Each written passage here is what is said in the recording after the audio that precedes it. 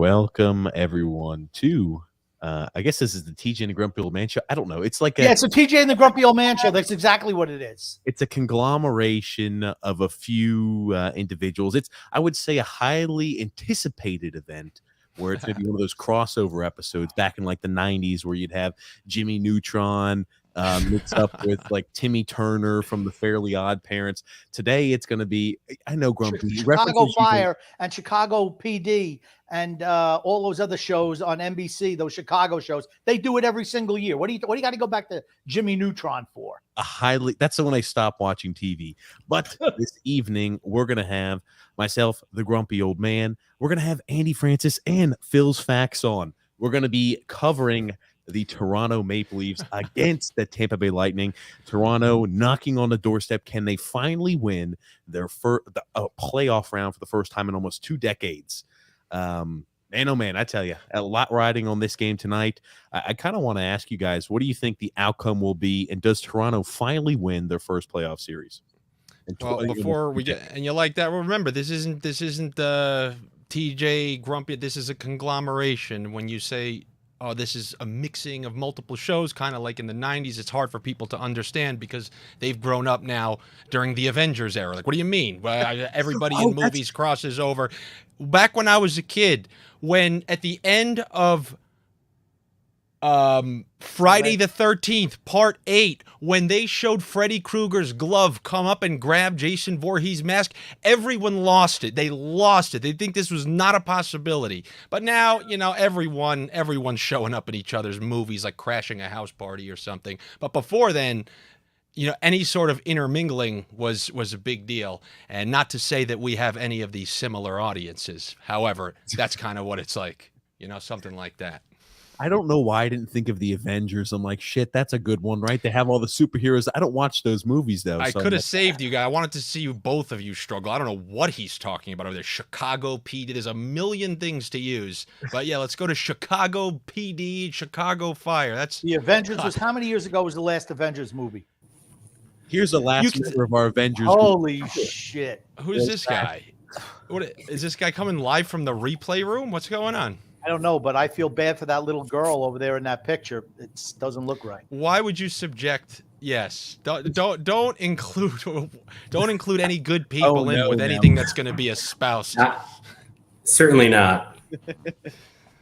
Oh man, we were saying, Phil, we were asking, do we think Toronto finally wins a playoff round, first time in almost 2 decades? Do they close the door on the Tampa Bay Lightning, back-to-back Stanley Cup champions tonight?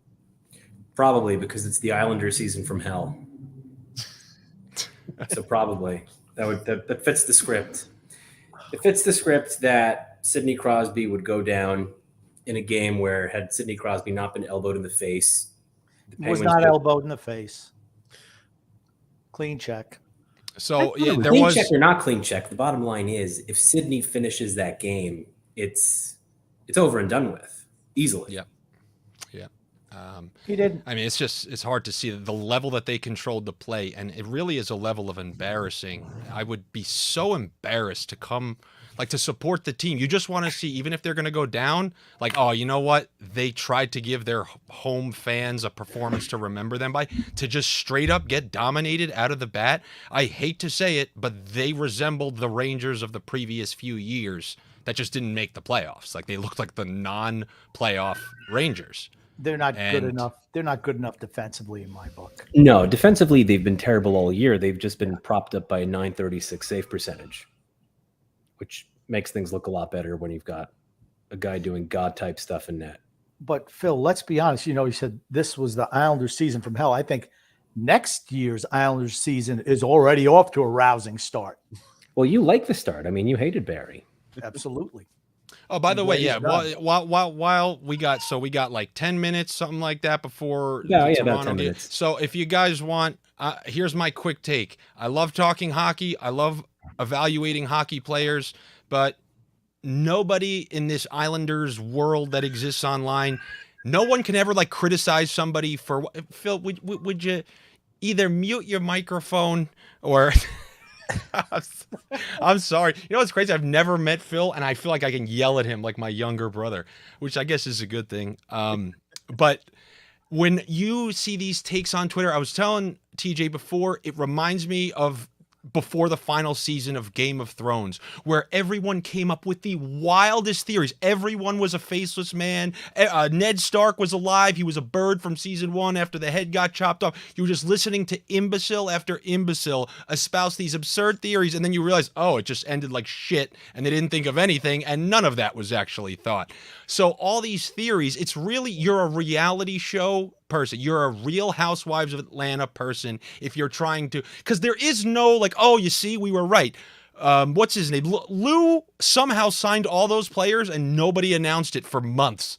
Like, this is never going to come out. So, I mean, I don't understand. So if you want to, how about this? Give me the best summary of everything that's been, you know, kind of decided. What's the best Game of Thrones Islanders theory that's come out of all of this? Every available coach is in the running to be the throne of the Islanders, but what they forget is Westeros is already crumbling.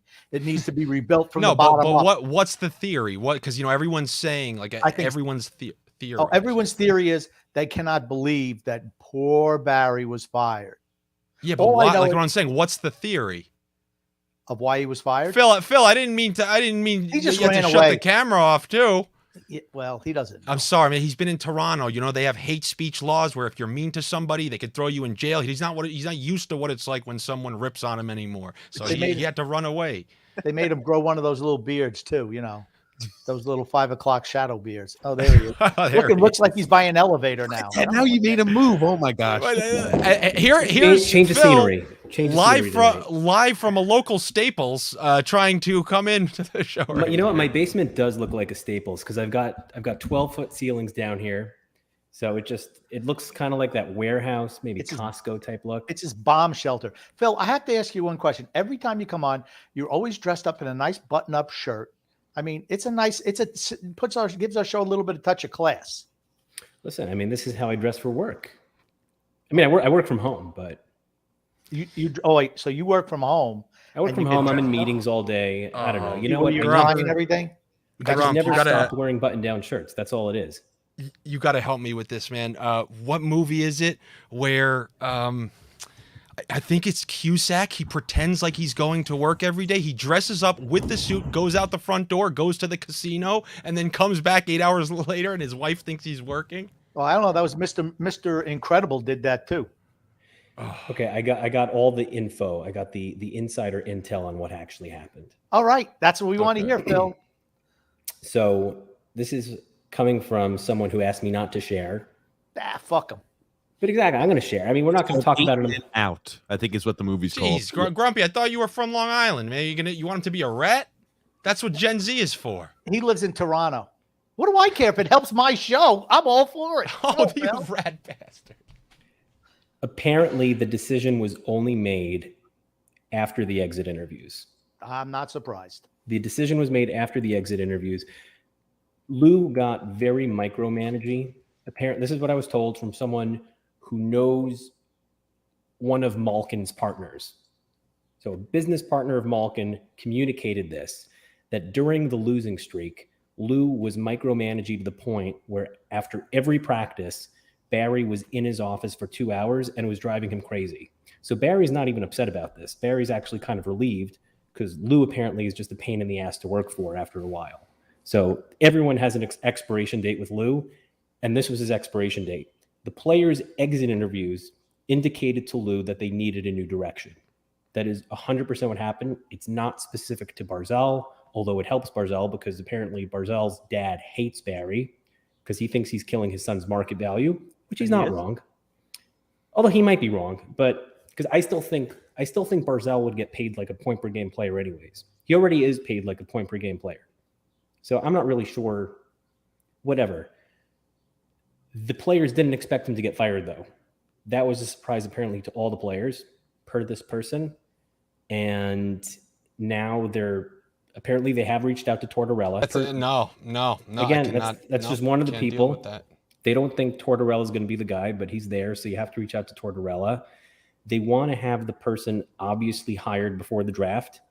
So they have There is no talk about trading the pick. There's no talk about keeping the pick. They do not have any clue what they're doing with the pick because a lot of that is predicated on who the coach is going to be. And who the coach is going to be is going to play a large part in a couple of things. Number one, is Matt Martin going to be an Islander next year?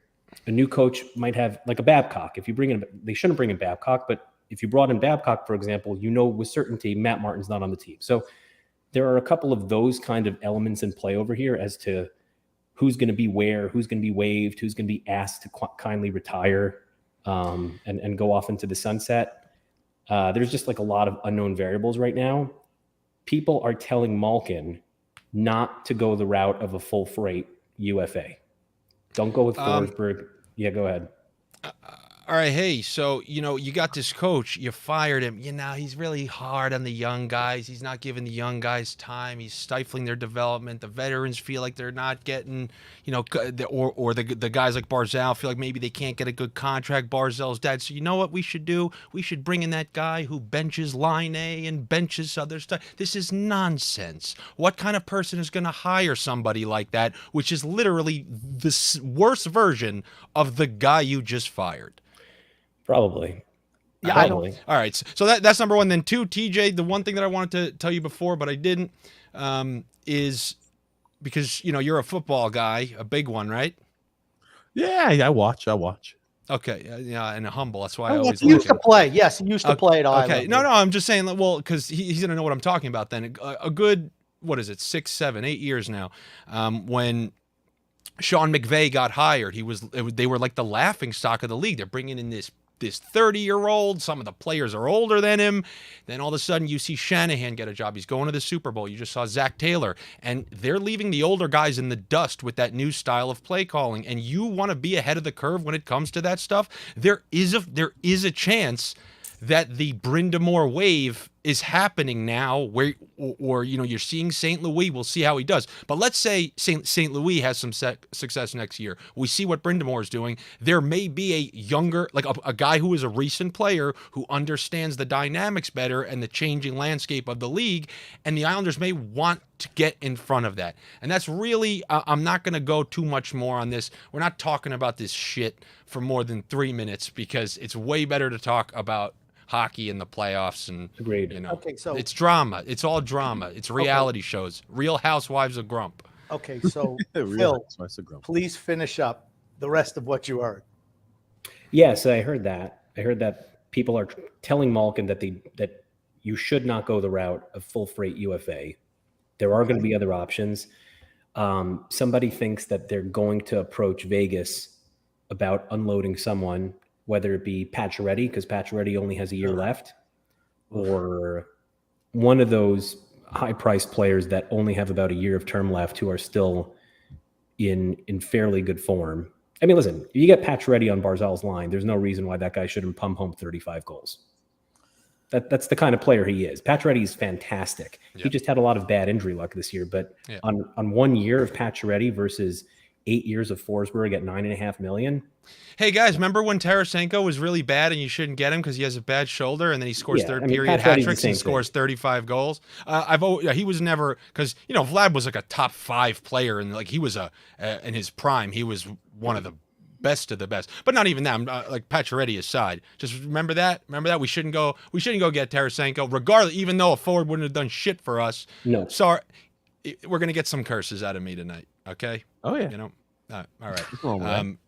But yeah, those people. Come on, you can't give Josh Bailey for Tarasenko. Are you nuts? Phil, I want to know why it looks like you have like some type of cold weather front moving in your basement, where everyone else seems like they have clear pictures, but you're like a little like you're have like some. Maybe I should kill the lights. No. Do you remember? You remember when I said Freddy Krueger's glove came up to end at the end of that movie? He's going to be down there soon. Oh my gosh! Oh, look at that! Weirdly enough, that's better. Weirdly enough, that's better. Anytime we turn the lights off on Phil, he looks better. I agree. It's like a fireside chat with Phil. Now, I have a question, Phil. Now, we've had Andy on our show before, and we've had you on our show. Yeah. And it came out the last time we had Andy on the show that he doesn't refer to you as Phil's Facts. He refers to you as Phil's Fiction. And I just want to know why he would ever say something like that about a fine gentleman such as yourself. Devontae's. Devontae. It all comes back to Devontae's. It all comes back to, okay. All right. And by the way, your theory about Devontae's, about Barry wanting him gone, apparently it was completely a Lou decision. I asked about that too. Okay. So, Phil, what I've gathered here is that somehow, right, we know that Phil works. He's up there in Toronto. He's up there in Canada, up there in hockey land. He's got some sort of inside connection. What I wonder, Grumpy, is maybe if Phil has been leading us on, maybe he's got more of an important role based off all this information he's gathered. Look at that. I don't know. He's doing something. His wife won't even let him wash the dishes because he screws it up so bad. I don't think he has a very important position at all. No, not really. He's got connections. You think Phil's bets would only be $20 if he was single? I'm just. I'm sorry. Phil is. It's just. I love this guy because it's like, I don't know, man. These are like what he can take, like what my lifelong friends would take, and especially in 2022, it gets the biggest respect from me. I would just like to say, if this was The Godfather, Phil would be like Tom Hagen, kind of like that. Really like the consigliere. He's really good at. Andy, of course, would be Sonny, so we expect him to get shot before the end. I'd be dead. I would be dead. I'll be the first to admit. He'd be shot before the end of the podcast. I, of course, would be Don Corleone, and then we have Fredo in the top left corner. I thank you so much. I heard that is a very endearing term to be called. Fredo's the one you want to be. They've got the national anthem going right now.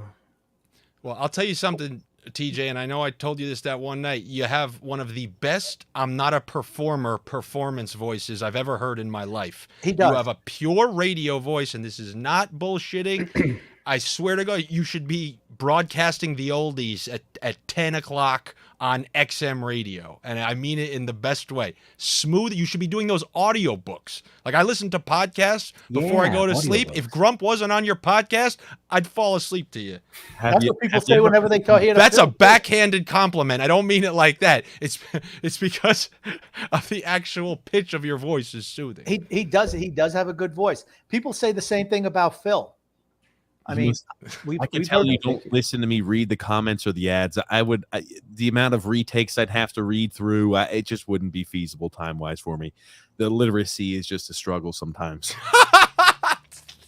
That sentence, the literacy is just a struggle. Now, that's so good, man. I know that we do want to consolidate time so we're all on the same space. I'm sure in Toronto, it's probably, 4 o'clock in the afternoon there, but in the rest of the free world, they're going to be doing puck drop here momentarily. I know we want to kind of coordinate that. Let's coordinate that. And if anybody's listen, and I can tell you when they have puck drop. I will pause it. Let me know when you all have puck drop. All right. Yeah, I'm gonna do That's some smart. That's smart. I'll do some play-by-play right here, and then because the best thing to do is literally as you're counting, like 1959, 1958, so that we'll know exactly.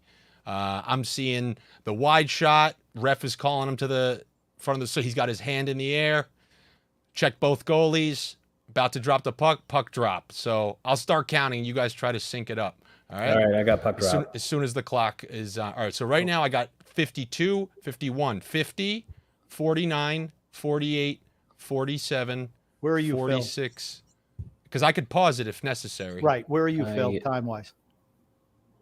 They don't have the score bug up yet because they're going through the referees. Right. Yeah. Okay. So I'm gonna pause. I've got 36. I'm gonna. Oh, you do have 36? Yeah. Okay. So I'm at 30. They barely score. It's Sportsnet, so they're going through everything but the score bug. Okay. Why don't you, Phil? Why don't you let us know whatever time you have, and we'll pause to match up with your time because I think we're a little bit ahead of yours. So Grump, I'm at 9:10. 9, 8. He's 3 behind us, so you just got to get 3 seconds back. So that's what I'm gonna do. Okay. What time I have 8, 7, 1. 6. I've got 1, 0, 19. Okay. 59. I'll just speed up. There we go. Like I said, I'm way ahead of y'all. And I understand that this is not enjoyable time syncing. However, once you clear it out, that's it. We're good. We're good to go. And then you don't want us. Where are we at time-wise now? We're All good. right, so time-wise. no, he's saying with it. Dude, we're all so- near each other. Okay, but the problem is things are split second, and it could get weird. As long as Trust we're me. close. I have 30, 29, 28. Hold on. I've got Okay. 24, 23, Yeah, I'm with Phil. Yeah, 2, I'm 1, yeah. 0, 19, 18, 15, Yeah, all right. So I'm exactly with Phil. Okay. 10. So now, as far as this game goes, Nothing has so happened yet. TJ, you were saying like, oh, can Toronto finally get over the hump? I think they can. I think they look more confident than they have. I think Tampa Bay losing that third line altogether has hurt them. They look a little tight, even if they took a lead. Toronto, I think, has benefited from the penalty situation. I think the officiating has been real ticky-tack in this series, which has certainly benefited Toronto. For and sure. Toronto has more confidence than I've seen them have in quite a while, honestly. Oh, we have There's a the 2-on-1. 2-on-1. 2-on-1. And there's the what And I've there's the- seen. What I've seen is so game one, Tampa literally came out like the Islanders game one, where they just truly did nothing. Same thing with like that Florida game one, except it was even worse than the both of those. And what I told Phil was the Islanders are just so poor offensively. All we could do was get up 2-0. And with Florida's talent, they were able to get up 5-0. So they threw that game away. Then they came into game two and lollygagged around, yet they were up 5-1. So literally they came into game three and lollygagged, fell down 3-0, and I think since that point, we've seen the Tampa Bay we remember. They got that to 3-2 with 10 minutes left in the third, and it took multiple saves from Campbell just to keep that a 3-goal lead that wasn't blown. Then they massacred them the next game. Then the last game, they go up to a 2-0 lead, and then on that 5-on-3, if they score, the game's over. Yeah. And instead you get, a bunch of power plays, which get the game all out of whack. But what I saw last game, and I tweeted this at the time, was the defensive Tampa that I know that they can be. They held Toronto to like 4 shots through like the first 12 minutes, under 10 shots the first period, and that is kind of what I've been waiting for. And I think they controlled most of that last game. They were Toronto was very opportune with their moments, and since they were down 3-0 in game 3, I've seen nothing from Toronto to say, oh yeah, they're the better team. They don't control play. Yeah. Like, when do they control the play? I'll tell you this. Tampa at 5-on-5 has been dominant. Yes. Toronto's goals, if you remember, it was power play, 4-on-4, 4-on-4. But I'm going to tell you what, if the officials continue to call the game, those ticky-tack penalties like that, that's Agreed. trouble for Tampa. And I agree with Andy. I thought they were dominant through the first 2 periods of the last game. Oh, I mean, dominant. It was the Stamkos penalty that went up high when they were on the power play that changed the whole game. yes. When they went 4-on-4, changed the entire game. But to the point about the third line, Grumpy, I agree. I mean, you see Nick Paul have 2 clean sheet, Oh my God, shorthanded he's horrible. breakaways. Yanni Gord buries those. Yeah. That's the difference. Yanni Gord buries one of those. 2 breakaways in the second period. Both shorthanded, right? And they were both the same thing. He shot it like I would shoot it. I think he airmailed the first one. He Beauvillier the first one, and then the next one, I think he just put it into his pads. That's where you miss Yanni Gord, you miss Blake Coleman. Brandon Hagel is no Blake Coleman. Right. And that was the idea there. I think Ross Colton is probably better than what the hell is his name? Barclay Goodrow. Yes. But they were good. Those are they 2 were really, pieces that they're missing. They were really good unit too. They were really good unit for a third line. They were really good. And you know what? I think Sergachev's been very bad. I told you for years he's the weak link on their defense. Sergachev has been terrible. He's not great defensively, and he can be good offensively, but he's a turnover machine. Yeah. he's been bad. If you pressure him, you can get him to turn the puck over. Yeah, it was like that versus us too. It seemed like the only person who was continually making mistakes on the defensive end was him. But one thing that we do know early on it was Hedman actually, and then Hedman kind of settled down. Their best defensive player versus us was McDonough by a mile. Yeah. And I think McDonough's been good in this series as well. Yeah. Except for the 4th goal. The 4th goal was entirely on him. The game winner. But overall, I'm not saying just that. And I think Hedman has looked a little bit not what we're used to seeing, if you will. where he's always like a Hedman rock back there, but he's looked like he's had a little tense moments too. There's Toronto getting away with the hold. I guess we're not going to call that one. Here's what we know about Tampa. They have learned through their tough seasons. They've learned how to do the dirty games. Yes. And like they know how to grind out low scoring wins, and they don't wilt under hard forechecks. Like they can win every way. And I really feel like they paid the toll for this series when Washington beat them in games 6 and 7. And I think like this is their repayment of that. I have not seen I understand that they're scoring at a clip because they have filthy players on offense, but that's like incumbent on certain opportunities being given to them. If it stays mostly like 5-on-5, I mean, do you foresee Toronto outplaying them like in these next 2 games? No, that's what I'm saying. But the officials have been really, really quick with the wit. I mean, I tell you, I believe you should let them play a little bit in the playoffs. They have not done that in the series. They're calling this playoff series. Thank you, Phil. This playoff series way closer than any other series. Like every little ticky-tack thing they're calling. And as TJ knows, I absolutely hate when games are called like that. And that's it's like they feel compelled with all the skilled players to actually just allow them to do what they do and penalize those who, get physical with them so that the skill can show on the power play. I think if Tampa Bay gets up today, they don't lose. But like I said, to me, Toronto has absolutely benefited from the officiating in this particular series. Don't kid yourself. That comeback's a miracle.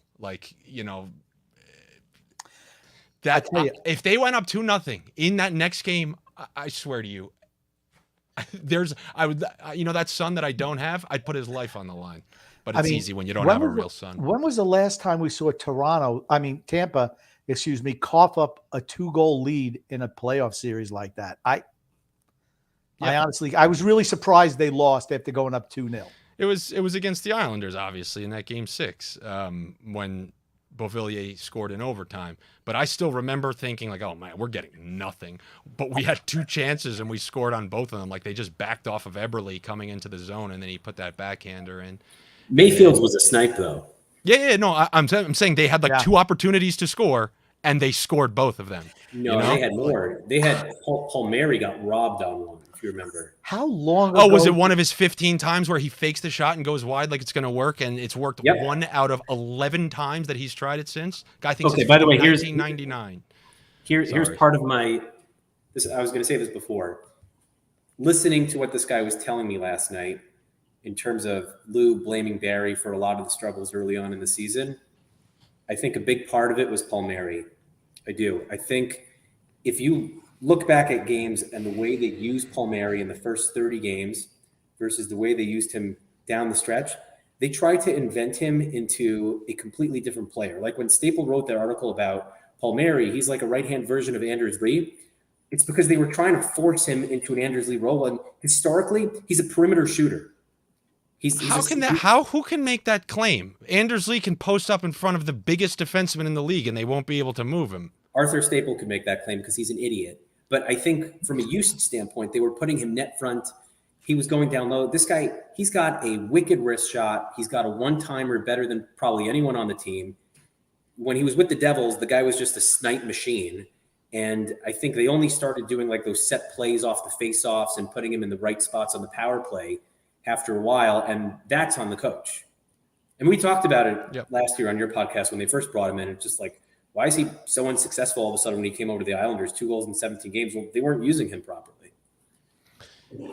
The thing with a coach like that, it's the weirdest thing where it's just you have to eat things that clearly are not beneficial to the team because the success supersedes it. It's like paying Charlie Sheen on 2.5 Men, despite him going out and living the way he was. He's producing on the show, and Ashton Kutcher wasn't cutting the mustard, but Sheen was. And it's like, until Trotz loses, it just does. It seems like he's the man with pulling the right strings. And then all of a sudden, when you can't score and you're on big winning streaks and you see players who could potentially help you out, stymied, and you see guys like Josh Bailey getting all this extra time, and it's just like, all right, what the hell is going on? Like, the blindest person can see he's not helping in these, empty net situations. It's like, I told Phil, the best idea I could ever come up with, although I tend not to be a theorizer, is that when Alex Radulov went out partying in 2012, and then there was that whole thing with Kostitsyn, he just said, fuck this. I don't care about young players anymore. I don't trust them. They screwed me, and that's it forever. Because ever since Radulov, this guy's willing to just put the shackles on anyone. He's always what I'm more shocked about with this game is that, I feel like both teams are kind of feeling each other out. They only have 3 shots registered on target on net through the first almost 10 minutes of action. Yeah. Oh, I bet the under. I'm not surprised. I bet the under on this game. Oh, that's a penalty that they just missed right there. There's a trip. There's a trip. Just corkscrewed him. No Forget call. about that. But you see what I mean? That's what I mean. They don't call that on Toronto, but if that was the other way around, that's been called all series against Tampa. Maybe now. Well, the reason I think you're seeing those shots, TJ, is because when their backs against the wall, this is kind of how Tampa plays. You saw it against the Isles in Game 7. You said it's like they're defensively responsible. There was that 1-2-on-1, but you're going to have to earn them. Like they're not going to run and gun you like they do earlier in the series. And you can look at all their games with Carolina and all the like they do not want to, because they know you could lose any game like that. Well, there's interference on Matthews, who I think has had an excellent series. Like I said, usually I'm not a big one for ripping referees, but this series in particular has just been brutal. Referee, yeah, it's been bad. It's been where I've seen Matthews a little hold, a little bit of a tug. Tampa's going to the box, and I think Matthews has been really good this series. This is the best I've ever seen him play over an extended period of time, bringing everything. I think he's been the most impressive Toronto Maple Leaf, to be honest with you.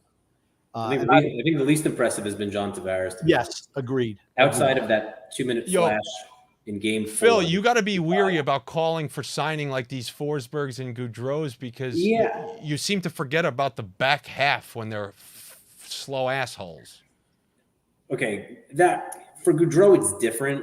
I agree. I see a guy like Gaudreau aging like Brad Marchand, because I think the small speed guys, even though Marchand's incredibly physical, but I think the small speed, less physical guys like Gaudreau could probably age well to like age 35. Yeah. Yep. Forsberg's already slow. You don't want Forsberg. I don't think Forsberg at like year 4 when he's 31 or 32 or year 5, whenever that is. You got way too excited for that guy. We've seen him for years. This is an inflated scoring year. Okay, Chris Kreider scored 50 He's always goals. been great. He's always been great. He's been what, 30s? This is a career season for him in a contract year. That always makes. I think he's only 27, going to be 28, I believe. He just turned 28. Okay. He just turned 28. Or he's turning 28 in the summer. That's what it is. Okay. Yeah. So he's about as young as a UFA as you can get. We got. Oh, let's see. What do they call net off the moorings? Okay. Net off the moorings. I'll tell you who's interesting to me. Burakovsky's interesting to me. From Colorado. He just turned 27 in like February, so he's really young. You know who's pretty nasty, and the problem is we have just too many like random 20-goal scorers. But I watch him, and it's not just because he doesn't play with the line. They kind of removed him, and they float him around on different lines where it's not like people are making the chances for him. But fucking Palat is pretty good, man. Yeah, he's pretty good. I know. We have he can play up. He can absolutely play up and down the line without a doubt. Well, he plays on their top line, which is easy when it's Kucherov, right? Yeah. When it's Kucherov. Yeah, well, I know. I say that because the other night when they dropped it, because they've been mixing around a little bit. And remember when Braden Point killed us all those years? Well, notice how he's not doing it without Kucherov on his line anymore. Like he's literally doing nothing 5-on-5, nothing, zero. What an awkward save that was. A weird save. And then coincidentally, Stamkos scores 50 goals. I'm telling you, with Kucherov, it's something else watching him fit seam passes through and doing everything he does, because it looks like he's not trying. He looks like Malkin, except gets all the results. Like Malkin just forces passes. gives up so many, turns it over all the time, takes the frustrating penalties. And yeah, Kucherov takes those penalties every once in a while, but my God, his ability to thread a pass and also It's effortless. shoot. It's effortless. He's like a left-handed Panarin, but better. Yes. I mean, to me, when healthy, was he top 3, top 4 in the league? When healthy. I mean, he won the Hart 2 years ago, 3 years ago. I mean, he's an incredible player. Like I'm just saying he's right up there, but I think even though he won the Hart, I think he's underappreciated. You never hear about him. You hear about, Matthews, McDavid. I know casual people are too stupid to understand what they're seeing. How's that for just? Well, I just know there's a certain Canadian team bias. There absolutely is Toronto bias. It's the same thing when evaluating these Islander games, man. And you know what, Grumpy? I'm a piece of garbage.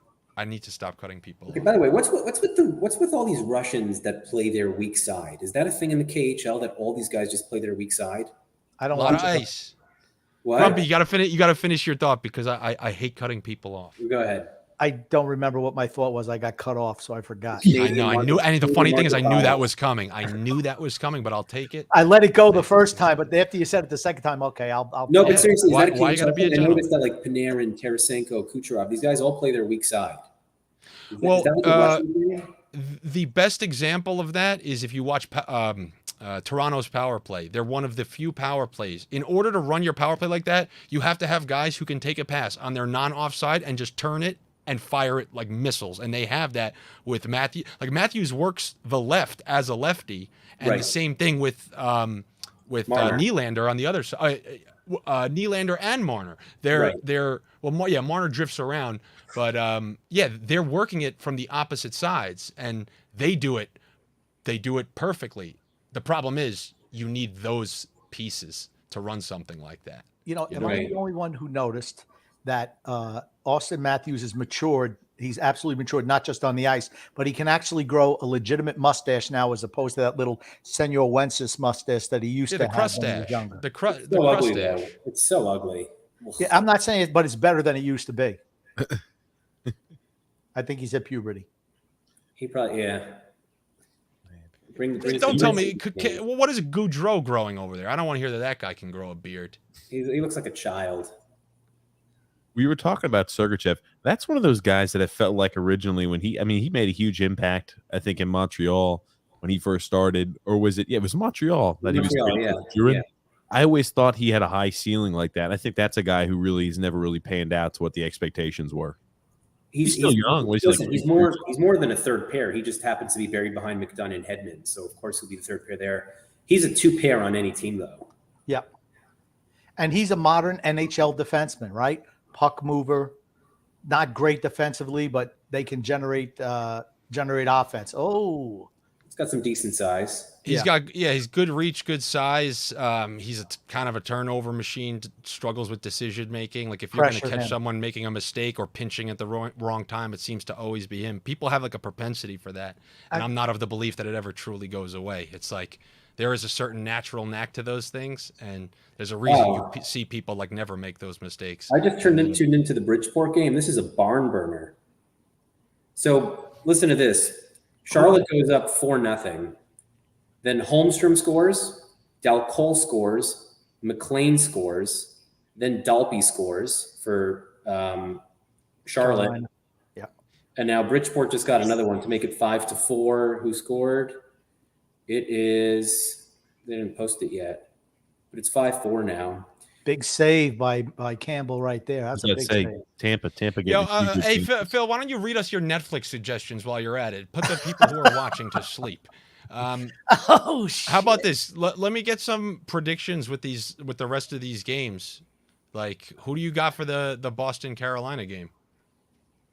I'm going Carolina. I've got Carolina too. Yeah, it's 6 tonight. Yeah, I think tonight. Carolina's just better. Kucherov with that sneaky shot. Able to get that off. Yeah. Like I said, he got that quick release. Nice save by Campbell. Just went up 1-0 on Carolina early in the second period. Okay. Yeah, I got that being a game. Well, I put my predictions out there. I said the home team is going to win each game, and then Game 7 is going to be full coin flip, tight, grip your sticks tight game. It's not going to be one of those Carolina beatings. It's going to be everyone's scared to make a mistake. Two tough teams hitting each other. I could be wrong because Carolina, they've had leads in both their road games, so it's like they can win that game. But Game 7, it's not just like, oh yeah, we're going to go back to Carolina and stomp them again. That's going to be a tough one. Oh, this is what I was going to say about getting back to the Bridgeport game. Not relevant to the. I mean, semi-relevant to the team. This is the first night all year that Arizona has sent scouts to Bridgeport. Oh, so you're saying Chikrin, perhaps? Who knows? I don't know. I'm not saying that. It's just interesting that, a low-budget team. Yeah. First time all season, I spoke to a guy who works for the team there, and he said this is, he sent me the scout list tonight, a couple teams, and then for the first time ever, Arizona has someone in attendance. So Lutzo, Phil, would be tipping his hat to you right now. From the Godfather. My compliments. What about the other? The Lightning have a scout in attendance tonight in Bridgeport. You know who their scout is? Jeff Tambellini.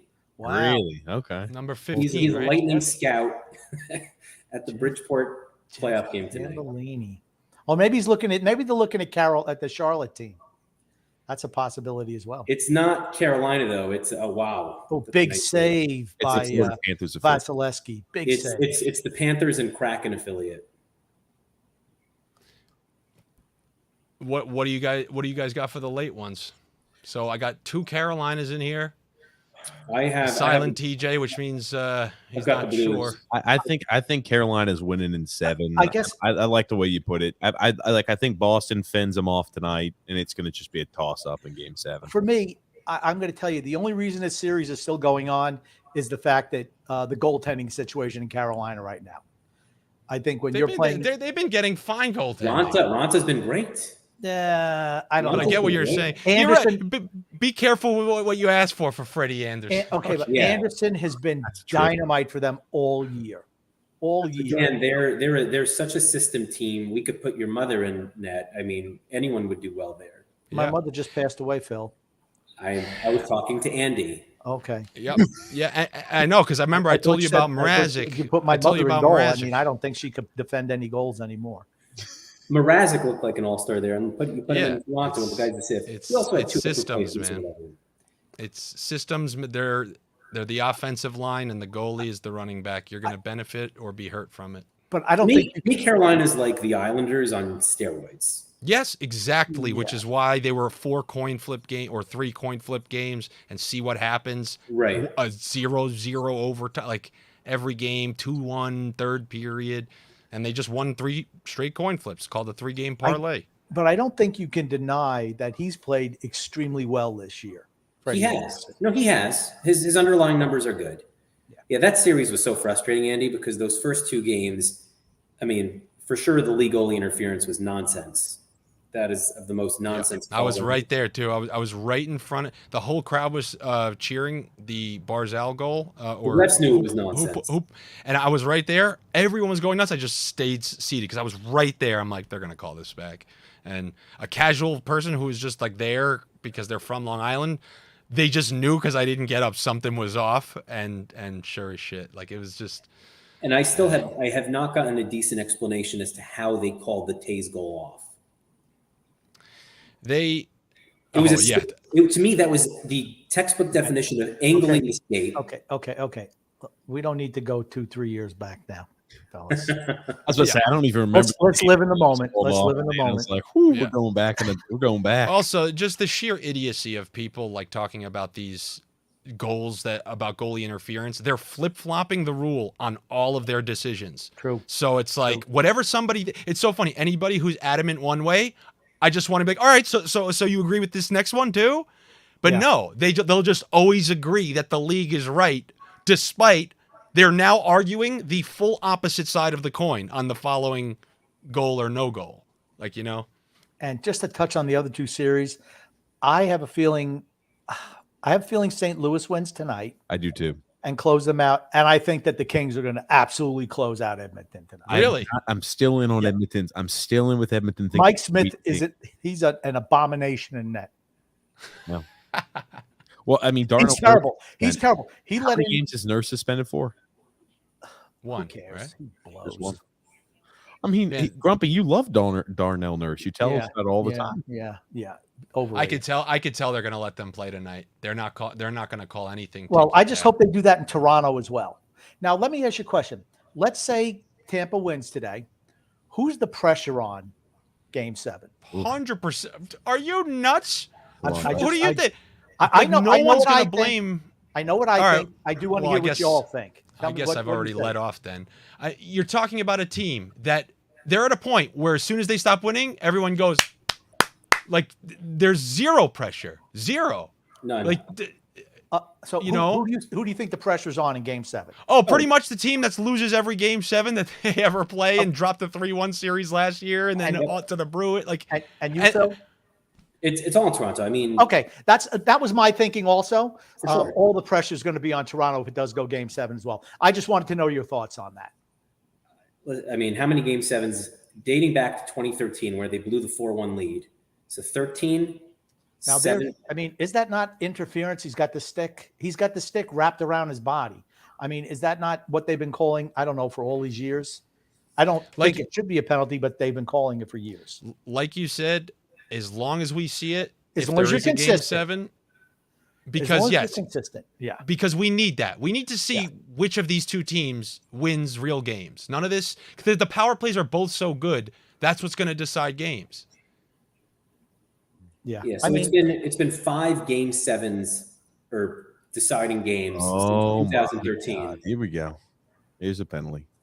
Looks like our first power play of the game is going to go in favor of the Tampa Bay Lightning. I believe Toronto's headed to the box. Matthews. Well, I'll tell you what, Matthews has been getting really, really physical, borderline stuff. I haven't seen that type of play in him his whole career. Oh, I'm sorry. he obliterated Oh Sergachev. my God. They called interference. I'm sorry. Wow. See what I mean? Hold on. Who's See in? what I mean? Hold on. But I mean, that's a trip that they have to be calling. He gave him the can opener through the legs What's the and then call? twisted the stick.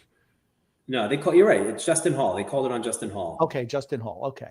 Yeah. Okay. It has You're to right. be from behind the net, no? Yeah. No, it was Justin Hall. And here's the thing: he just should have let Paul go because, well, Yeah, you know, yeah. Hall never sucks. scored. Now, see, to me, that's a hook. That's an absolute. 4-on-4. It's a 4-on-4. They said he hit him up high, and then they said it was a trip. See what I mean? 4-on-4. See what It's I a mean? wash. I hate officiating like Unbelievable. that. Well, but you know what, Grubby? You should at least. So what they're saying is we don't want it. Like, you know what? 1-1. Power plays. You know what though? Here's the thing: that was absolutely a trip, and that was not an illegal check. That was a clean hit on him. I'm sorry. So Didn't they even just hit him called in the head. generic interference. And That's what they call. embellishment. The calls were embellishment and interference. Oh, Embellishment to God. Tampa and interference. There to should be no embellishment in the playoffs. That should be He was thrown out. It should be thrown out. Period. To be honest. See, what a- embellishment. However, embellishment clearly dictates whether somebody gets suspended or not. Because, like, you know, TJ Oshie literally cracked that Bennett on his chin, directly on his chin. But Yeah. because he got up and skated to the bench, no, that's it. And what happens? Oshie comes back to the next game, scores 2 goals. Despite if the guy stayed down, he'd absolutely be suspended. Absolutely. So, like I said today, it's encouraging everyone to play like the Italian national soccer team. We traded up. Oh wow, nice save. Yeah. We traded up for Beauvillier by bundling a bunch of picks together, and one of those picks was Sorelli. I mean, only the Islanders could have that. Well, That's okay, That's 2 okay. bad turnovers by Kucherov. Yeah, but I'm in going a to tell you row. what, Phil. Hmm. That's not fair because I'm just Yeah, but- no. It was the right decision. I'm just saying it's hilarious how that consistently happens to the Islanders, where what we end up packaging away somehow becomes a superstar somewhere else. I'm just, you know, here's the thing. What does it tell you? Tampa knows how to draft. Tampa knows how to draft. They're More than really that, they know good. how to develop. I think the development is the bigger piece. Yes, and the development is but you have to. I mean, think about where they picked Point. Right? Point couldn't skate. Here's a little break. Oh, there we go. There we go. There's one. I mean, who nothing. knows how to Plot. shoot like Great that? plot. Future I mean, who's that? Islander. Who's that winger? Now, look, Andre did I say Palat. the Islanders should go get him? What I'm saying is, Future Barzal winger Andre Palat. yeah, I know. I wrote him off as like, oh, what a benefit of playing on that top line. I've seen him off the top line. Now, granted, this is just an asshole. What a big asshole. He should Who is save that right there?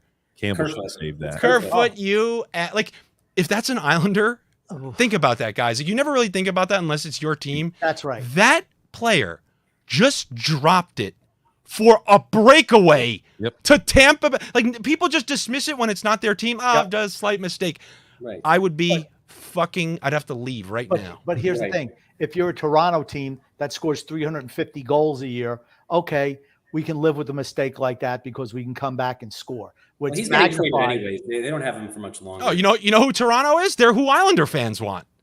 That's who they want. Just idiots making mistakes, but scoring goals, and then they can high-five each other and say, "Did you see that Dobson pass? What a pass!" I mean, we're down 5-2, but what a pass! Hey, Brock Nelson scored again. I know it's an empty netter. I know we're down 7-1 and he scored.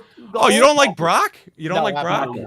He's one of those stat stuffers, I call him. Oh, really? No. Yes. Oh, no. You have never been, and by the way, you have a following on Twitter, Grumpy, of idiots who think that they know what they're talking about when they say that Brock Nelson is a terrible player because they hear it from you. And then they come in like, I didn't say he's terrible. Hold on. I said, We got to backtrack. First off, Grumpy has a sect of fans on Twitter who he's convinced that Brock Nelson is bad, even though every time he says that on the show, I combat him on that every single time. Is that correct? because they see with their eyes. Oh boy, here's a break. Oh, guys, this has turned into ruckus all of a sudden. That's what it is. I love it, and I love this camera view where you get to see like I hate your that camera point view. too. That camera view is just garbage. Yo, Grumpy, that's like, you're not even gonna know. It's like playing Blades of Steel. You, Phil? Do you know that? Steel for Nintendo. This always happens. This is what happens when you have a 4-on-4, and then like two guys get out of the box, and you've got the wrong D pair out, and three guys who've never played together in their lives. And then there's just random pieces changing in and out, and there's just no flow to it. So, Okay. Do you imagine this game? Do you imagine this game ends 1-0, and it's No. because a fucking asshole dropped it back to nobody? Like I always think that, guys. That's how we lost. We lost because of a weird shift. Right. Like, what do you think the chance of this game honestly ending 1-0? I understand, but I always just Bruins we're are Long up 1-0, Islanders. by the way. We're Long Islanders. We assume misery. Bruins are up 1-0 on a Marchand goal. Obviously, He scored The the rat. first minute of the second period. The He is rat. so good. I love him. I love him. He's I a love big-nosed bastard. I'd like to see him. I hate him. I love him. Oh, Grumpy, that you had some good fellas in there. I He's hate a him. big nosed bastard. That's Oh, right. he's such Hey, a Tommy beautiful 2 times, player. you know. Hey, I'm going to go get the paper. Get the paper. Because The he's everything papers. 2 times. I'm telling you one thing. They're not calling anything tonight. Trip. There's a trip. I no mean, call. I'm sorry. That's a hook That's on. a hook. That's a You hook. got to call it. Here's What another I'm one. saying is they've been calling it all series, particularly against Tampa. Oh, man, I'll tell you what. Someone's getting a call there for tripping. I mean, I would say it's a makeup call, but I feel like there was 4. Yeah, Yeah. Toronto's. But here's the thing. Oh my God, he wings it through his stomach and twists him around. It's the definition of what they don't want in the league. Right? And they no call. No call. No, they It has to called be it. so blatant. There But is a here's the thing. penalty. All series, they have been calling that penalty all series against Tampa and not against Toronto. I just want it where it's legitimately fair. You're either going to let them play. You should just let them play. Okay. Okay, This is I what I have think a question. On To the be fair, penalty. I don't think that call. I don't think the trip was a trip on Riley. Yeah, I'm telling you, that's a makeup because that That's a one makeup. to I didn't see it that Kucherov there. with speed is so bad. That's egregious. I will say this: maybe you guys have a better grasp on it. Who do Islander fans want to see lose this? Oh, Toronto Toronto. for sure. You can't watch Really? Tavares lift the cup. I don't know. I feel like there's some fans that hate Tampa for knocking us out of the Eastern Conference Finals. My philosophy is, and I apply this to football and baseball, is you want the team that knocked you out to go all the way. Yeah. That's it. You want them to win this year just to show we're the only team that ever got them close to the brink.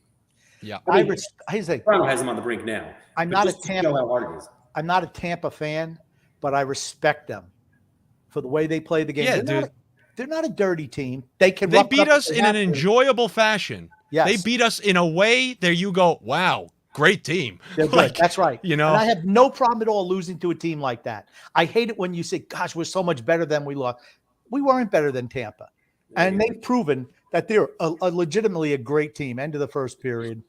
I think Tampa, there's a certain urgency on their end to win this cup, just to shut everyone up about last year being over the cap by 15 million or whatever. Who cares? Who I- cares? I they just Maybe they cares? care. Those were the rules. Those are the rules. You don't like the Yeah, rules, agreed. change the freaking No, rules. no. What he's saying is he gets that. Like, I get and that. I agree with that too. They are trying to just eradicate any sort of, as long as it motivates them, it doesn't matter like whether the truth or not. And I agree. Like, they do not look like a shot fighter to me. They look like a team who still they just you know when you see a team like, well, the Bruins aren't the exact Bruins of like a few years ago where it felt like you had to have a dogfight of your life to get out of a series and win it. You could see that they've dropped back from that. Tampa, to me, I mean, they get lazy like they did against us game one, but I see it. I still see the juice, man. Like, I'm telling you, I think they're playing Colorado, man. I feel like the stars are going to align for the league this year. Back-to-back champs versus like everyone's cup favorites. Yeah. TJ, do we want to hit some comments? Well, no, we're just talking, Grump. No Okay. need to- Okay. I didn't know if you wanted to hit comments. With No. the fan. I did see a few here. If I find them funny, I'll pop it up. Like I did like this one talking about Andy. They were complimenting. What percentage of your fans are miserable? What percentage of your fans are miserable? Well, you're our fan, aren't you?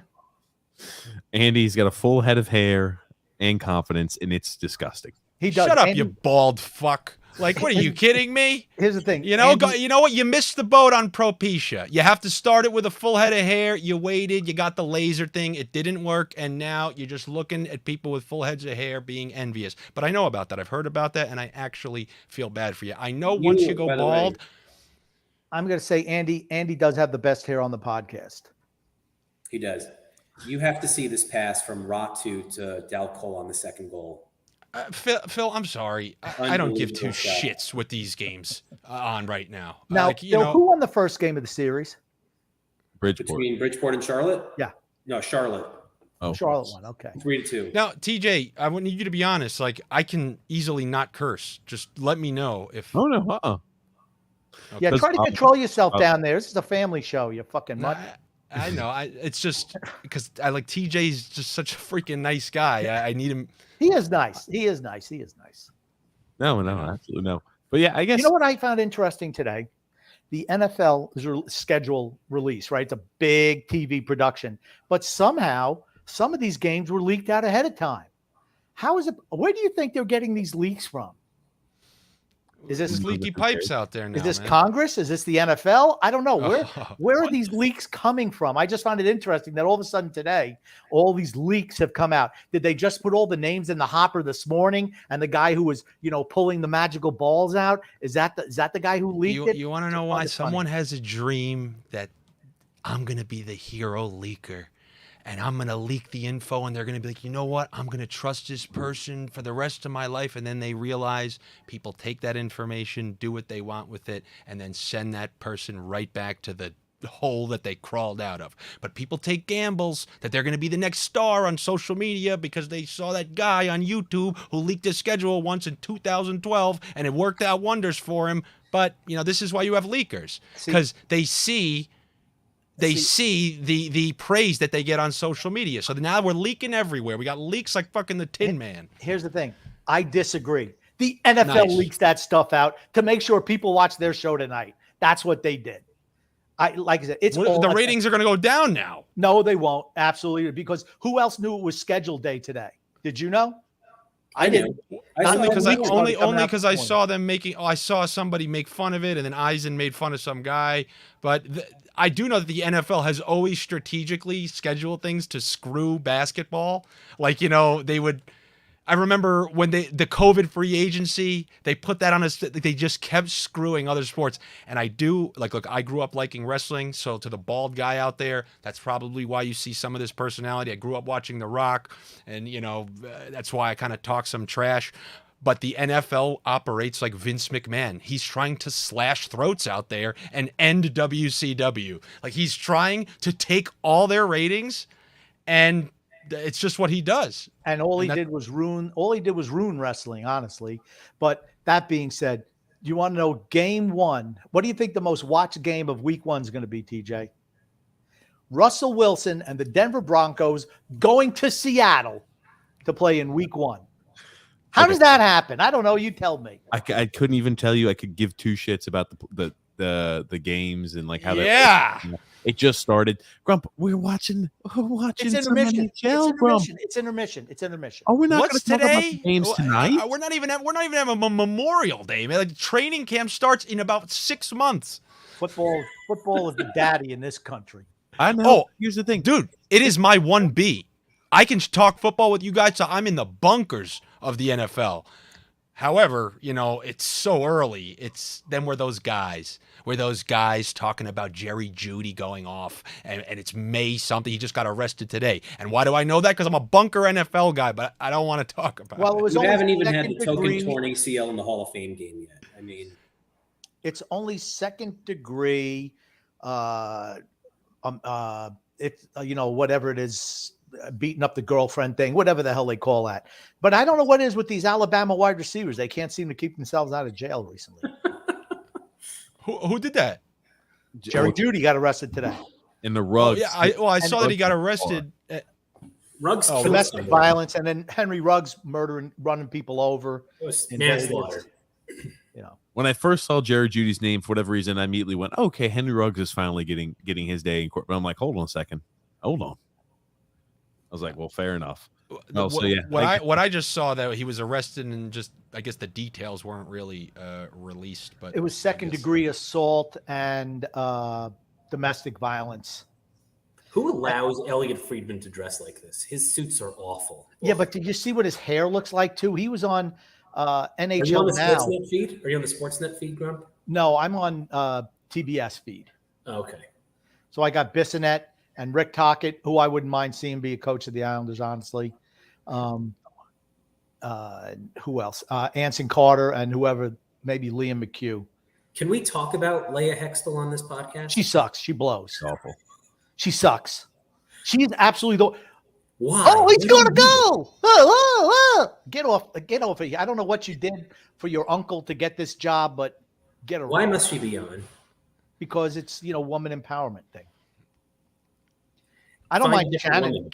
I don't mind Shannon being on there, because her role is different. I think AJ is good as an in-studio analyst. I think she's bad when she does color. When she fills in for Butch, I think it's too fast. The problem with AJ is she has good thoughts. And as long as you pose, okay, this is the question we're going to ask you, AJ. And as long as there's no fight back on her, she's good in her analysis. You're right. In game, she's like, but.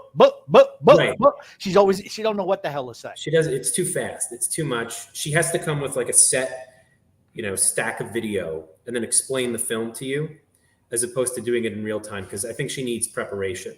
And I don't think Butch is good on color either. Butch also is just like, actually, Butch is you should better. check. You should check how, any of those, if you watch, what Tony Romo's actually seeing behind there. There's so much that's going on, and it's a multitasking thing where you're able to, go back and forth while you're talking and making it seamless. It's just not that easy. So many times when you get people thrust into that, and trust me, I don't want to make excuses, but usually that's what's going on a lot. Yeah, but I thought Anson Carter was good when he filled in. I thought Anson Carter came in quite seamlessly. Yeah. He's good. Here's the thing. AJ also has a problem keeping the hair out of her teeth, and all that other shit because she just never learned how to comb it. She's done a better job as of late. Only when she's on the national broadcast because they say, put some spray on that shit, okay? Because it's just not I told you, Rick would be worth every single year of a 15-year TV deal. That guy, seamlessly from day one. I remember they brought him to SportsCenter years ago with no experience. He was talking like he was on the couch with you. He was perfect, and I see why they gave him his own show, and he just took it because radio. You could. It's a nice gig. He's a much better radio personality than he ever was a goalie. Yeah, he was shit. He was always shit. Sorry, Rick. I know he was he coaches my younger brother's previous high school team. So sorry. Don't worry, he's not listening. Maybe DiPietro's still on the payroll. Maybe he'll coach the Islanders. God. Yeah, maybe he's coaching Portledge High School. Isn't his 15 years first up? He's got to win there. When did he sign that 15-year deal? Yeah, no, I'm not kidding. That's where my brother went to high school, and he's coaching the team there. He's still. Shit, am I not supposed to say that? He only signed a 15-year deal, man. That was a long time ago, too. Yeah, he's our Bobby Bonilla, man. Bobby I'll tell Bonilla. you. But I think the way the buyout works is it splits it over a double amount of years or something. Well, I think that's for cap purposes. I think even for payout purposes. Yeah, he is on. Oh, they'll still be paying him into past 26, 27 is all cap friendliness. So they're paying him for a while still. But it doesn't count against the cap because it was a compliance buyout. Right. Oh, look at that. But I mean, you think about that first period of this game, playoff hockey, without a doubt. 100%. One bad turnover leads to a goal. I think I agree with both of you when I think that if Tampa wins tonight, all the pressure's on Toronto, particularly at home. If they go down a couple of goals at home against on what is it going to be Saturday night? I guess Saturday night. What a game! But The question is, should I show up to Maple Leaf Square wearing my my Phil, Islander, you prick. wearing my Islander pajamas? Phil, I'm going to say you Toronto don't do that because we don't want to hear that Islander fan beaten to a pulp. You know, Phil, man. Now I don't know how they are up there. I guess they have longer fuses, I suppose. But after what they've been through these last 10 years, another Game 7, you might just create the next mass murderer up there. Like, and I don't want you anywhere near there. Not with those pretty kids that you had on the wall. I want them to see you grow old. If Toronto loses Game 7, do they restructure this team? What do they do going forward? You can't. I'm sorry. Like, I know it's miserable, and you've lost so many Game 7s, but you got to put it in context. There's a huge difference than Tampa going back in Game 6, winning at home, and then like if they win a close game or two, you're going to say it's a failed season because you're the only other team who took Tampa. Like, I don't know, man. I agree. I think if this year was the year that they blew it to Columbus, or if this was like last year where they blew it to Montreal, then yes. But I agree with Andy. You're going against the most formidable opponent in the East and taking them punch for punch here. And they're showing that they want to rise to the equation. Like, they're not showing either our talent does it or what. Like, they're trying out there, you know? I mean, listen, just from a cap standpoint, they need to rework things because they don't have enough money to retain everyone that they have on the payroll right now. They just don't. There's a goal that Ronta just gave up. Sorry. That he's got to do better. That you cannot let that shot go past you. I'm sorry. Above the dot, you get beat short side. Sorry. That's what I mean. He's been good at Are you times. talking about the first goal that I just had on screen that you weren't paying attention to earlier? Yeah, that one. Yeah, that's the one that Marchand scored. Dude, it was a snot. Dude, Marchand put it in. Here's the thing. You cannot get beat short side from outside. The problem is Grumpy could already tell with certain things that mind is made up. And look, I'm not going to say I'm so open to go. That's a weaky goal. But you could tell. You could tell. Grumpy's at that age, like they say, when you're past a certain age, there's no going back. There's no like. There's not going to be like, oh my god, I thought of this new. I have a new lease on life, and I'm an artist now. Grumpy ain't painting in his basement anytime soon. Explain how that's a weak goal. I mean, explain how that's a weak goal. He's point blank. No, he's not being impeded, and he just picks the spot. You cannot get beat short side there. It's like you're practicing. You cannot get beat short side from where we were standing. Do you ever watch when they have like warm-ups and they're skating on the goalie and the guy just comes in, he just rifles a shot top shelf and the guy doesn't have any chance? That's one of those. All right, Grumpy. Good news. I'm seeing the angle from the circle. It should probably be stopped. Thank you. Like I said, it should be. However, this is not like, oh my god, he's ruining the game. You know, we haven't seen the exact flow. I didn't say we haven't seen. What I said was, you cannot get. That's a goal you can't give up. You cannot get beat short side on that shot. So now I've got. Yeah, he cannot get beat short side there. Sorry. Fortunately, now I've got them both up because I want to see the flow of the game. You know, are they out shooting them 2-1? Are they 16-16? 16-16. Yeah. I don't know. It's one of those shots. Like, did you berate when Vasilevsky let that shot in when Mayfield rifled that top shelf last year? I didn't. I was like, Yeah, hey, no, nice that shot. was a It nice wasn't- shot. Right, he pulls a rabbit out of the hat. I mean, Marchand's a good shot, but Okay. same token, I'm not expecting Some of it though is he's Please. moving left to right and then trying to, like, you know, when you're set on the incoming sole shooter and there's not Yeah. anyone to worry about with the Mayfield, so he's coming out to challenge Barzell, then he's coming across and then trying to cover the top portion of the net, and that's what snuck it in. In this case, you That have was his somebody bad coming position. towards the circle, you know. Your angle is supposed to take. There should be no way the puck gets by you if you're on your angle properly. However, it's in the range of acceptable Just goals. thanks for dumping on me and then agreeing with me. I do appreciate it.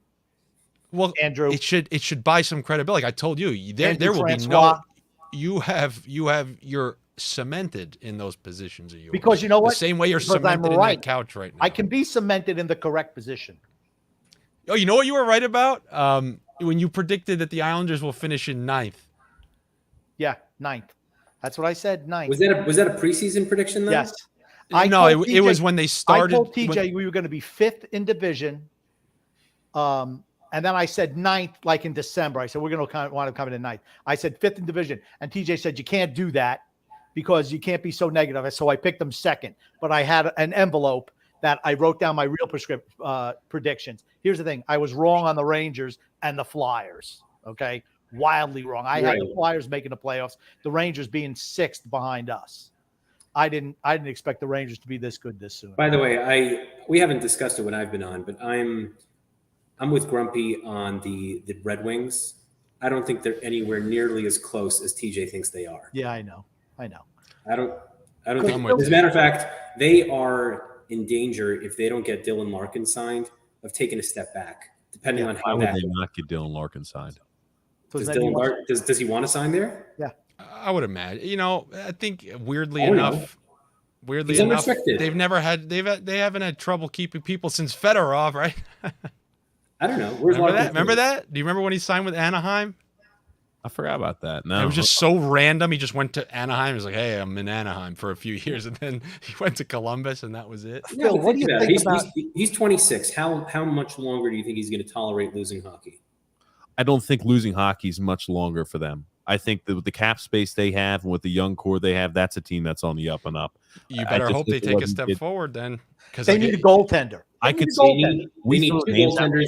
They need 3 defensemen. Defenseman. They Here's the need thing. like 3 defensemen. Forget How- defensemen. They need How like 3. How bad is your defense that you're letting Nicoletti go? Well, they had to let Letty go. Letty was a UFA. that's the They right had to. move. Well, That's I know it's the right move, but think about it. Okay, but Letty was their worst Letting defender. Letty go. Well, yeah. Letty And was TJ terrible. saying maybe we bring him back for the Islanders next year. I'm like, No, I didn't. absolutely not. No, I didn't. I You were said I could espousing see that. when we had Trotz that they would do something like that. I don't know why you're jumping spots, but I mean they've got young defensemen. I want Albert to get you engaged. That's why. Okay, yeah, they got other guys like Albert Johansson again. Mo's going to continue. Mo Cedar's going to continue to improve. That's a Oh. team that's on the up and up. I think they Yeah, got but the right. again, most young defensemen stink. That's just the way it is. It takes a while before they're responsible defensively. It takes. Potvin always had like 300 games. This is. I don't Before want to they're get into fully this one baked. too much. Before they're I don't fully want- baked. This is not fucking 1981. I'm sorry, but I'm sick of this. Like these fucking people. Like see, that is a hardworking goal, and we needed that to calm me down. But the same way I watch Butch Goring think that you could slide in a wrist shot from the blue line, and somehow nobody's going nuts on him for saying, yeah, Butch, it's not 1981 where you can wrist shot without a screen from the blue line and it's going to go in because throw everything at the net. It's the same way, like. You don't need to. There's not this magic 6-year transition. And I have very bad news for Islander fans this year. Much of the success of some of those top Islander defensemen, even the Pellics of the world, see how many years it took. And then when Trotz came, because Trotz forces the forwards to play back and high so that they always have help. You're going to see regression in our monster defensemen as well, because that's what the Trotz system brings. So when you get somebody who's even worse, like defensively, not only are you going to see our good guys struggle, forget about who.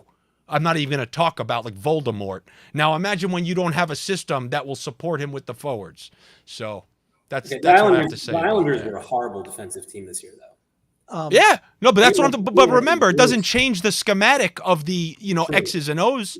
Right.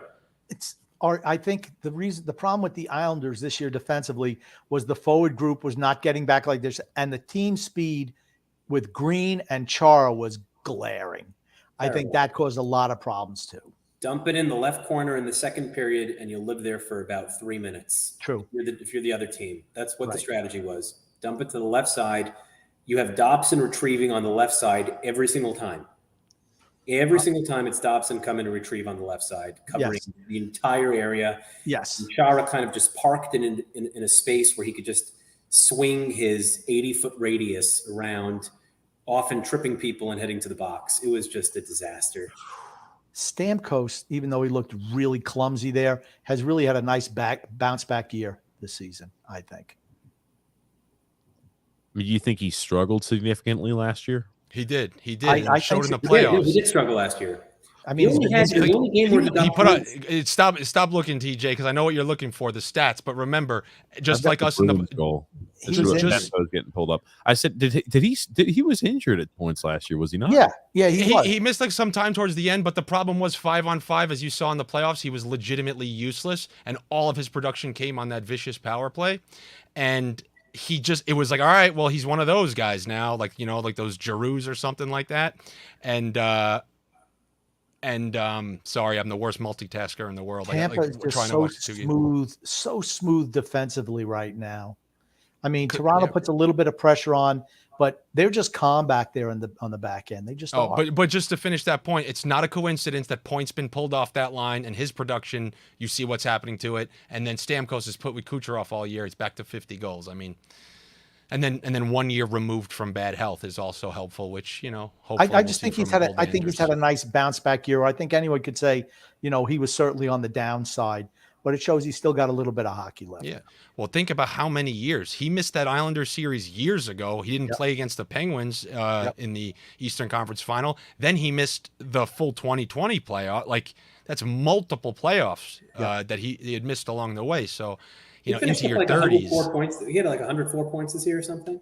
Yeah, and I think over 50 goals, 51 goals or something like that. Incredible. I mean, consider where he's been the last couple of years, I thought that was a nice bounce back. Certainly should be in the running for comeback player of the year, I would think. Outside of Game 5, the problem is he had too good of a year. Right. No, I was insulting him, I remember. And then he had a big Game 5, and people acted like me talking one word in a sentence in a room is what made Steven Stamkos have a big Game 5. Like everyone else didn't have 5 points or whatever in that game. Right, but that was the only game where he actually showed up in that series. I mean, and as far as I can recall, other series as well. I can't remember what they did in those first two series. The Carolina, I was enjoying it so much, and that to me was such a true. It showed you that Tampa will beat you however you want. Like Carolina wanted to play the patience game with them, so they just beat them 2-1 every game. It's just that's when I was like, this team is just. It's something else. I've often drawn the comparisons to this Tampa team being like the Islander Dynasty teams, where they could play any style and beat you. And here's the thing: if this team played the 1980 Islanders, they'd kill them, right? Oh, God. I mean, let's be honest. The game has changed. Okay, game has changed. Equipment has changed. Everything's changed. But I'm just saying that the fact that they could win playing a run and gun style, a defensive style, not many teams can do that. And they have that ability. That's why they're able to win multiple Stanley Cups in a row. So Brad Marchand has 11 points now. Yeah, he's been incredible. He is such a clutch player. And he's like 33, isn't he? 33 or 34. Yeah. Yeah, but I mean, again, that type of player holds up. Exactly. Smaller, and I hate him. Man, do I Smaller, speed. Guys, it's funny. You'd love a guy like that on your team, but man, you hate him when you're playing against him. Again, what a play! What a nice Carolina play. loses. Are they a team that's looking to mix things up a bit? If Carolina loses, Rod Brindamore is the biggest fraud. I don't know why everyone thinks this guy's God. This guy hasn't done anything. I'm sorry. Phil, have you seen anyone insult the Carolina Hurricanes more than me for years? Only you. It was only this series where I go, oh, they look pretty fucking good. Some of those guys who they relied on, they were younger at the time, and they looked like, all right, if maybe they could pick a corner or something, but they didn't look like they were gonna affect a full series. It seems like more than one player was starting to turn a corner, and when you see them dominate the Bruins in back-to-back games, you're like, uh-oh. But, you know, if they That was lose another- that game 7, That was another series that turned on a penalty, then them challenging a goal where certainly he interfered with the goalie. DeBrusque interfered with the goalie. Absolutely hit the pad before the puck went across. Absolutely, that should have been called back. But then it doesn't get overturned. They get another power play and they score right after that, and that's the end of that game. And Andy, that evened that series out to me. what's I up? remember last year I was on with you guys, and all the comments were after the Islanders lost Game 7, and it was, we need to replace Trotz with Rod Brind'Amour. And I'm thinking to myself, you want to replace the guy who with just the lost less in 5. talented roster went 7 with the same team who Brind'Amour got knocked out in 5 with an With home infinitely ice. more What talented a roster. save. What a save. 2 great saves by Vasilevsky back to back. Yeah, we know. But yeah, Spoil that it's- one for me. Yeah, with home ice. They lost games 1 and 2 at home. With infinitely more talent than the Islanders. And that's the coach you want? The guy who only got 5? They didn't have a goalie. They didn't have a goalie last year. What's his name? didn't Screwed them score. in game 2. Yeah, but- No, you're right. But what's his name? The guy they traded, Nedeljkovic? Nedeljkovic. Oh, the goal against Killorn, it's so bad. I vividly remember it. He just flicked a wrist shot. Oh, you know what he did? He did the Butch Goring, and it actually worked. Grumpy, they averaged less than 2 goals a game in that series. Forget the goaltending. They couldn't score. They got shut out, and they scored 1 goal twice in 2 out of those other 3 losses. When They you couldn't give up, but if you don't have any faith in your goaltender, I think it hurts a team. It's like we go down a goal. Now we're gripping the sticks a little bit tighter. Like I said, I'm not saying that Carolina is the greatest team. I do like Brind'Amour as a coach. I do. And I hate him pretty as a good player. now, man. They're pretty good. mean- Trust me, I go with their fan.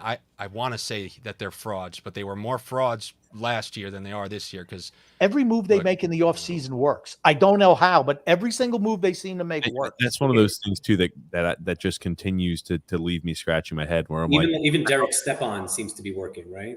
I thought they were going to play worse. They were going to be worse this year than last year. And I think to myself, I'm like, okay, Dougie Hamilton's replaced by Tony DeAngelo and Ethan Bear or Evan Bear, whatever the hell his name is. Ethan Bear. You know, from Edmonton, I believe. And you go ahead and replace a guy in Nedeljkovic who had a fantastic season with, Anderson, who had really struggled that last year with Toronto before getting injured. I'm like, well, that surely can't produce better results than they did in the regular season, though. Okay. Anyone with a brain, though, would have known that DeAngelo would fit like a glove there. Did you expect him to play as well as he played this year? DeAngelo? Yo, Of course. he looks nasty. If you watched him 2 years ago with the Rangers, he was probably better that year patrolling the blue line on the power play for the Rangers than Adam Fox was this year. It's close. I mean, the guy knows. Phil, I hate to say it. I hate to say it. You're freaking right, man. If you're watching how he manipulates his body and he Incredible. looks like a 40-goal scorer the way he plays forward out there. It's I watched crazy. the guy get hat tricks from the blue line. I remember a game versus the Islanders. He jumped out of the penalty box and sniped it far side on Varlam. I mean, he is an incredible talent who has no idea how to play defense. Yeah, I'm not saying that I didn't think he was talented. I was surprised with how well he played going to. I was really surprised with how much he improved this year. That's all I'm saying.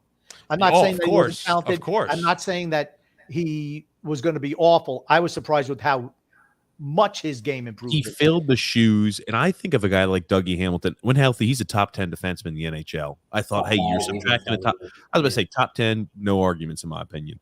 And you've got a situation where when Tony DeAngelo kind of fills that void. I wasn't expecting him to so seamlessly fill that void. I really wasn't. What's more impressive is that he took a year off and then came in and right away was producing a point per game, taking over the power play. Like, imagine, I hate to say it, but he'd probably be better next year. He's a year back into his career. I think Carolina is a good spot for him too. What kind of money is he going to get this summer, though? I wonder how much they need to pay him. Still haven't seen one article about him, by the way. Still haven't seen one like, oh, what a job by Tony DeAngelo. It's just a weird thing. Right. Man. I bet It's if you just go to like it's just a Sportsnet's top 10 weird RFAs, he's probably thing. not even listed there. It's probably just a weird thing, and we'll leave it at that. All I'm saying is when people do good shit, they deserve to have someone say, hey, good shit. And that's what I'm here to do. I think him That's it. being away from New York has absolutely helped him being in a small market like that, where the people just love the hockey players. They don't give a shit about anything else.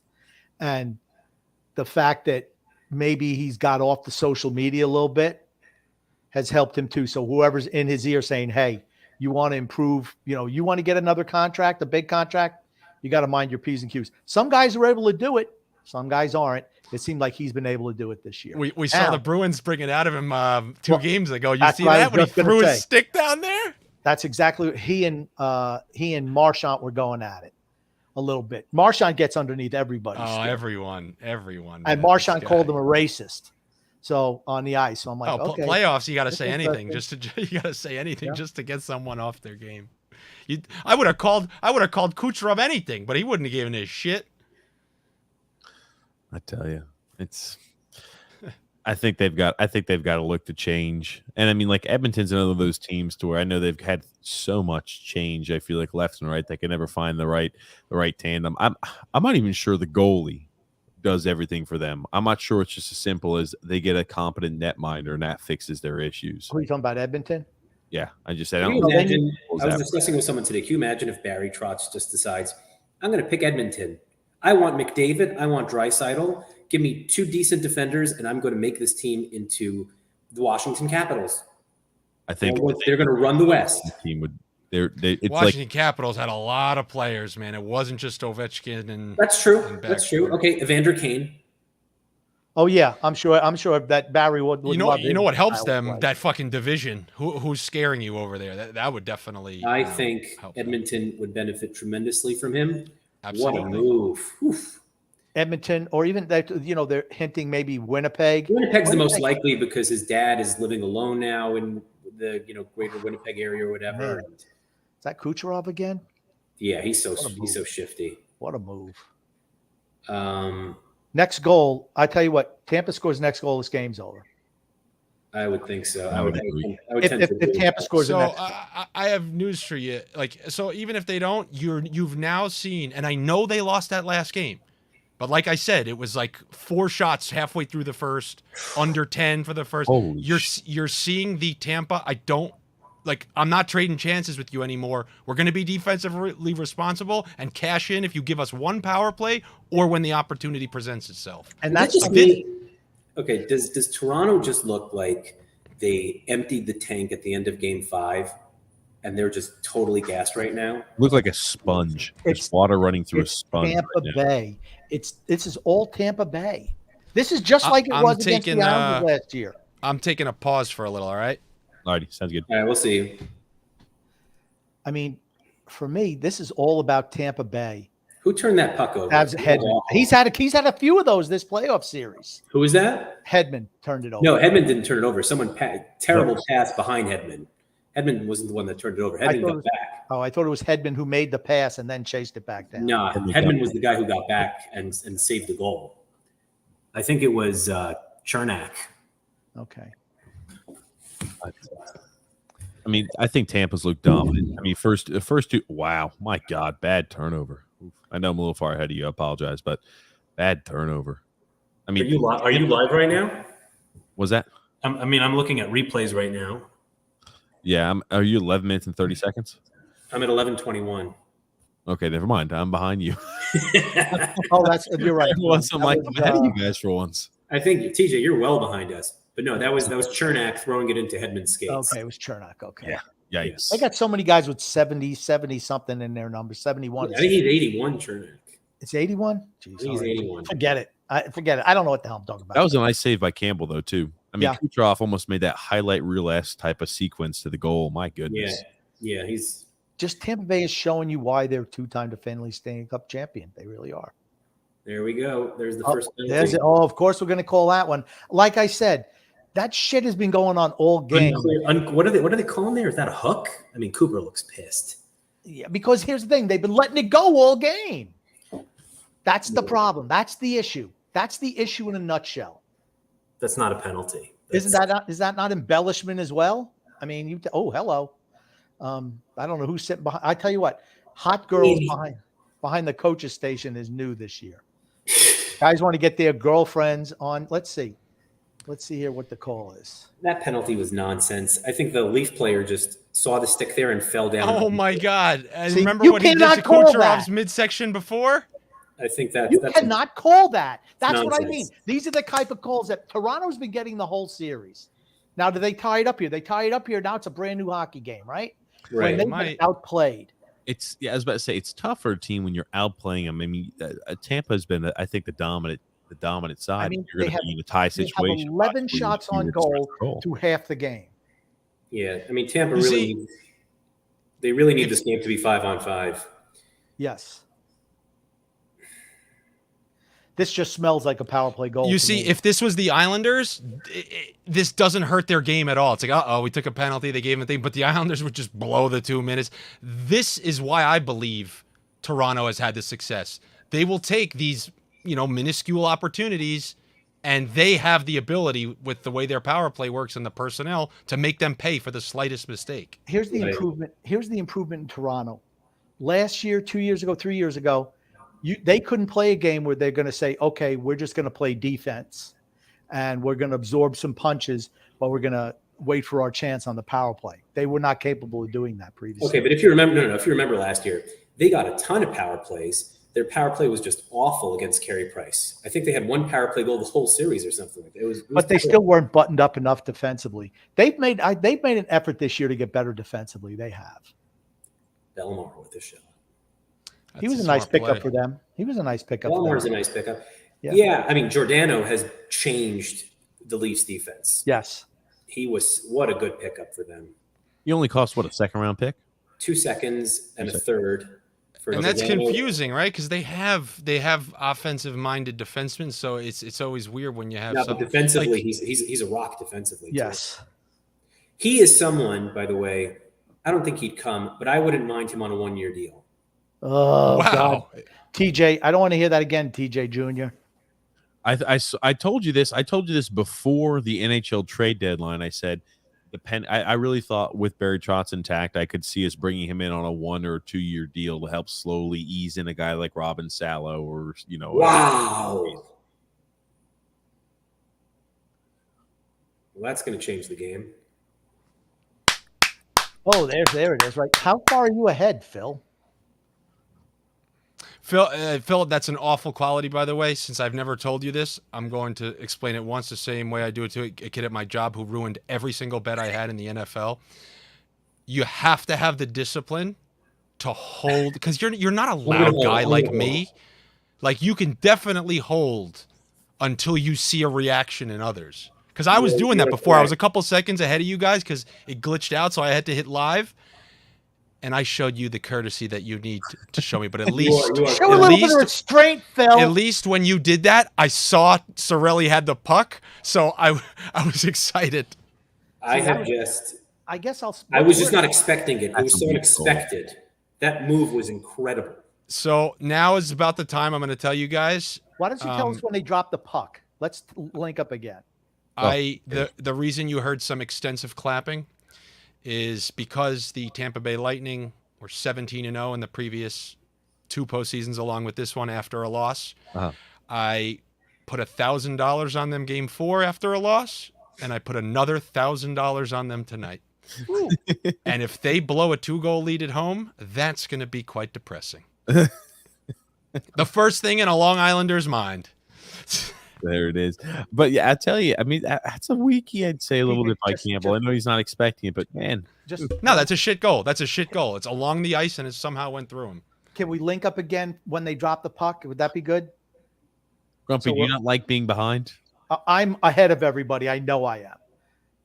Like I said, I told you guys, by the way. All right, we'll do it. We'll do it again. I just want to make sure we're all together again. Since Phil, did you not like being behind? You had to hit live on it. That's what usually you do. Phil was get ahead of you. Like 5 or 6 seconds ahead of both people. I thought we'd get back in sync again. We'll do it. So right now, the face-off hasn't happened yet. 9:13. There's a delay. There's a delay right now. Yeah, showing. Because Phil is up there. He has the fucking SN feed or something.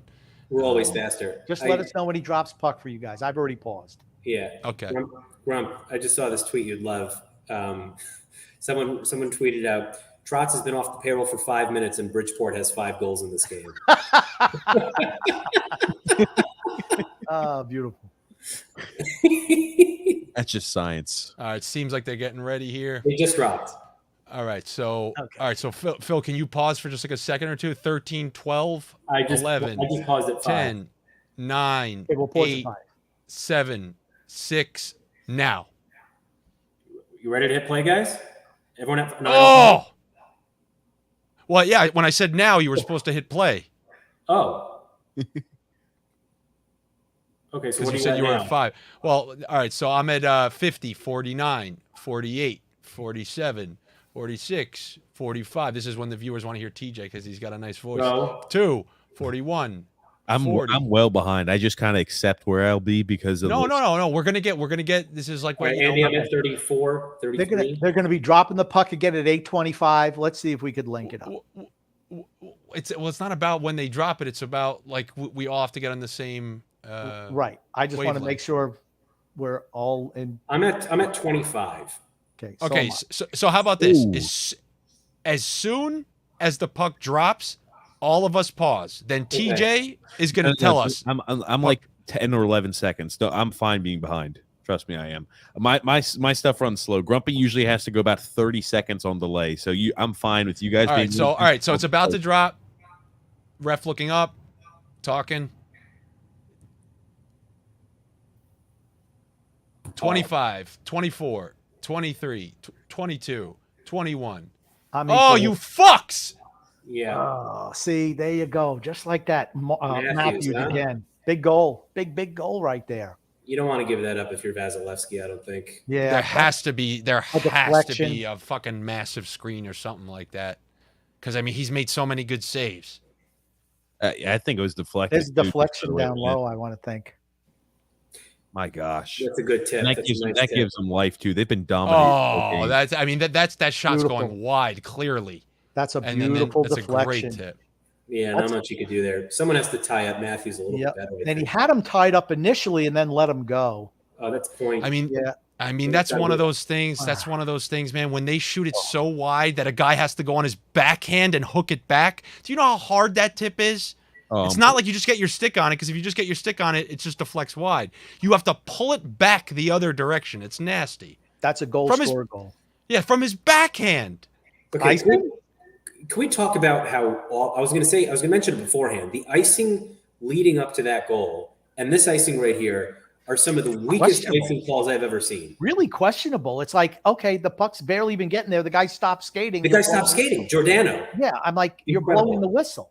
Yeah, I don't get it. Giordano's like looking behind him. He's, going for a cigarette break.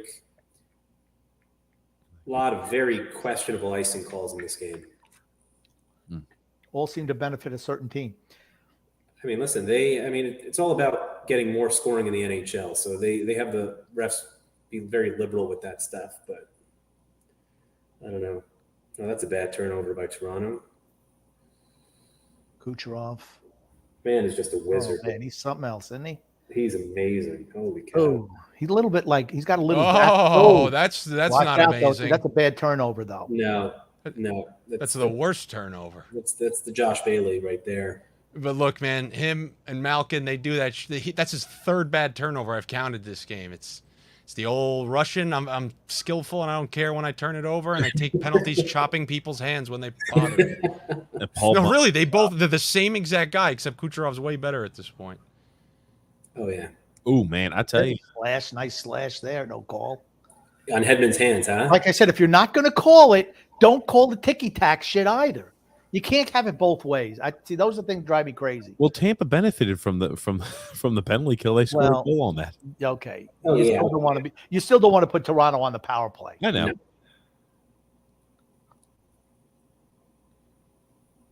They really missed that third line, though. To me, it's so obvious that third Yeah, line yeah. really missed.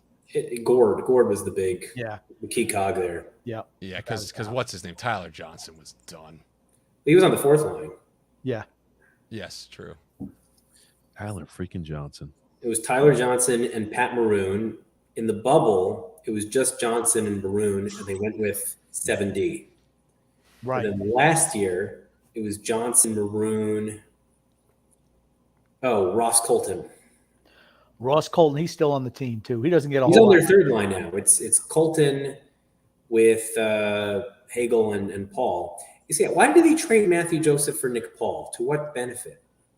Maybe I they like did. Matthew Joseph. I like. So do I. I thought they gave up on him. He's a young guy. I guess maybe I'm just not impressed with Nick Paul at all. Well, a lot of things I'm not seeing here after whistleblow that I am seeing in other series. There's not a lot of physical horsing around. Toronto. Physical jockeying. That's Toronto. Yeah, That's Toronto. You always like to see even the more docile teams that would still you'd hopefully that they mix it up a little bit and be a little more physically imposing. But I mean, Tampa, right? There's a reason. Throwing anything. There's a reason. You see Vegas and the Islanders, they did it a couple rounds. How did they look at the end of those series? I have a theory that you need to get through 1 or 1.5 rounds against a team like Pittsburgh, like Toronto, that will actually leave you physically off the hook. But you play a Boston, you take that into the next series. You play a few of those in a row, like when the Islanders played like Philadelphia, who's just hitting you every game. Like Tampa, if they win this series, they may as well start the next, and even against Florida. Florida plays that way too. But like this Carolina-Boston series, they're taking some dents into that next one. Yep. And it's a weird thing where like Tampa knows, like they just won cups. They know how grueling the road is. I really feel when someone's like, when they are like, when they see a team take the approach, like, all right, you're going to let us off the hook in the corner? Sure. We'll beat you fair and square without doing that. And I mean, it's not a coincidence because if you want to get rough with them, all those teams tried, didn't work out well for them. You love to wear out the other teams. You dump it in the corner and you hammer those defensemen. Maybe it doesn't work the first game or two, but it wears out. It wears them out by the end of the series. Yep. And well, look at Toronto's personnel. Like they don't. You know what? I don't like the fact how they put these ice guys out here now dressed up in just regular costumes. I always liked when they had the ice girls out there. Gives us something to look at the TV timeouts. Ice guys. Yeah. No interest in the ice guys. Ice girl. Yeah. Do they have any clever name? The Oompa Loompas or something? No. They were just some schmoes. Nobody special. Just some guy with a shovel. That's not a trip there? Well, it would have Tampa would have committed, it would have been a trip. But see, that's what I'm talking about. This has been all series though, honestly. Sergachev, nice move. And yep, that's Sergachev. vintage Sergachev. That's him in a nutshell right there. He's such an idiot. Everything he does, I mean, if he were on the Islanders, you'd rip him a new asshole, Grumpy. Yep, all the time. He'd be your new Nick Leddy. I mean, you need to see Mackenzie. You need to see Mackenzie Weegar in this Florida series. This guy turns over every puck. It's a joke. It is a joke. And I just love seeing it on other teams because it makes me feel better. Like, okay. Other teams do it too. Yes. I mean, it doesn't matter. It means eventually one's going to cost you a freaking series, but at least I'm not alone. And at least I know the Fort Lauderdale version of me is going nuts somewhere. True. Fort Lauderdale version of you. I like that. They're trying to sell us that their team cares lately. You know, they're posting their sellouts. Who are they signing? Toronto has won the last 5 playoff games in which Austin Matthews has scored. Woo. Oh. Oof. See, this is how it was last game, where Tampa had kind of total control. They get a lucky bounce, a quick goal, and they turn it around. Look, there's nothing on that. You know, they had the lanes clogged. They took a wide shot, and their best guy hooked it back with a tip that was outside the play. It's just, let's see. Like, you know, they're not getting odd man rushes. They're not getting point blank chances. They're still resorting to point shots, hoping to get it through to the net. You know, I am still seeing since last game. I'm seeing Tampa change the way this series is played. Notice it's not 5-4 anymore. You know. But I think you have to admit that it's certainly given Toronto an energy boost. That goal, yeah, for sure. Yeah. If Toronto ties this, I think Tampa's in trouble. Yeah, I think Tampa's done if Toronto ties it. I agree with that. I think Tampa's carried a lot of the action, and just if you go in, let's say, even early in the third period, you go into the third period with a tie game, you think, how the hell are we tied right now? We've looked a dominant team, and we just this is just how the fifth game went, just like this. Sergachev. Ugh. Yeah, that was pretty rough. And then watch him show you something good now.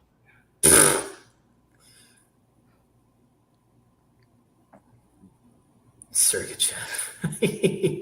Almost set up a good scoring opportunity there, huh? That's what I'm saying. Like, he'll show you something. They're a little too laissez-faire sometimes with the puck in the room. Yes, they seem a little. They seem like a team that we're good, and they forget about some of the details sometimes. I mean, they've got Morgan Riley out there for 2 minutes, and he can't capitalize. Ugh. Again, here it is. What a save! No, this is the real Vasilevsky, though. Like, they scored a goal that it's impossible to save. If you look at everything else, this is no rebound. They're going to have to beat him. They're going to have to beat him tonight in a real – like, that's – to give him no rebound on that shot, Jesus. Actually, that's the same goal Trotz scored. That's right. He is the best goalie in the world. Yeah. Yep. He's the best goalie in the world. Yep. I mean, you're right. I was stunned, honestly, when he kicked out that rebound to Matthews. I'm like, gosh, he never does that. Wow, that's a strategic shot. And more so, it was the one that went off the post and in. It's just like from Nylander, from winding backwards from that angle. That one wasn't like him. Matthews, it was designed. Marner put it directly in that piece of the pad that if you're playing the butterfly, it just pops off like that, you know? Yeah. It's just that's an intentional play. But it was that one from Nylander. However, you know, this is so for this third, I think I'm going to watch this third period with my brother because you obviously know the stakes I have and we're going to shit our pants together. So I think I'm going to cut out after this period. That's cool. That sounds good. Oh my goodness. You know, it's funny that the retaliation, at least, you know, they talk about the dirty hit on Crosby. It's funny. Everybody always happens. Anytime that you're either for or against him, you'll have massive amounts of support, anti or for him, no matter because he gets hit up there in the head and immediately they go ahead and rush and show, well, look at what Crosby did here. This is why I don't like Sidney Crosby. This is from a while ago, but I'm like, because I mean, Crosby's a little chippy. I mean, there's no doubt about it. He definitely is a chippy player, but I mean, he was hit a little high. Now let me watch Wilson do the WWF. I just got thrown out of the Royal Rumble. That guy is a strong mother effer. Why? As soon as he feels himself getting thrown, he throws himself to the boards even harder. I think trust me. That is Berg. I don't. Who's that? Is that 42? I don't know who the heck that is. That's from a while. This is from a while ago. I think that was Hathaway. That's not. That's not. I thought I saw 43. I think that's Hathaway, no? But I'm like, yeah, I just love how those are coming back around though too. But and this was 19 hours ago. Somebody reposted this saying, for any Penguin fan that wants to say Trouba should be suspended for this hit on Cry Baby Crosby, take a long look at this video below and let me know how many Crosby got for this hit. I'll wait. I love it. I mean, he's a chippy player. They get away with so much, Crosby. That's why I don't like. Why I've never been a big fan of Pittsburgh. Never have. This is the last 3.5 minutes of this period are going to be big for Tampa right here. Yeah, this has been Toronto's best stretch of the game by far. I mean, one would assume they're not going to go the whole game without some good gameplay. I mean, you get that little deflection goal, okay? How many guys they have on the ice? Funny. How many guys did they have on the ice there? That is about the most generous line change I've ever seen. There were three guys who were getting off when they had the puck. I mean, come on, fellas. At least call it the way. I mean, that penalty you got to go. Nice move again. Nice play by Hull. Nice play. That was a nice play by him. Coming back on Kucherov, really nice. Yeah, Kucherov almost had a chance there. Yeah, that was a good stick by Hall. Yeah.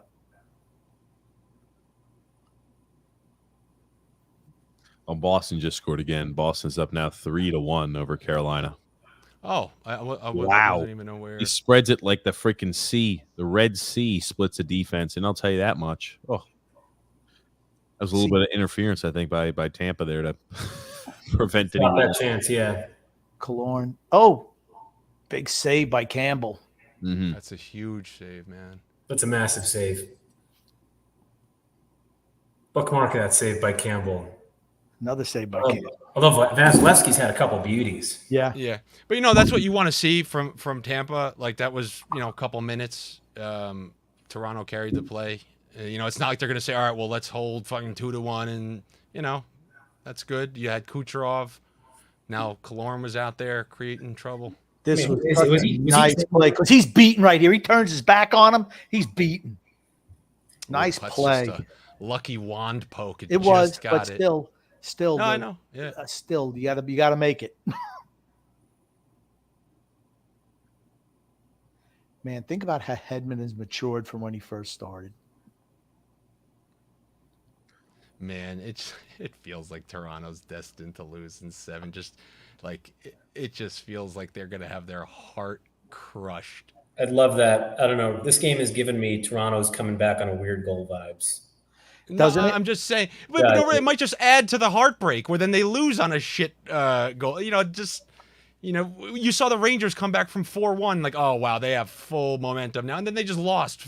Like, I'll tell you this though, without Crosby, that even down 3-2, that series tilts Rangers' favor, I think. Yeah. I mean, it's really, it's a shame. But it's Pittsburgh's got to win the next game. Yeah, if it goes back to MSG, they're done because they've got a tomato cannon net. I mean, he's been of the worst goaltenders in the entire playoffs, Louis Domingue. I mean, anyone who thinks he's good is just not watching. That's their third string goalie. Yeah. Again, third string goalies. Pays to invest in a third string goalie, to be honest. A decent one. I mean, who's expecting 2 goalies to go down in the playoffs? Well, you lose one in the regular season. You lose one later on. I don't know. I mean, is Jari ever coming back? No! There you go. That's horrible. I mean, bounced up in the air. It just had that feel, didn't it, though, Phil? Yeah. You had that. This is just how Game 5 went. Just like this. Same thing. Spezza. Tavares. Oh, hold on. Is that over the bar? They're going to look at this, I think. I think they're going to look at this. Hold on. No, Vasilevsky put it in. Did Spezza touch that? Are they going to take a look? Does Spezza touch it with the puck? Does he get a piece of that? I think he did. Are they looking at it? They haven't dropped the puck yet. Do you challenge here? I mean, I would challenge. Are they challenging? Nope. Puck's down. See, I would have. Toronto, the league office needed to blow the whistle on that, in my opinion, at least to look at it. Is that a challengeable? You need to challenge that, or you can challenge it. Of course, if you're wrong, it's 2 minutes. There you go. Now there's finally an icing call the other way because he kind of eased up. Sergachev eased up too. Because if Spezza touched that should have been blown down. Right. Interesting. I know I just said earlier, I thought Tampa was in trouble if it's a 2-2 tie. I don't know. I think they're winning it. I mean, I don't know. Like that's it. So that's it. They come out in the third period at home. It's kind of over. I just worry about them dominating. The longer the third period stays a tie game, I think the more that benefits Toronto. Because they've seemed like they've gotten every break this series. Well, I think that with Tampa, I mean, they're going to come out and I think they're going to be the dominant team in the third period. If you're pressing and look dominant for a long time period and you're unable to put the points on the board, they're going to get that lucky, fluky-ass goal. I just have that odd feeling. Now, who got tossed out of the faceoff dot the first time? Was it Tampa or Toronto? I couldn't tell you. Because 2 times and there's a penalty. If same guy jumps 2 times, it's a penalty. Okay, he's got to go. That's a penalty. That's a 2-minute penalty. That should be a penalty on Tavares, all right? That should be a penalty on Tavares. That's a 2-minute penalty.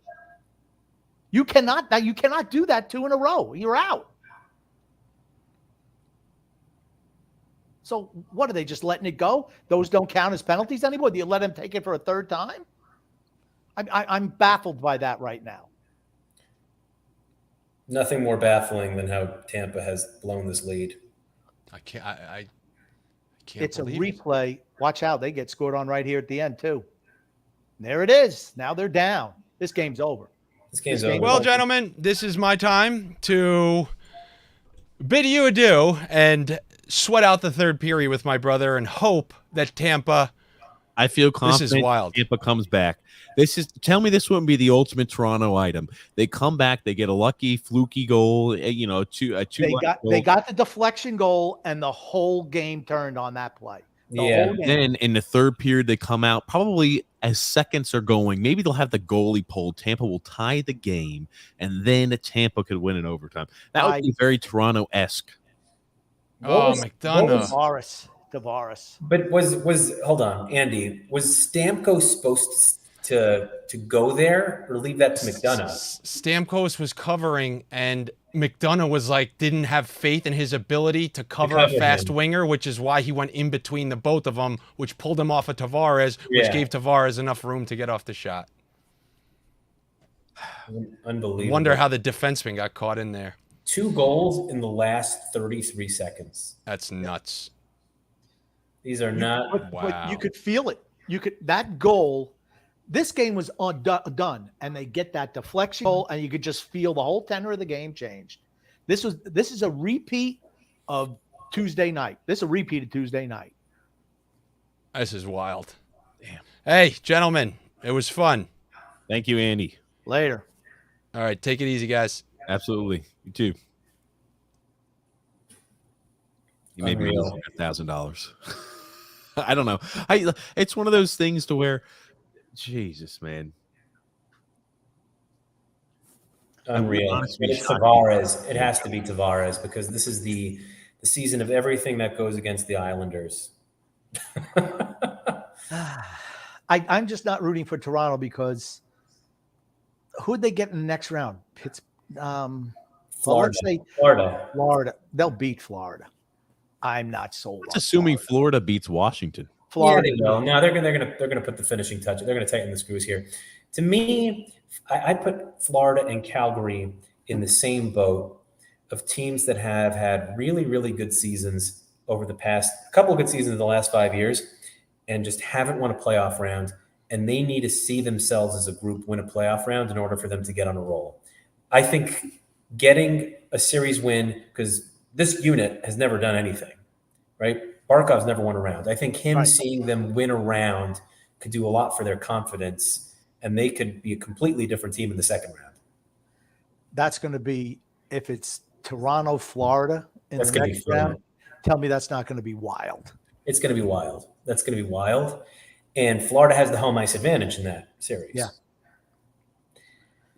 I'm just surprised. I feel the same way about Calgary, right? Calgary, they were the 1 seed back in 2018, dominated the West, and then Colorado upset them in the first round. Yeah. I just think that that's also a group that they need to see themselves win a series to get that confidence. And Ottinger, no one's going to play as good as Ottinger's been playing. He's been unconscious back there. Unconscious. For Dallas. Unbelievable. Just a mediocre Dallas team with the greatest goaltending. I mean, hot goalies, man. He's doing what Sorokin's doing, only the team's not scoring for him. Right? The Islanders scored for Sorokin last year. They're not scoring for him. He's been the best goalie in the first round. Oh, by far. I don't think it's even close. It's not close. It's not close. It's been him, and then I think the second best has probably been Markstrom, to be honest. Yeah, Markstrom's been really good too. Yeah. You know who's been the worst goalie in the first round? Shesterkin.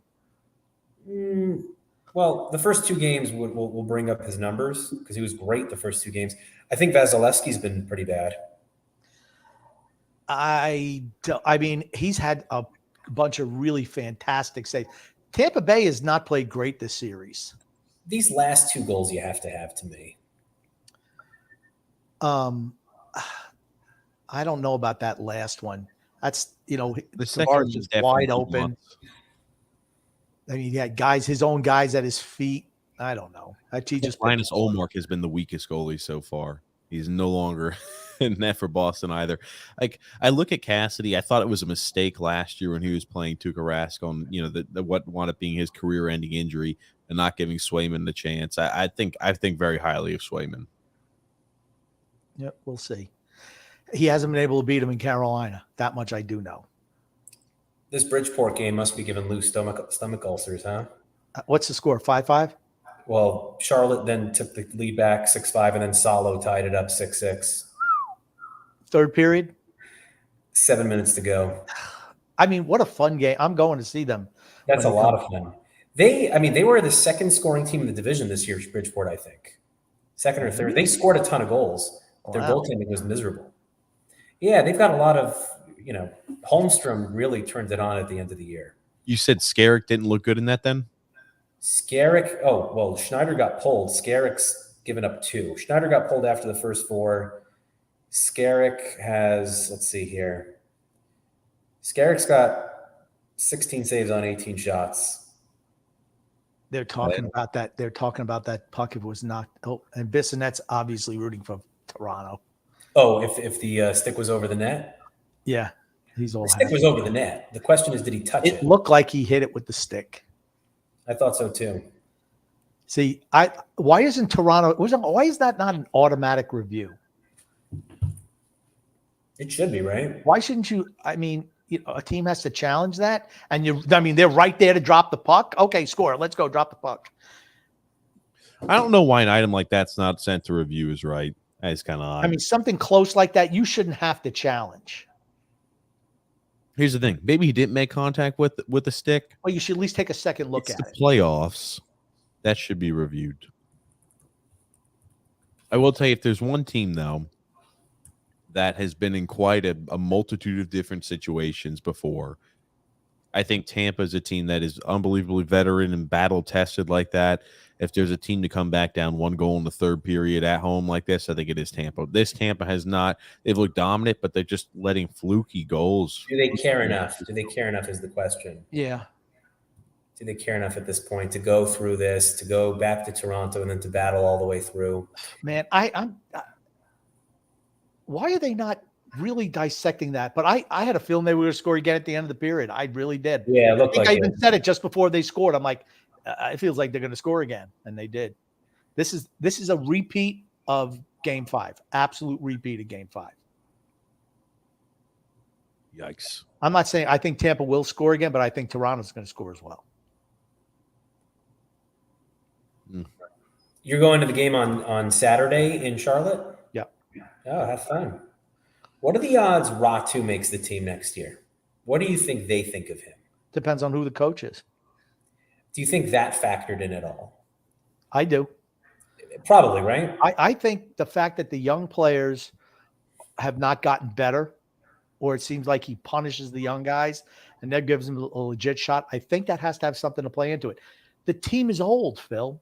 We're an old team. You got to start that transition at some point. You can't wait another year before you start incorporating the younger guys. You want to weed out the older guys and have younger guys to step in. Otherwise, you're destined for the basement. If you only got 4 or 5 guys who are young who can play and you got to rebuild the whole team, you're in trouble. Right. But I mean, if you want to develop Ratu as a center, where do you put him? Who do you move to the wing? I think I know what they're not going to do, what I think they should do and should have already done. Barzal to the wing. Ooh. Barzal to the wing. Well, who's going to be the center for him? Nelson, Barzal. Oh my God, no. No? I don't want Nelson on the set. No, well, you got this. You have Nelson. It's the same problem you have with Lee. I think he would benefit. I think really what Barzal would benefit with if he had a guy of a similar skill set, skating ability, of playmaking ability, and if he had a sniper, right? That's the ideal scenario. Yeah, I don't care what position he plays, but he needs a guy. He need guys who can skate. He needs to play with guys who can skate. Johnny Gaudreau would be really good. That'd be dynamic. But I don't think he's not coming. I don't think he'd ever consider coming here. But that's a type of player who'd really shine, and Barzal would shine with a different coach, or with a coach possibly that maybe he likes. You don't think Gaudreau would consider New York? I think he's staying in Calgary. I just think that's what it's going to come down to. I think they're going to have to maneuver some money around if they want to keep him, I assume. Every yeah, other they're team gonna get rid of Monahan. see Sean Monahan. I like him. He's been terrible for 2 years now. Yeah, but tell me he wouldn't be exactly. Tell me he's not a Barry Trotz player. He would have been a Barry Trotz player. Yeah, 100% he would have been. Yeah. I think it all depends on the type of coach they get. It really that determines the direction of the team, I think. Yeah, I think Sutter just looked at Monahan and was like, "Yeah, I'm burying you because you're not as good as all these guys." And then he must have gotten into his head at some point because that was a point per game player. Yeah. And then this year he had 8 goals and 14 assists. They're like nothing. But that's a guy you'd love to buy cheap on, right? Oh, sure. I trade Bailey for him. Who wouldn't? I don't think Calgary would. You think Calgary would trade Bailey? Would take Bailey for Monahan? They might. Oh To get Monahan off the books, I mean, that's a big number. 6 3/4, I think. Yeah, about 6.375. Yeah, they need him off the books, and he has trade protection, so they can't just move him anywhere. He has to agree to a location too. He's not an easy piece to move, I don't think. Not with the way he's played. He's still young enough. What is he, 28, 27? Yeah, is he even that? I didn't know he was even that Yeah, old. he's 27. He'll be 28 next year. Okay. He's an interesting buy low candidate, no question about it. Absolutely. See, that's a guy I'm definitely going for. I mean, I don't know. Call me crazy, but see, that's a type of move that could make your team better. A change of scenery. Yeah. Somebody, and he makes pretty good money too. So, you'd have to get rid of a contract as well. Oh, wow. They're showing, by the way, that Austin Matthews goal, that was a double deflection. Wow. When I watch that again in slow motion, I think it got deflected before it got to Austin Matthews as well. Well, oh, crap. That was a mighty nice goal. And that sparked the turnaround right there. That was it right there. That goal. There's just something about me that still says this is not it for Toronto. Okay. Like I said, they look like a different team that they've been in previous years. I'm just going to say that. I don't doubt it. I just still think that, Tampa, if there's one team to come back from this, it would be Tampa. Yeah. Do they have enough left in the tank? Are they just exhausted? I know they've looked dominant, but I seriously wonder how much is in the tank for them. They're not getting a whole lot of great chances in the offensive end. Yes, they've controlled possession, zone time, but they're not creating a whole lot of chances. Not like they have in the past. They're going to come hard. They will. They're going to come so hard here. I think here's the thing at this point, if Toronto loses this game, they're going to lose game 7. That's it. They have to get it done here this period, I think. I don't know. They've shown me something intestinally, which they haven't shown me ever in recent years. Right. Wiping out 2 2-goal deficits. That's interesting. You're not mentally weak in doing that. You're just not.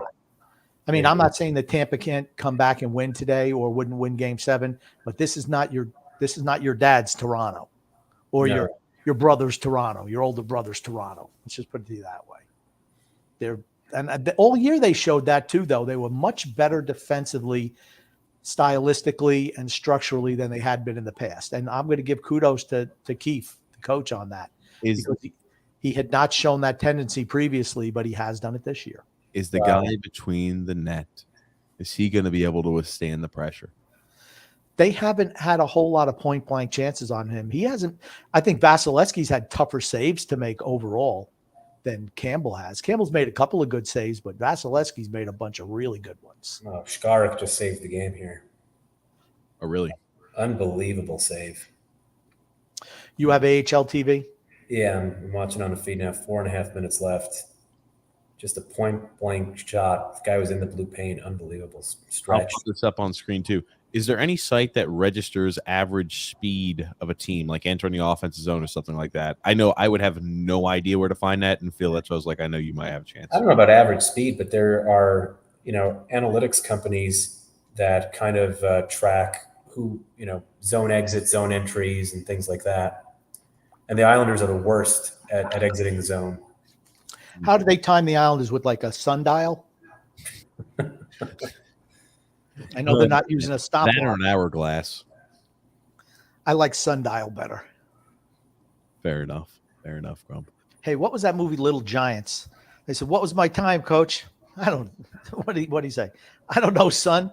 I can't count that high. Something like that. I don't got a sundial. Something like I that. ain't got a sundial. Yeah. I don't know. I'm really curious to see. I don't want to talk too much Islanders just because, I mean, like, this is an extremely exciting game. I know we're at intermission, but man, I will be interested to see what the Islanders do.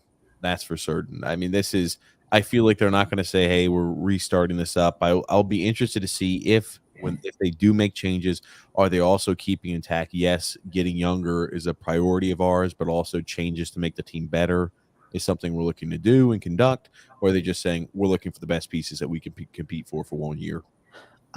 For me, I'm looking. I'm more of a big picture guy. To me, the coach, and that's why we got in that discussion, TJ, about what coach. And I said, well, it depends on what type of players you're looking for and what direction you're going with the team, right? And that to me is the biggest issue. Is what's the new coach going to want? Are we willing to? Let's say a new coach believes in the youth movement. Does that mean that you're going to move out some of the veterans and try to get younger, or is it going to be some like a Babcock type who likes veterans to play, and so you're going to go with older guys? From what we're hearing, it doesn't seem like Lou is ready. I'm glad, Phil, you're here. I forgot to ask Andy.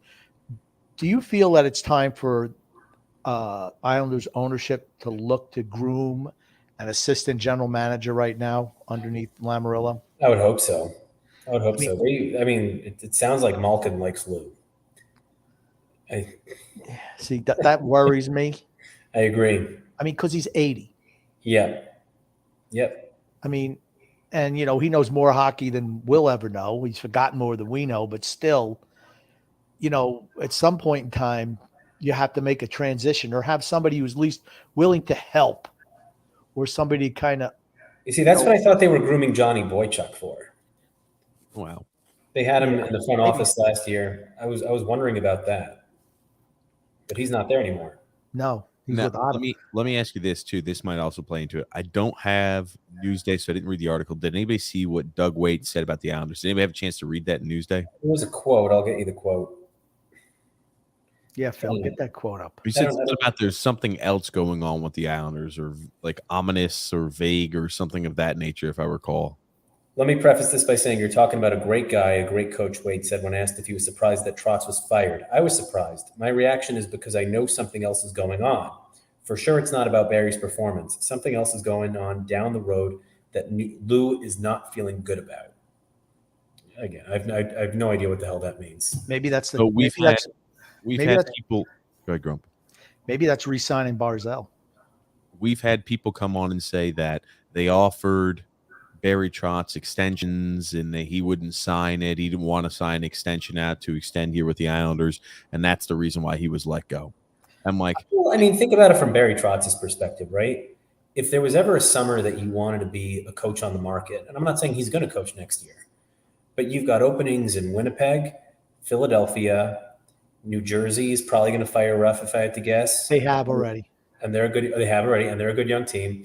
You've got Edmonton, who hasn't decided if they're keeping the interim guy. Who else am I missing? They're the Red Wings. The Red Wings are open. Red Wings. San Jose. Did they make a decision on him yet? Who was their coach? Is Bogner? No. Bob Bogner. However you pronounce his name. I don't know. Rumors that Peter DeBoer might be gone from Vegas. Or I would imagine he'd be gone. I don't know how you could survive what happened there with that meltdown. So what people were opining, though, he wouldn't accept the extension, therefore they released him. And like that ideology to me, even though this might possibly play into that, it just doesn't make sense. If Trotz was the guy, the best candidate for you, and you thought, hey, he's going to give us the best chance to win next year, you still keep him as a head coach. Right, I agree. Yeah, I don't know. I mean, I got to say, I love this kid, Kyle McLean. I really wonder if they put him on a deal next year. He's fantastic. That's John McClane's kid, right? He is. He's really good. He would be interesting on the fourth line. Really fast. Oh, forget it. He's got no shot of playing. Too young, too quick. Way too young. we can't give him a 10-year extension. You know, I mean, here's the thing. I just think that every coach that Lamoriello's ever had, this was the longest tenured coach he's ever had. Him and Lemaire, both 4 years. That's it. He changes coaches up quick. You can see why he and George Steinbrenner got along so well. Right. Short shelf life for coaches. No patience for failure. I mean, if that's true, it's funny, Phil, because a couple of weeks ago, even I was saying, is there any coach? Because I was saying, Barry should be fired. I mean, and honestly, I don't think who the new coach comes in even matters unless the roster is changed up. Doesn't matter. You just don't have the talent right now. But if who could survive like an 11-game losing streak in season and keep their job if your name's not Barry Trotz with the Islanders? I mean, even if his name wasn't Barry Trotz, the bottom line is they did go deep 2 years in a row, really deep. And I think the 4 games with the decimated roster, you get the benefit of the doubt for those 4. I mean, I think that played into it. If not for the fact that it was COVID, then maybe it's a different story. But you had Hickey, Ledoux, Hutton, Salo, Aho, all part of the same unit. I mean, it was a joke. It was only for like 1 or 2 games, right? It was for 2 games, yeah. Yeah, we were 16 points out of playoff spot. And we couldn't beat a good team all year. We could not beat a good team. Oof, Holmstrom almost just won it. Third period, by the way, back underway. And Bridgeport is going to overtime. Well, OT. Now, is it the regular like 5 minutes overtime, or does it go full? Oh, no, they go for it's playoffs. They go the full. Okay. I didn't know if the AHL was like that as well. Yeah, they go full.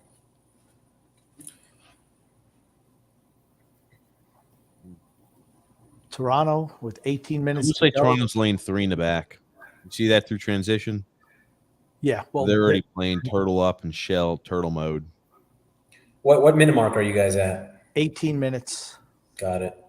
I got to say, Kucherov looks totally passive here. Yeah, like I said, they don't seem to have the jump that they've had in previous years. No, Kucherov looks completely passive. I think giving up the lead like they did the last 2 games has taken something out of them right now. I agree.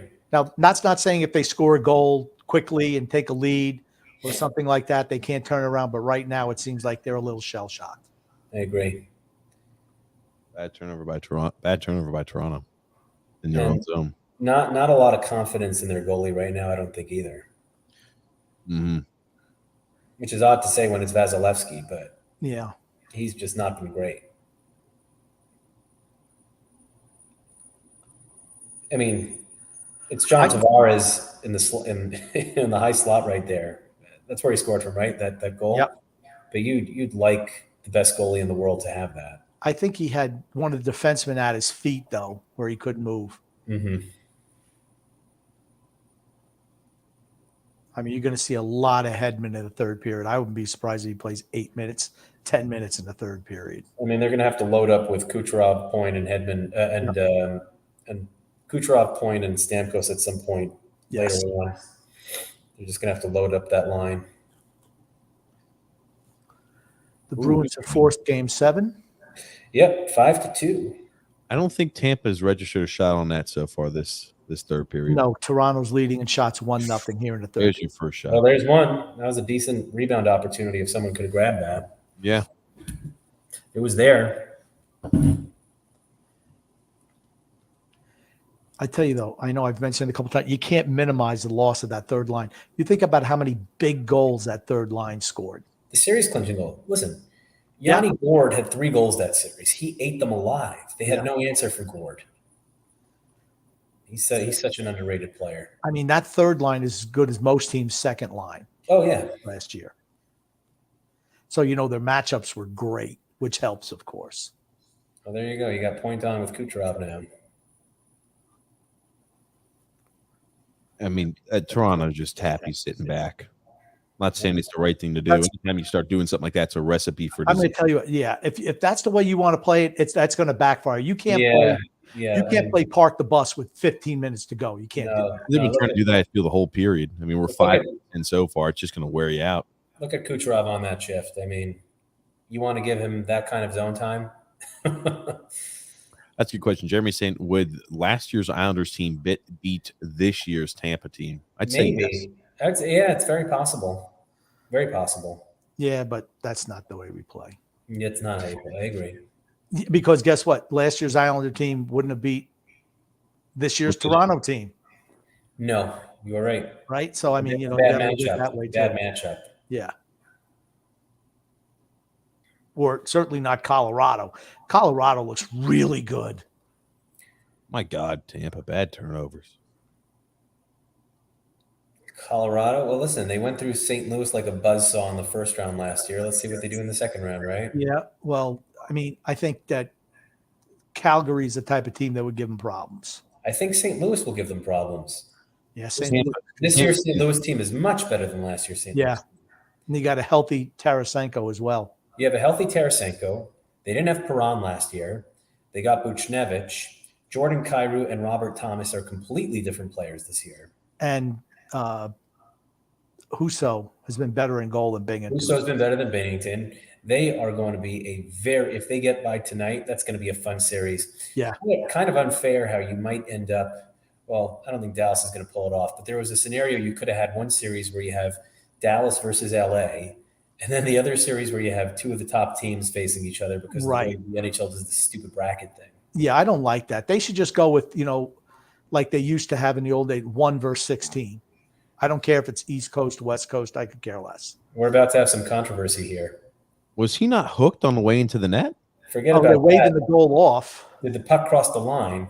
No, it didn't cross the line. It didn't cross the line?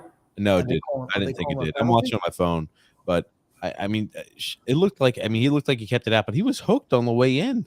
Did they call something? He was definitely hooked. I thought they called something, no? I don't think so. They just said no, we're just putting it the face-off dot. I guess we're going to put our whistles away in the third period. Yeah, I mean, he was hooked on an opportunity down low. That's a great call by pass by Paul. Oh my goodness, is he hooked? No call. See, that's the type of thing I'm talking about. Hold on one second. Does the Toronto defender drag the puck across the line?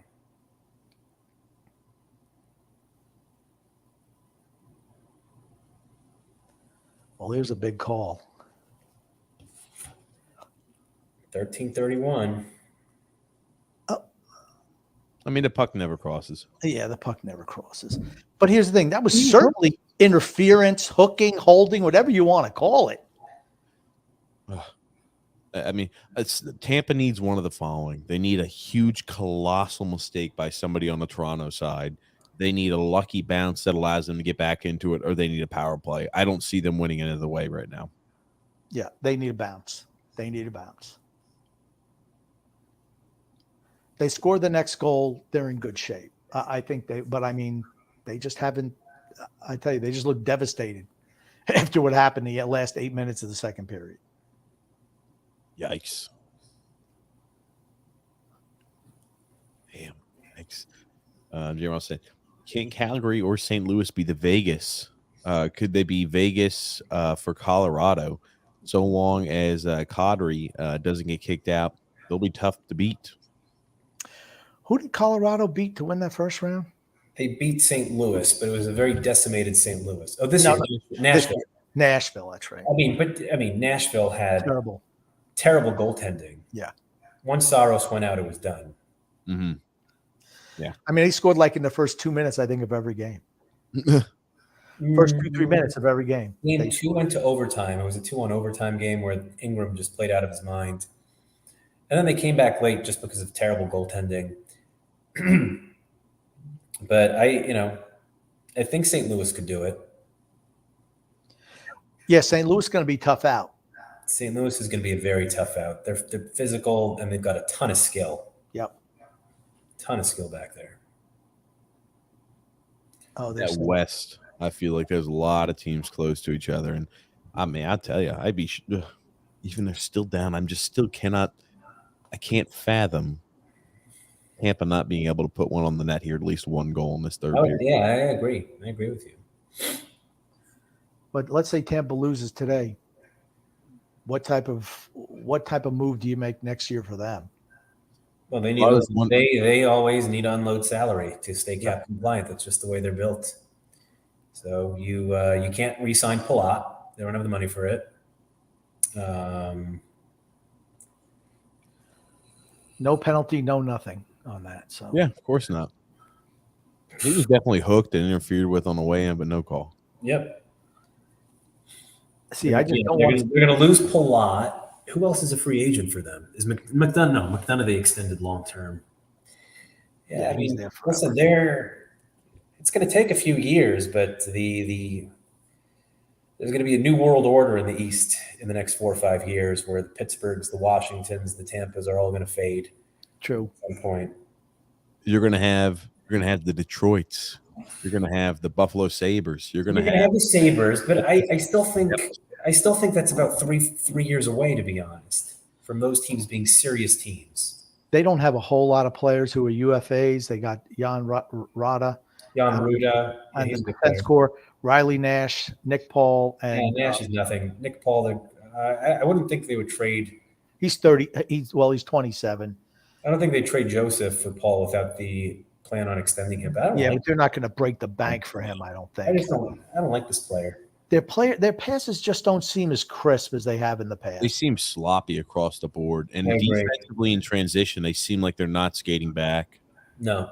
And Palat, so they don't have a whole. I mean, Palat's he's 31 though, so what type of deal is he going to get? He's not going to get a big deal from them. That's for certain. Kucherov is really trying to will this. Man, I think Kucherov's slap shot went just wide. You're going to see a lot of Kucherov in the last 12 minutes. That's for sure. Yeah. You're going to see a ton of Kucherov. You think there's going to be a penalty called or blown in the third period? It's got to be manslaughter for it to be called, I think. I think it's got to be manslaughter. Yeah, you're right. Kucherov just went on the inside. I don't know why he fired it like that. I thought he had enough time to maybe have a passing option there. Yeah, I was gonna say to corral that down. Yeah, I didn't. Yeah, I didn't see the need for him to fire it like a maniac.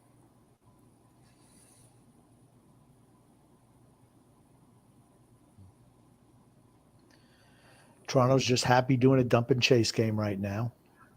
I was just trying to waste time. Still only have one shot in goalless period. There's your penalty. There's your penalty. Yep. It was. David Kampf. Looks like a hook or a high stick. What was that? It looks like a high stick, I think is what they're calling. Yeah, they wouldn't call a hook. High sticks are obvious. You can't miss high sticks. Yeah. Hooks, you can let those go. Oh, yeah. Yep, right up on the chin. Time to go ahead and start spitting out blood. Oh, I mean, if you're the ref, you have to call that. How about tell you what, that's a weak call. Well, he looks at the reaction. He didn't see contact with the face, and he just throws. He gets hit up top, and he just throws his head back. He hit him in the jersey. Are you sure? That looked like he hit him in the chin. The jersey. Yeah, I think it was a flop. It was a jersey. It looked like a jersey. Then he threw his head back. Jersey job, Grump. Hey, I'll take a jersey job if you're Tampa, right? I mean, Tampa has to score here. Oh, there's no question about that. Or at least they have to have sustained pressure. Put pressure on. I'm sure that's enough, man. Kampf, no, they got to score. Kampf is their best penalty killer. And they don't win the freaking face-off off the dot. Holy crap. Oh, boy. 5-on-3. Oh, my God. Got to call that, don't you? Oh, yeah, that's obvious. 5-on-3. How the hell did Kerfoot, little tiny Kerfoot, hit Victor Hedman in the face? How the hell does that happen? Got the stick up. Got the stick up. And I'm just like, how? Like, I don't know why Keith is crying. That's a penalty every day of the week. I was about to say that's a penalty. I don't think the first one was that. Here's the thing: Tampa has to score now. They don't score on this. There was a stat that said if you get a 5-on-3 and you don't score, you lose most all those games. I bet. I mean, it's not like you're going to have like 10 seconds with the 5-on-3. You have 1 minute and 45 seconds with a 5-on-3. I don't know what Kerfoot's thinking there. He almost took his helmet off. I mean, the whole thing is you need to force him. You don't even need to do that. You got the puck down low. and skate out of the zone. You're a man down. I don't understand Should that. Tampa call their timeout? Yes, I think that they should. Yeah, of course they should. I don't understand what Keefe was even arguing, though. That was of the most egregious high sticks you could have ever. He's saying that, well, what's his name? Stick was on top of Hedman. Hedman lifted his stick, and that's what it was. Well, you gotta have more control of your stick. They didn't call timeout. I don't get that. I'm not saying this is I would argue this is kind of the make it or break it for them. You need to have your best freaking unit out there and well rested. Oh, what a save. Whew. My gosh, yeah. What a save. I would call timeout right now. Rest these guys. Yep. Just to rest them. Mm-hmm. Maybe go one more, and then at the next stoppage. Big save by 78 first on Stamkos. TJ, don't go to a Leafs game with the Islanders jersey on. I don't want you to see another video. I don't want you to see you in a video of the fan fight segment. Oh man, yeah, you don't want to be a fan fight segment. That's for certain. He goes wide. Need a little bit more urgency. You need to get two guys down in front. Yeah, I don't know what they're doing with the setup. Oh my God, Dude, you got to want to shoot the puck. Oh, it exits the zone. I don't gotta, know why didn't Stamkos shoot there? Shoot the puck there. You got to shoot the puck there. Yeah, put You the got puck another on minute. net. Damn. You got another minute here. You Wow. gotta get it. Wow.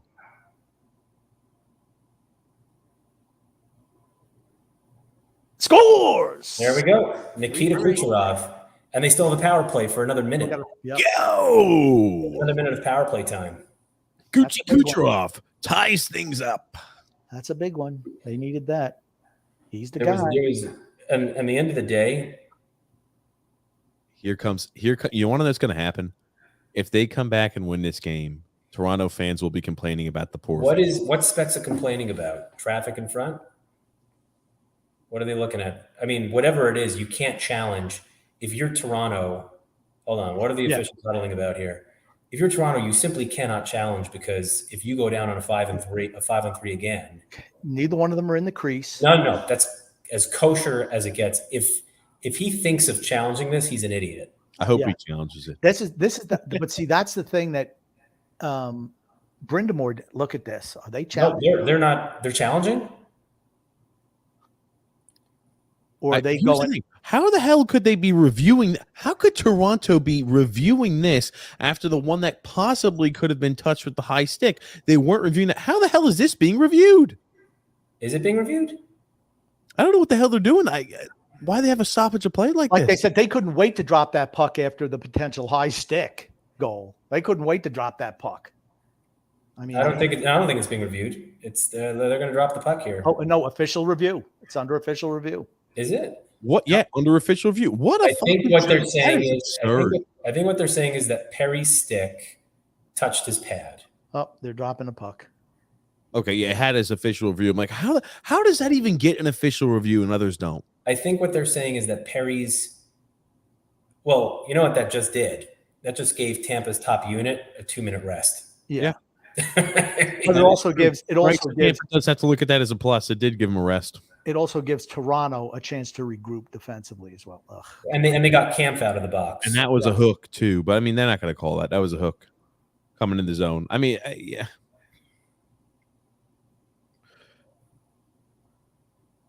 Ooh, Hedman slicing and dicing through the defense. Oh my God. Is this game going overtime, fellas? That's the question. They got that feel right now, doesn't it? 10 minutes to go. I think there's going to be another goal before the end of regulation. Which game last year did Toronto lose on a 5-on-3 penalty?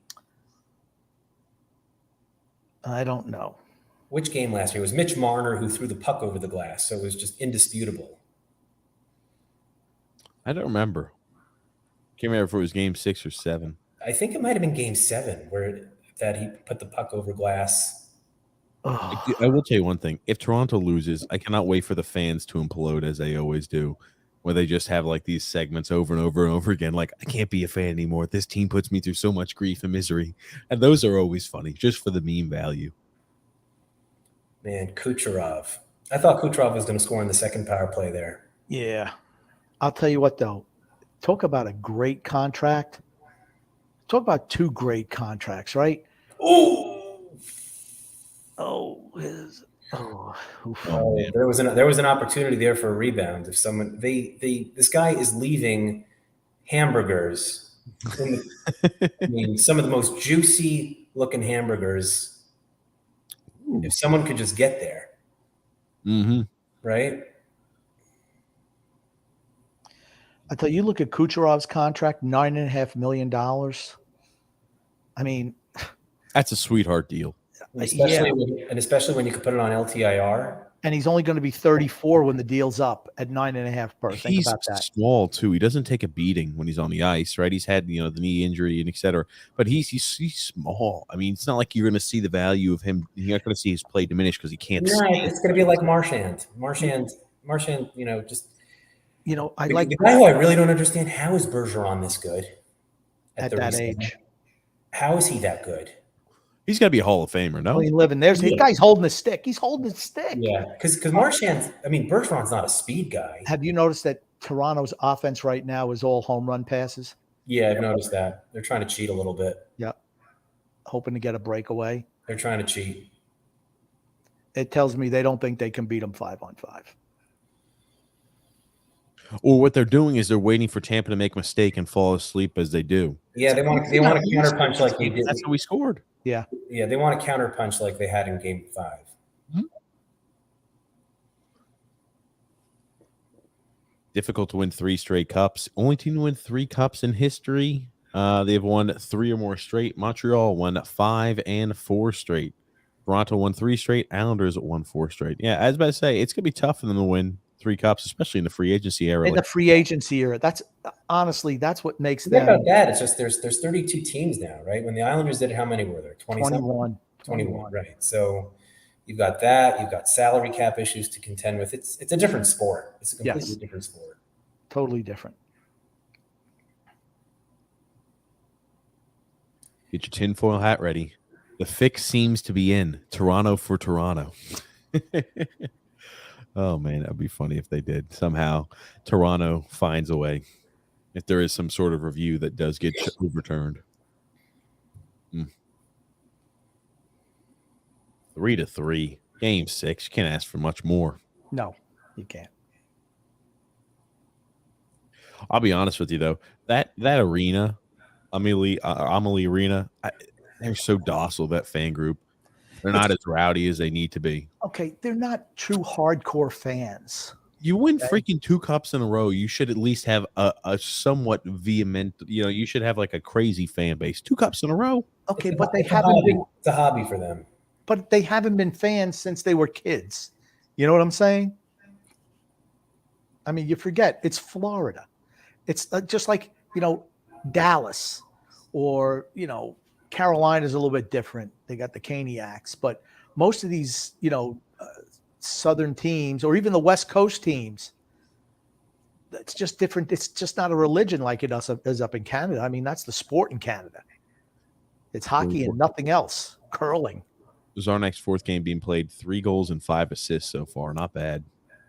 Yeah, he's been pretty amazing for them.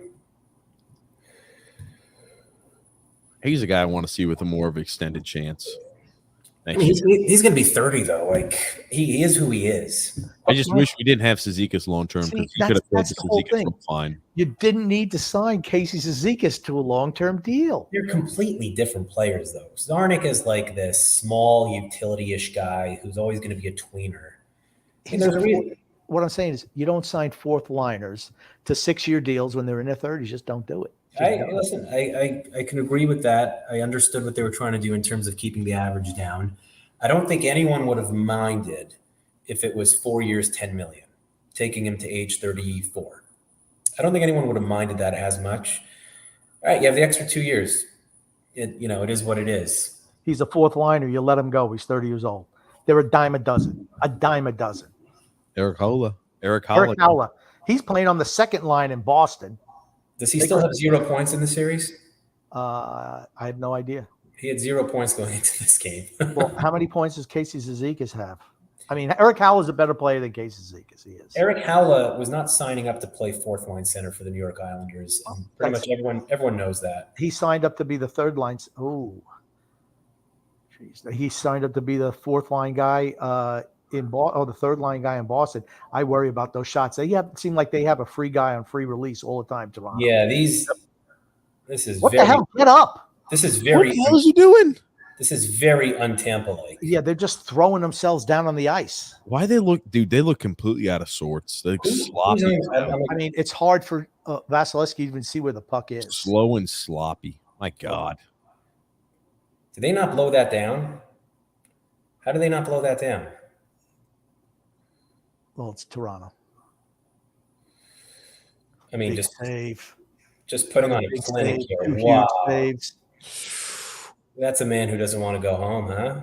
Boy, that's two huge saves by Vasilevsky. Huge saves. That wasn't even Toronto's big line. That was like their third line. Yeah. I tell you. My goodness gracious. Andrew L. says, laughable. 3 of the 4 Rangers Cups came before 1950 with like 7 other teams. F the Rangers. Wow. He just got he barely saved that Kerfoot shot. Devot's music says, last time, man, I'll tell you what, 2 great saves right there, back to back. The point blank one was really good. Yeah. Is that on Nylander, the point blank one? Yeah, honestly, he's got to have a better shot on that. Who, Nylander, huh? He threw it right into his gut. I was about to say he threw. I mean, like, you had no pressure on. You had all the time in the world. It's like a damn warm up shot. They just didn't put it the spot he needed to be in. Yeah, you should have. I don't know what that shot is. You got to pass there to Cirelli. Oh, yeah, you got to pass that. Is right. You got to pass that.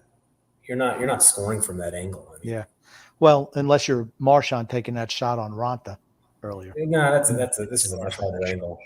You remember Vinny LeCavier? Used to love watching him play for Tampa. He was a good player. Was that?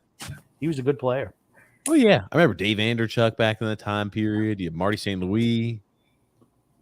Some would argue that Dave Anderchuk was a similar version of a guy named Anders Lee Grump. Some would also argue that Anders Lee isn't as good as Patrick Kane. I'm not sure anybody would take that point because Anders is quite impressive. Not Tony She says hockey should only be played north of the Mason-Dixon line. And I don't know if you're recording it, but it looks like the Charlotte Checkers scored. No, that's an old post. They're in overtime. Oh, gotcha. Oh, I didn't know if overtime had started or not. Okay. Well, that's 10:03. They're 6 minutes into overtime. Maybe he just scored. I'm watching it. I have it on the second screen. All right. Look at Phil. He's bouncing between screen to screen, Grumpy. He's pivoting. Your freaking game, Grump. He's pivoting. He's got a double screen. Yeah, Scarf just made a save. Up at 36 shots. That's a lot of goals for only 36 shots. How many shots has Bridgeport had on 6 goals on 32 shots. It's even worse. But Skark's only given up 2 goals on 27 shots. Okay. Schneider got blasted. Maybe they'll bring Schneider back. He was excellent for Bridgeport this year, I'll tell you that. It's AHL. Yeah, it's a different game for sure. What do you think? Do you think we trade Varlamov this offseason? I think it's going to be it's more on the table. Everything is more on the table now just because of the new coach. That's what I think. Yeah, I don't think they're going to make any decisions on players until they have the coach in place. Correct. I think there's a lot more in play now than there was 3 days ago. Yeah. But if some of the things you said about Lamoriello are true, and I have no reason to doubt you, honestly, I'm concerned going forward. Who knows? Back to the last 5.5 minutes here of the third period. Toronto, Tampa tied at 3. It's been a really exciting playoff game. Icing on Toronto. Yeah, that's a real icing call. Not one of these chintzy. John Cooper looks like he lost some weight. John Cooper looks like he's aged a bit more too. He does. Now, obviously, he's a year older, but man, he looks like the. I don't know if it's this game or what it is. He looks like he has aged a bit. No one sweating more than Kyle Dubas right here. You think? No one's sweating more than Kyle Dubas. He's got one of those. He's sweating through his khaki pants right now. wearing suit pants. Seen a little bit more jump in Tampa now than we've seen most of the game. Yeah, this period, even after the goal, it's mostly been outside of that last shift. It's mostly been in Tampa's end. Yeah. Or Toronto's end. Whoever wins this game wins the series. There's no doubt in my mind. Well, I'm going to say for certain if Toronto wins, the series over. Yeah, I'd say maybe Grump. Yeah. I'm just saying if Tampa wins tonight, and I think this game might be going overtime. I think if Tampa wins tonight, they win the series. Well, we can hope. I'm not rooting for Toronto. Not much I can. I'm not rooting for Toronto in this series. Oh, we hate Toronto. I will. It's not the end of the world if they win a playoff series. You know, they haven't won a playoff series in almost 2 decades. Yeah, my fantasy baseball team not winning this week is a way bigger issue. Fair enough, Grump. What a terrible drop pass. Yeah, it was terrible, wasn't it? It's That's like awful. Just the timing completely off. I mean, that shouldn't be happening for a guy like Palat. No. He just lost himself some money. I mean, you've been playing with Stamkos for how many years? Victor Hedman's already played 21 minutes and 40 seconds of ice time. It's not crazy. It's already 3:50. I mean, Dobson would do that too. I've got that feeling that he's going to be out. I have that feeling there's going to be overtime, and he's going to play quite a few overtime minutes.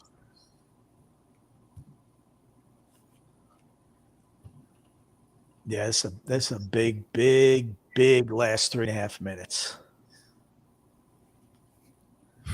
You know, Tampa doesn't want to go overtime. You know, Toronto's like, geez. I don't think Tampa minds overtime.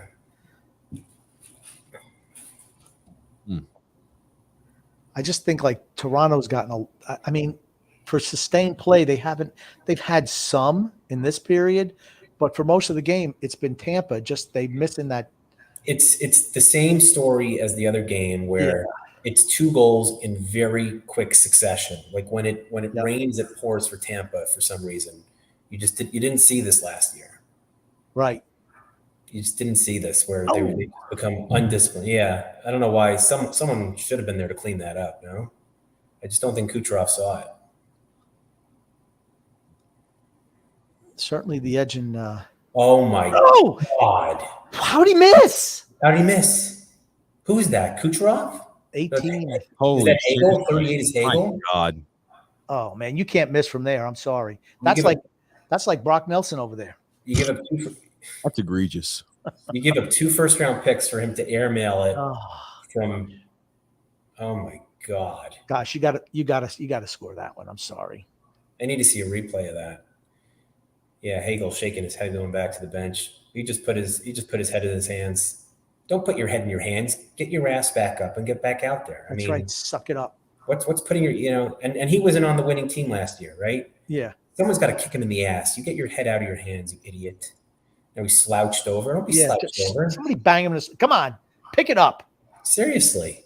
Well, just sit your ass for the rest of the game. The whole net was open. Oh my God. Oh, I don't know how he missed from there. What a play by Paul. Yeah, my boy. He just pulled it wide. Jesus Christ, that's awful. How do you? You can't. I'm sorry. You see a player react that emotionally on the bench. You can't put him back in. No. It's you can't put him back in. Sit him until the OT. Yeah, until the OT. He needs to collect his head. Someone needs to talk to him. And be like, either go. Your first fucking time here. I know you're a first timer here, buddy, with a legitimate team. But yeah. Get your head out of your hands. I'm going to tell you what next goal wins, though. Grumpy. I'm going out on a limb. Next goal wins. Oh, point. Oh, nice stick play by Toronto. They got 5 guys around the puck. If they could just clear it out. I mean, if you're Jack Campbell, you're like having a heart attack there with the puck in the slot for that long. It's like Mike. That was like Mike. It's going to take a funny bounce and go right past. Oh, lucky. Boy, they got lucky there. See, Toronto's going to get one of those lucky breaks. Yeah, they almost have it there. It just has that feel to it. That's what the longer this game Tampa dominates and they don't go up on the scoreboard, I think the better that is for Toronto in overtime too. Toronto is just they're clearly a better counterpunch team. Yeah. 80 seconds.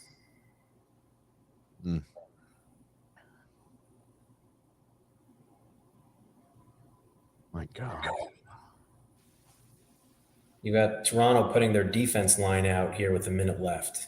What does that tell you? Trying to get to OT. That's They're trying right. to Let's get get to OT. It's probably, you're right. It suits their style of play better. You have the long change in the second period, right? A good transition team like Toronto that benefits. Yeah, they're just. Now you got Matthews out in the final minute.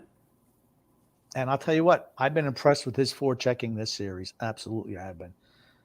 Okay, is that icing? That's icing? I mean, it looked like a guy was taking a play on the puck he was interfered with, honestly. Yeah. How's that icing? I don't know. That's a bad icing, though. Oh, they put Hagel back out there with 41 seconds left. This is disaster. I'm going to spit the bid here in the last minute. No, I'm telling you, Toronto's scoring here. Hagel's on the ice against the Matthews line. I think Toronto's scoring here. 13 out of 17 on faceoffs for Matthews tonight. He did lose that one, though. Yeah. Pretty damn good, especially being the away team. My God. That's icing? Again? I don't understand. Again? Why not just skate it out of your – I mean, I don't understand that. How is that an icing? I don't know how that's an icing, though. It went past how many fucking people? You have to make a play on the puck as a defenseman, no? I mean – This is Brian Hagel's first playoff. Brandon Hagel. Series. Or Brandon Hagel, sorry. Bagel Hagel. Yeah, seriously. I mean – My God. He did win that face-off, though, Matthews. Yeah. Yep. Oh, Hagel. Get to it. I don't care what. Sell out. All right, he sold out. Nice. Good job by Vasilevsky. Yeah, just cover up. Get to overtime. And now you got to get the who's their defensive line for? I don't even know which line plays because last year was the third line. That was I don't know, but here's the thing: why are you putting this line out here in the last 50 seconds of the game? Makes no sense, huh? I mean, I'm. You know what? It's okay. They want to play for overtime. Well, I'm not putting my third line or fourth line out here. It's not. Yanni Gord isn't here anymore. Right. So they put out the maroon line. Yeah, I'm like, sorry. Not in this circumstance. Well, they got the maroon line out now. Maroon, Belmar, and Perry.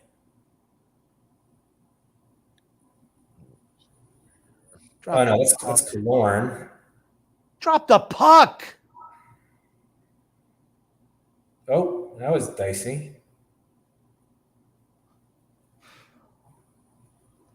13. Oh, Cirelli. Yeah, Cirelli's good defensively. Yeah. Cirelli, Killorn, Point. About to say, I'm trying to pull up the good old depth chart here. Oof. That's another big save. It looked like that puck was deflected a little bit. Yeah, well, it almost went in between. Yeah, nice save by Vasilevsky once again. You see, I would have had Hedman out there with McDonough. Yeah. 4, 3, 2. It's going overtime. Overtime. And he's gonna be having his clammy hands the remainder of the evening. Christ. A little overtime action. Yeah. We gotta get Andy back here, no? Oh shit. I know since he's left, it seems like Tampa Bay's playing better. Yeah, I agree, right? I think Andy was mushing us over here. He was a jinx. Oh man. Got the Bridgeport game back on here. 7:46 to go in OT. You see, this is so weird how this happens in games. How do you go scoring 12 goals in the first 42 minutes of the game? And then nothing. And then nothing for the next half hour or whatever. It's so interesting how that happens. I'll tell you what, though, I don't like how the playoff series is set up. It should be 2-2-1. I realize it's the AHL, they want to limit travel, but it's almost a disadvantage to the home team. Yeah, I agree. I mean, let's say, and Bridgeport obviously didn't do it, but let's say they win 2 games at home. Right. Geez, they only got to win 1 out of 3 road games, and you advance. They should have won the first game. They were up 2-0. Then they were up 2-1. Then they had a 5-on-3 power play, and they butchered it. And then that was it. And Charlotte came back. That's what they say. Wants to know, has Phil talked about Quenneville as a fit for the Islanders? Curious as to what his thoughts are. I mean, I think Quenneville's a fit anywhere if he gets reinstated by the league. Yep. I mean, it's as simple as that. I think he will eventually be reinstated by the league. Yeah, I just don't know if they're going to do it that quickly. Yeah, I don't know either, but he definitely will be reinstated at some point in time. Yeah, I agree with that. Yeah, how'd he miss? Yeah, that's right. Really know nothing of Phil. Where'd you grow up? Did you always dress as a vacuum salesman? Like a vacuum salesman. Vacuum salesman. Yeah, like, a guy who goes door to door selling vacuums. I grew up on Long Island. Where else? Selling vacuums? No. He just wanted to know if because you dress like a vacuum salesman. I dressed like a vacuum salesman? I don't even know what a vacuum salesman looks like. There are guys who used to go door to door selling vacuums. Interesting. They dump a bunch of shit on your rug and then they vacuum it up. Oh, look at how great this is. Hold on. Are you speaking from experience that you've had? Absolutely. When I was a kid, there were definitely vacuum salesmen who came to our house. Absolutely. It sounds like an infomercial. They dump all that crap on your rug.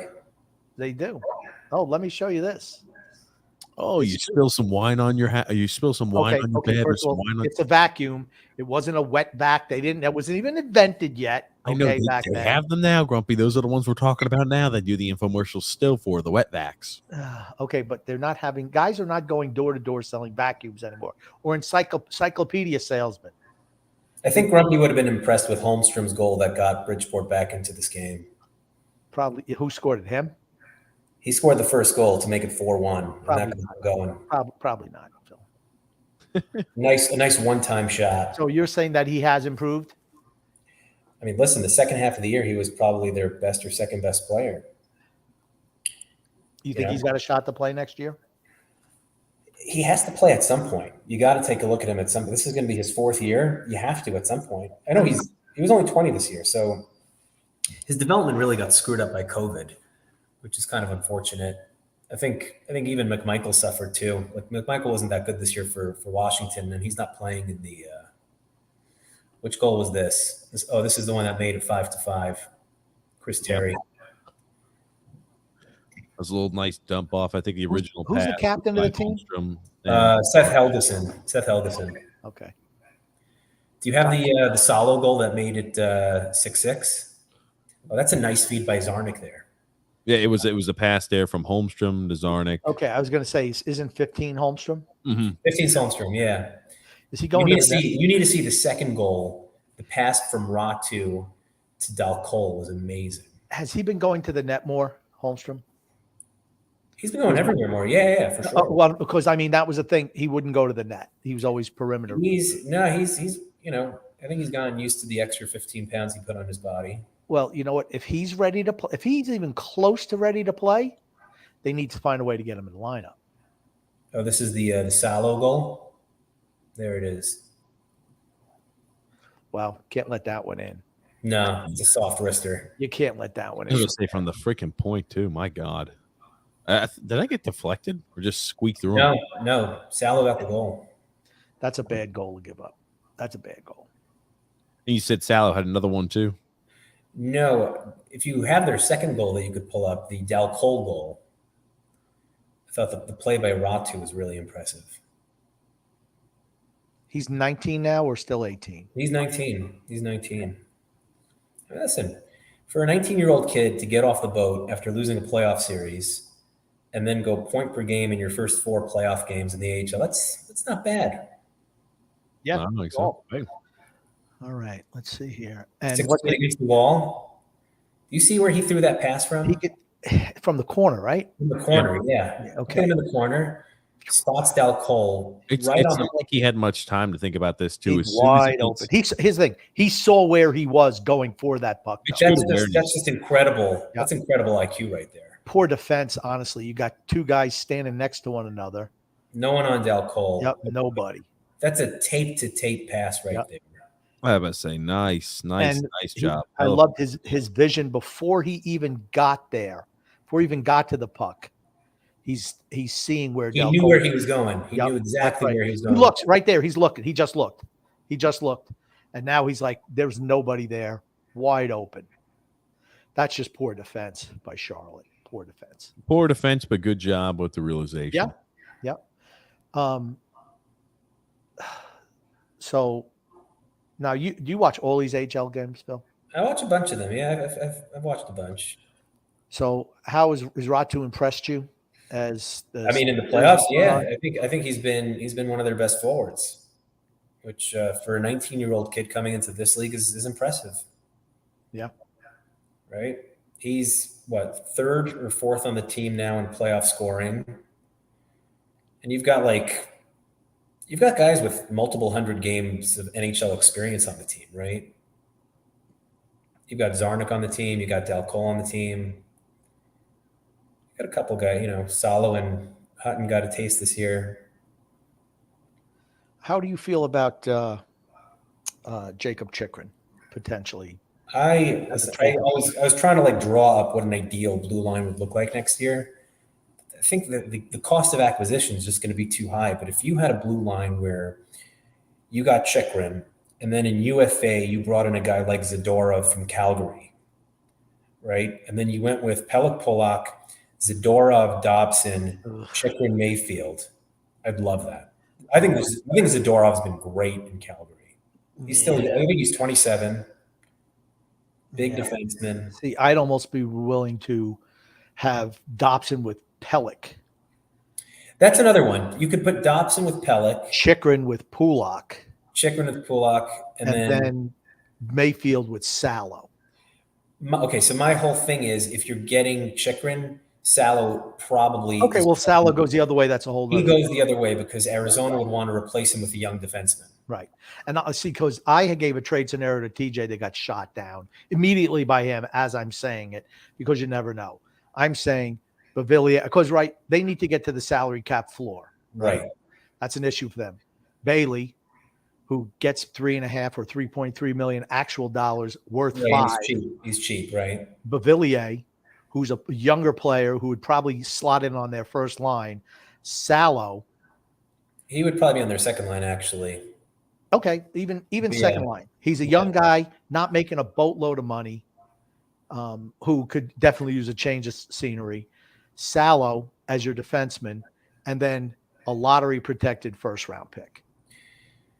I mean, I think Arizona probably makes that deal. Well, that's what I said too. TJ said, "No way, no." I said, why would Arizona make that deal? I look at it like this: I think the asking price on him is going to be astronomical. I just think that's a deal that they would take. What type of value do you think Anthony Bavillier realistically has? A lot. He's 25 years old. Yeah, he's turning 25 soon. He has a lot more value than you think. He's coming off the worst year in his career. Sure, but he's, any coach will look at his deployment, and then you look at the minutes. He was the number one winger in minutes for Barry Trotz this year.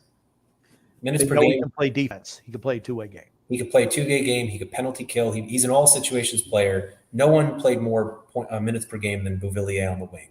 Barzal was their number one center. Beauvillier their number one wing. Any coach is going to look at him and say, okay, if this is a guy that Trotz trusts in all situations, that's a player. And you've seen him deliver clutch in the playoffs. I think he's got a lot more value than you think.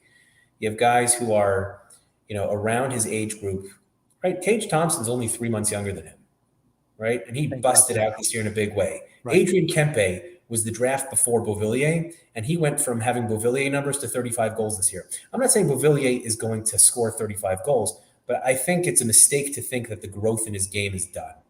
I don't think it is. He's wildly inconsistent, and that's who will always be. But if you put him in a different situation, you got to remember the style that we play is so defense oriented that it hurts players like that. Right. Josh Bailey has negative value. I think Josh Bailey he's at negative value. Not to a team like that, he doesn't. To a team like that, he might not. He might have flat value just because of the savings. So in your situation, right, all it would take to get him would be Villiers, Salo, and a lottery-protected first-round pick. Villiers, Salo, and a lottery potentially, yeah. I think he's going to demand more. That might do it because I'm looking at it like this: Beauvillier is your Alex Tuck piece. Okay. Now Beauvillier is not as good as Alex Tuck, but Chikrin is also not as good as Jack Eichel. True. Right. Your lottery protected first is equivalent of the lottery protected first that Vegas gave up, and Salo is your equivalent of your second round pick. Where's Peyton Krebs? He's not Eichel. He's not Eichel. Yeah. I He's mean, not he was, Eichel. You don't need to include Peyton They're Quest. going to want Eichel. Think about where Eichel was. Eichel was in a situation where he had no future with that team. And I thought teams were going to hold them over the barrel, and for what they got back in return, I think it's worked out well for Buffalo. But I mean, they didn't get the true value of Jack Eichel because of all the other garbage that was going on top of it. It wasn't like, okay, Jack Eichel, everything was humming along, and they're just looking to trade him because he's not happy there. I mean, Jack Eichel was coming off the time period where he didn't want to stay there. He wanted to get the surgery done, and he had the issues where it's like they kind of forced his hand. Okay, I just don't think that he's not going to get Chikrin's not going to get as much as Eichel. No way. I just don't see it. He's just not. To me, he was terrible this year. When he was healthy, he was not very good. You keep on saying that. Well, Beauvillier wasn't good this year. Well, Chikrin was terrible this year. Right. That's the question I ask. Right. Why do you need to sell wholesale on Beauvillier and buy retail on Chikrin? Right. I don't care what they think they can get. They're not going to get what they think they can because he did not perform this year. The reason Beauvillier gets the wholesale value, I don't think Beauvillier's numbers are all that great Phil, the year Phil, before. you see, this is the type of shit that I got to put up with on a regular basis. He wasn't great the year before either. It's insane rambling. He had what, 28 points in 44 games? How many? I think 28 points in 44 games. Who, Chikrin? No, Beauvillier. So he's a guy who averaged about a point every other, around even 0.6 points a game. He was better than half a point per game last year. He was a huge playoff performer. He's young. He's fast. I mean, he's the kind of guy. I'm not saying he's not better for other teams. I'm just going to say teams are going to look at it and say, okay, you've been in the league for 6 years. You've had 6 years in the NHL. Like with Tage Thompson, right? I understand. This is his third full year in the league. Anthony Beauvillier's been in the NHL for 6 years. What about Kempe? How long was Kempe in the league before he broke out? 5-6 years at least. Longer than Beauvillier, I think. I'm not even saying Beauvillier is going to be a breakout player, but he's somebody that is very appealing to a team like Arizona. I agree. I think, and I throw Bailey in there as well. Robin Salo's value is very little. You think Robin Salo's value? I think Robin Salo's value is equivalent of a second-round pick. That's what I think it is. I don't think his value has diminished from his draft day, is what I'll say. Well, I think from where we revalued him originally at the beginning of the year before he got, kind of the bounced around between the NHL and Bridgeport, I think his value he was more valuable this offseason than he is currently today. Going double overtime in Bridgeport, eh? Double overtime. Double overtime. You're going to watch two very sloppy, tired teams. I know that. I can't wait. Two very, very sloppy, tired teams on Saturday afternoon. It's an afternoon game or a night game? I think it's 4:00 in the afternoon. Oh, okay. If I'm not mistaken. That's cool. That's actually better for me. Grump, are you going to the game? You didn't even know when it was going on? I didn't know what time it was. I checked. Believe me, it's not like there's sellout crowds going to see the Charlotte Checkers and the Bridgeport Islanders. Oh, man, I'm shocked. They're not packing that arena, Grump. I think they are packing that arena, actually. Cricket arena? I don't know. No, I think there's a lot of Islander fans that are going to be at that one. Well, I'll be there. Mikey Ryan. I draw a crowd, you know that. Mikey Ryan, you're going to meet up with the Islanders, the Islanders meetup group where it originally started in North Carolina and Charlotte. Maybe I'll look for the tickets after today's game if it ever ends. You know how much it means for the people of Toronto when you have a huge viewing party. I just find it the first round of the freaking play. I'm just saying, right? I mean, it's this. They're out there like this is the Stanley Cup Finals. Exactly. It's Game 7 of the Stanley Cup Finals. That's how it is. It's the freaking first round of the playoffs. Yeah, but they do that for the Raptors first round. I mean, that's Maple Leaf Square, Jurassic Park. They switch off depending on. It's just this. It's this nice downtown area right outside the arena, so it's fun.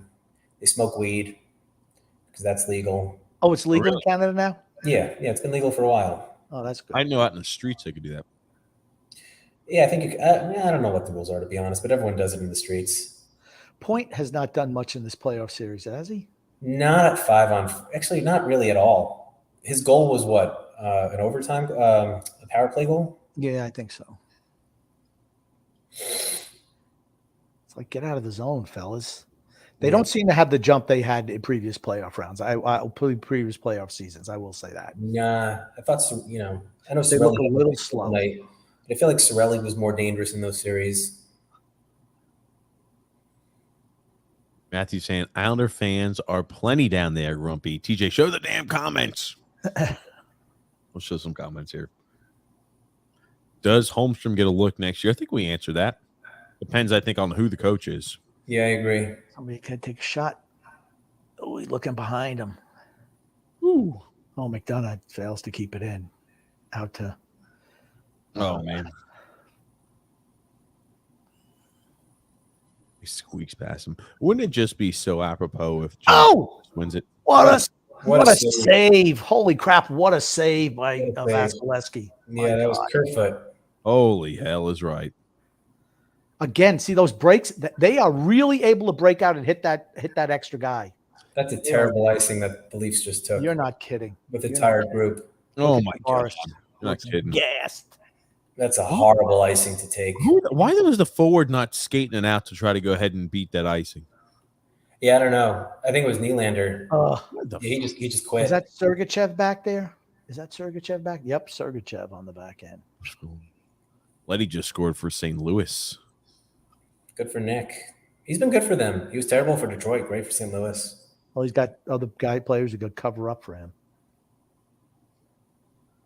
How about that if he wins a cup? I just don't think he was really motivated to play for Detroit. Yeah. I don't think Detroit is. I mean, they have some young pieces. I think they're a little ways away yet. I mean, they need to assemble a whole new team, right? Yeah. Pretty much. I mean, like Joe Veleno's up there. He's getting time. They have a lot of young pieces that are up there getting time already. Oh, my God. Get Hagel off the damn ice. Again, right on his stick, and he just – idiot off the ice. Got to hustle back, fellas. Again. Mighty Hagel.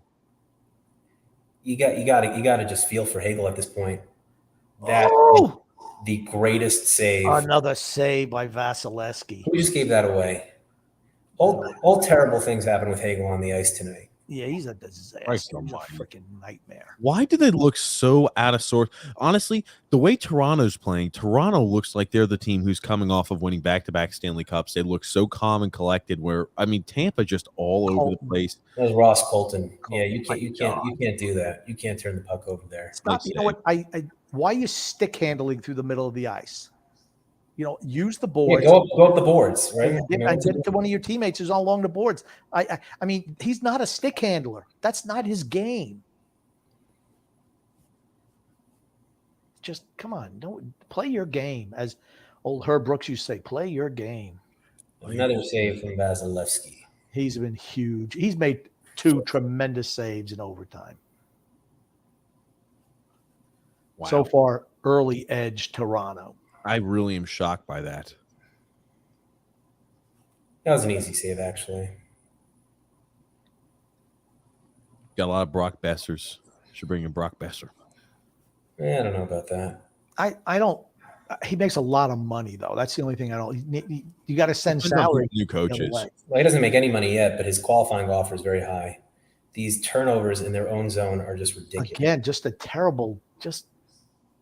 Yeah, I mean, look alive, guys. Seriously. You know who's done nothing in this series? Killorn. Yeah. Maybe that metal hip is not doing him well. Players who get hip injuries, that's pretty much the end. I remember Ryan Kessler, who I just loved as a player. He was never able to return from that hip. Hips are devastating for hockey players. All athletes, really, but hockey players really in particular. Rivalry had a very strong playoffs. He elevated his game to another level at 24 years old. So at 24 years old, I don't want to trade him because he's our only left wing that could skate. I think Parise could skate, but Parise's old, and he's not going to be here long term. So no. If you're moving Beauvillier, and he's a guy who you could move because he's got value. For me, you got to get something real. You can't just I'm going to get myself. Like a third line winger. You can't move him for a guy like that. Nah, you got to get something really good. But to me, if you can, it's really pretty simple revamping that the defense core. It's really one trade for a top 4 left-hand defenseman away from being really good again, in my opinion. I agree with that. But the biggest issues is the forward group. It needs so much work. No. The biggest issue is the defense group, Grumpy. This year, I'm just saying that things that are going to be really difficult for you to change. Right. I mean, I think they're both going to be difficult, but I think one defenseman puts us in a perfect spot. I think Defensively, even if you sign, even if you say, hey, we make a trade for Chikrin, we acquire a guy who's, you know, left-handed defenseman, a competent one, and it doesn't cost us, let's say, Salo. Salo's your bottom guy, and you go ahead and get a bona fide top four. Even if you get Giordano, he's a left defenseman. Giordano on a 1-year deal would be a dream for me. I was about to say that's an easy way to fix it. Just get like a Band-Aid on it. Hopefully he wouldn't cost an exorbitant amount. It'd probably take like $3-4 million. But why would he want to come? I don't think he would. He's a Canadian. I don't know. I mean, he probably likes it in Toronto. And here's the thing: win, lose, or draw, Toronto's taken a step up this year. I feel from compete level. I never thought I'd see them compete like this, and they have. You got to remember, they're young guys now. Their core is They're in their prime now. Just getting ready to enter that prime, 26, 27, 28 years old. Right. I mean, so to me, they're a team on the rise, and I like what they did, more defensively responsible this year. And Giordano helped big time. Oh my gosh, yeah. Yeah, huge. I mean, look at Justin Hall and all the confidence he has playing with him. Yeah. The real C says Kevin Fiala would be a nice trade. I think they're going to do anything they can to keep Fiala. They're not move the cap around. It's tough. They already had one contract dispute with him. You know, how much more can they have of that with him? Oh, big save. Good save. They're lucky that's David Kampf coming up and not Austin Matthews, I'll tell you that. Yeah, big save. They almost went to arbitration with Fiala this summer, right? So there's already some bad blood there with Guerin. He's going to cost easily $8 million. The cost of acquisition would be huge. Oh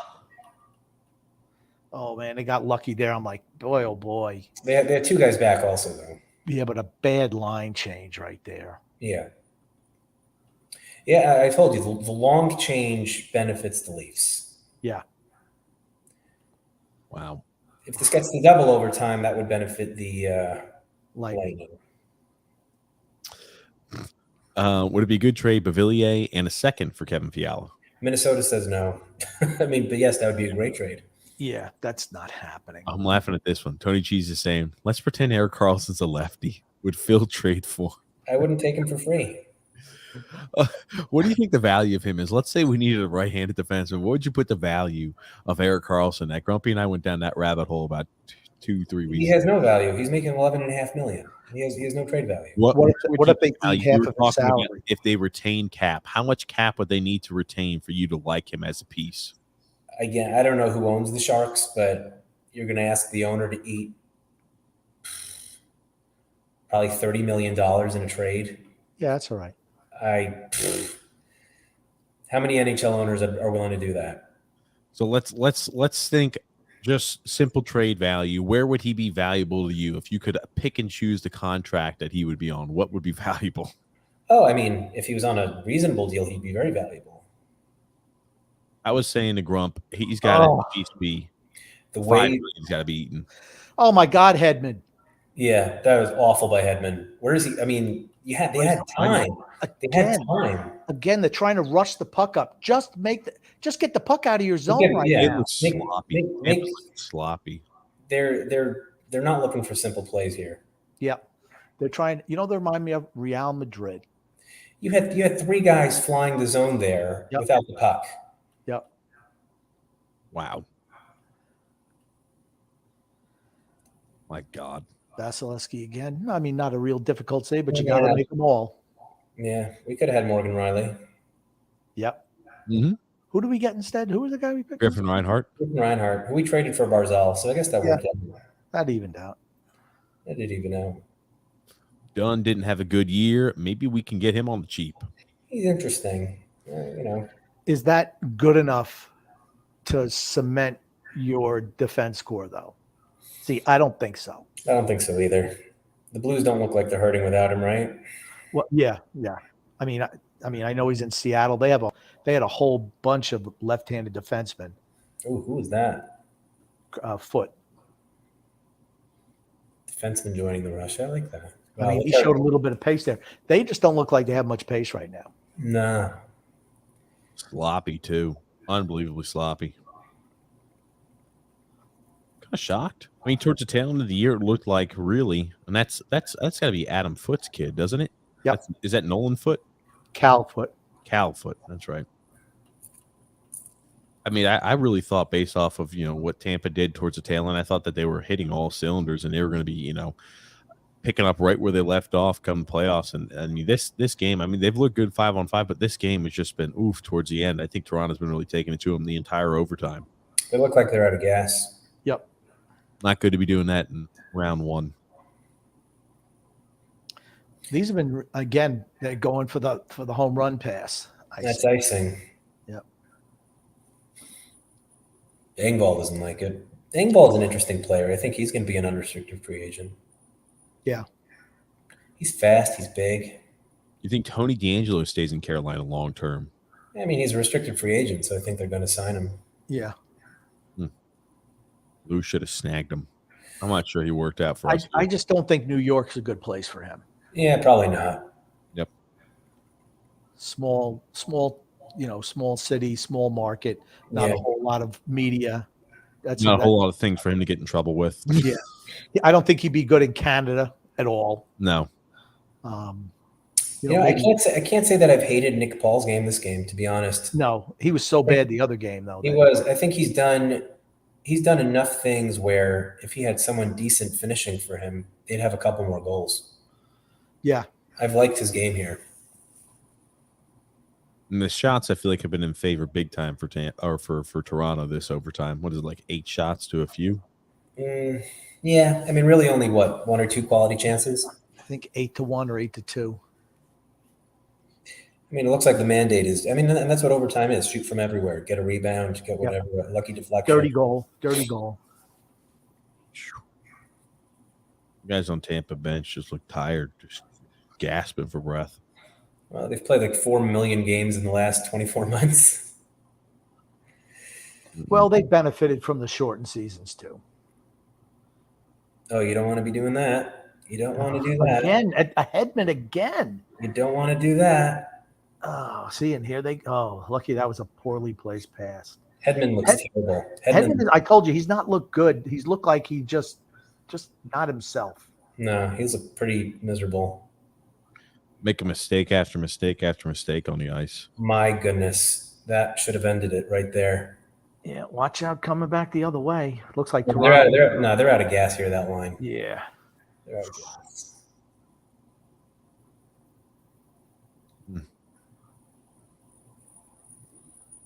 Someone had a chance right there, right in front of Jack. No, who was that? They buried it into the guy diving in front of the net. Again, the home run pass. Yep. They're like, you know what? We can beat their defensemen. That's what they're saying right now. We can beat their defensemen with our team speed. Well, you're making that pass when you have 4 guys back, right? Yep. It sounds like they send one guy to fly the zone, and if it works, it works, and if it doesn't, all right. What's the worst that's going to happen in icing? I mean, that's the calculus there. It's not a bad play. I remember with is how successful they've been on those long passes. I remember in ye olden days, you locked it up on the boards, they just blew the whistle. You never see that anymore. It's like 5. That scrum wasn't long enough, I don't think. Yeah, no, I'm just saying in the past, they freeze that puck and they don't just say, oh, well, just fight for it, guys. No, they just blow the whistle. I mean, you got to be feeling pretty good if you're Toronto. You got to be feeling right now, the only reason they were able to tie it was because of a 5-on-3. Right. Other than that, they've been doing nothing. Yep. We've come out in overtime and we've looked dominant. Oh, don't overcommit. Oh, wow. I mean, you think Corey Perry would look a little more alive. The guy just lost 2 Stanley Cups in a row. I mean, you'd think he'd look more alive in this game, right? I don't know. He's 37? He's been good this year, though. I mean, I don't know. Yeah, but he's still 37. It's not like he's one of those smaller guys who was always a great skater. Spezza made a great play. Yeah.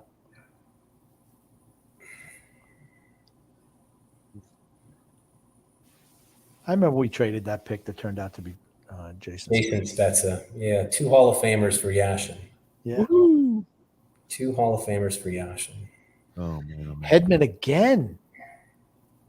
It's like He's their biggest. He's been their biggest liability, not Sergachev. yeah, he's not been good today at all.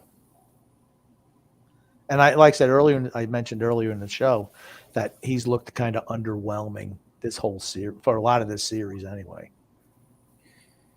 They are just not a very effective dump and chase team, Tampa Bay. No. The big guys you'd expect to step up have been invisible. That was a very big block shot for Toronto. And you never saw that from Toronto in other years. No, I don't know who that was. Whoever ate that shot, that was very well done. I see 20, I think, Kiefer Bellows. How do you think things unfold? Wow. Another big save. Ooh. I'll tell you they what, carry that rebound, though? Vasilevsky's come to play. My gosh. Tampa's done. Tampa looks like they're gassed. I'm with you. And even if they score here, I don't know. Yeah, I'm with you on that too. I'm no longer convinced that they would win Game 7 because I was about to say they just look. The entire team just looks like they've got the case of COVID. The entire team does, and are playing out there like with the flu or COVID. It just that's how exhausted it look. Oh, Tavares trying to end it on his own, huh? This game has a Tavares will end it type of feel to it. Oh, huh? what the heck? Yeah, what the hell was that? I mean, what the hell was that? big save, another save. Now I don't know. It looked like he got. Round. I don't know. I want to see a replay of that because you don't go down like that normally.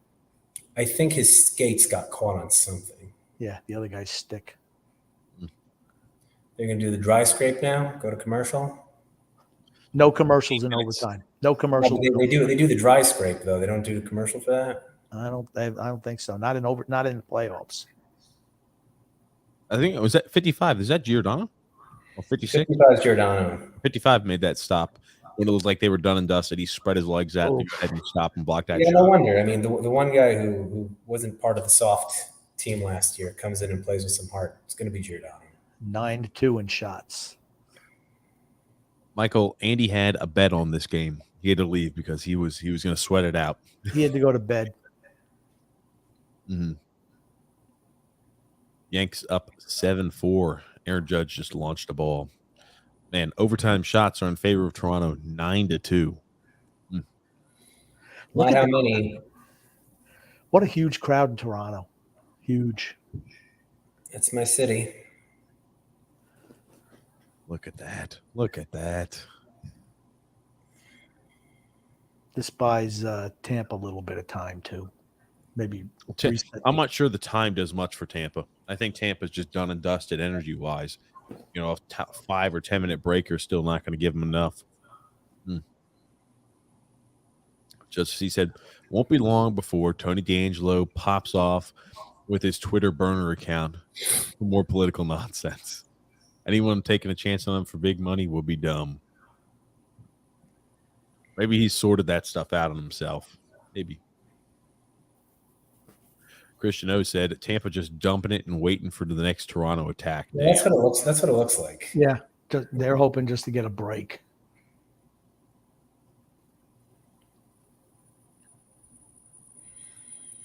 That is kind of what it looks like.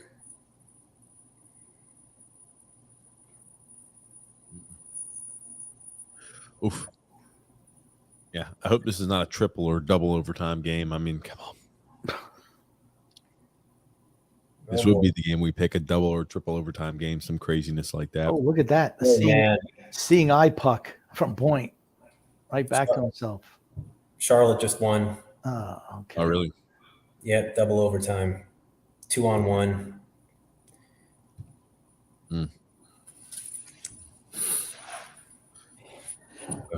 I'll definitely be going Saturday afternoon. I want to make sure I watch them get swept. Watch as well. I told TJ I'd do a scouting report. So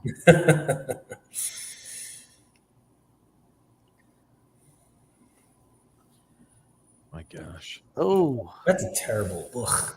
I mean, come on. Got to be that. Huh? I mean, just how is that an icing? He just missed it. The pass up to him just missed it. Christ almighty.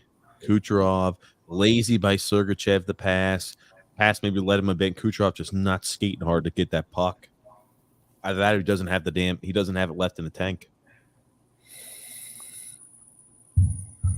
Oh, Tavares has 2 goals today. Oh boy, this has hat trick, doesn't it?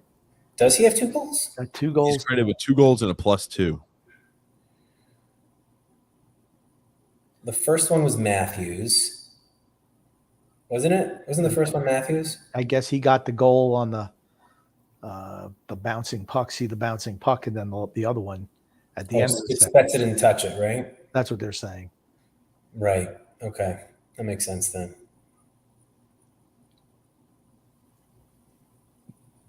Cal Foot's I wonder who's going to take the first penalty in overtime.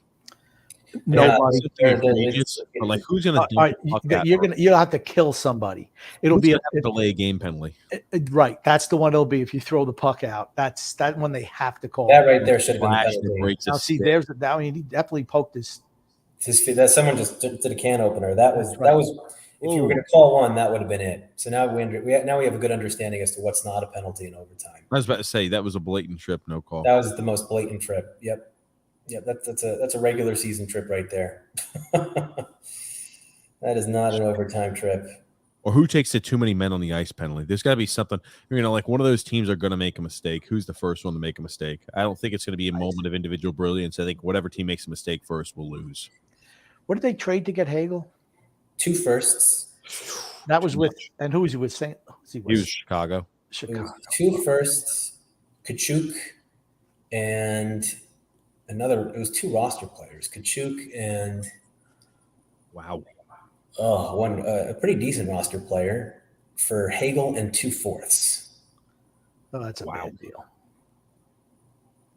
I mean, Hagel was good in Chicago, but in Chicago, wasn't he playing with Kane? He was playing with some really good players. I mean, even bad teams have to have guys who perform well. It's not even about that. I'm sure he'd put up 25 goals if he played with Point and Kucherov, but that's just not who they need him to play with. Right. That job's already taken. Right.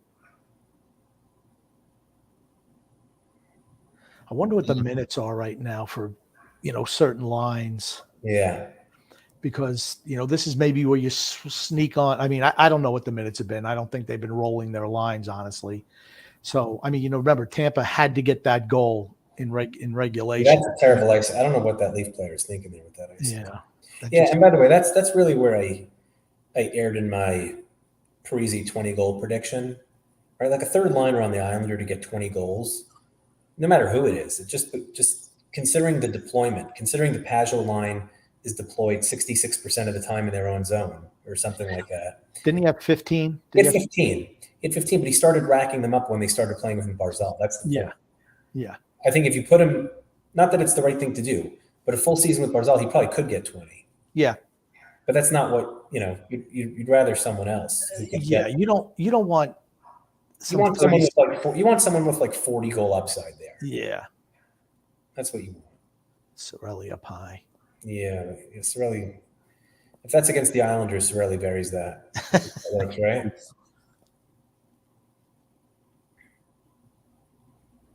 Sorelli is our boogeyman. Yeah.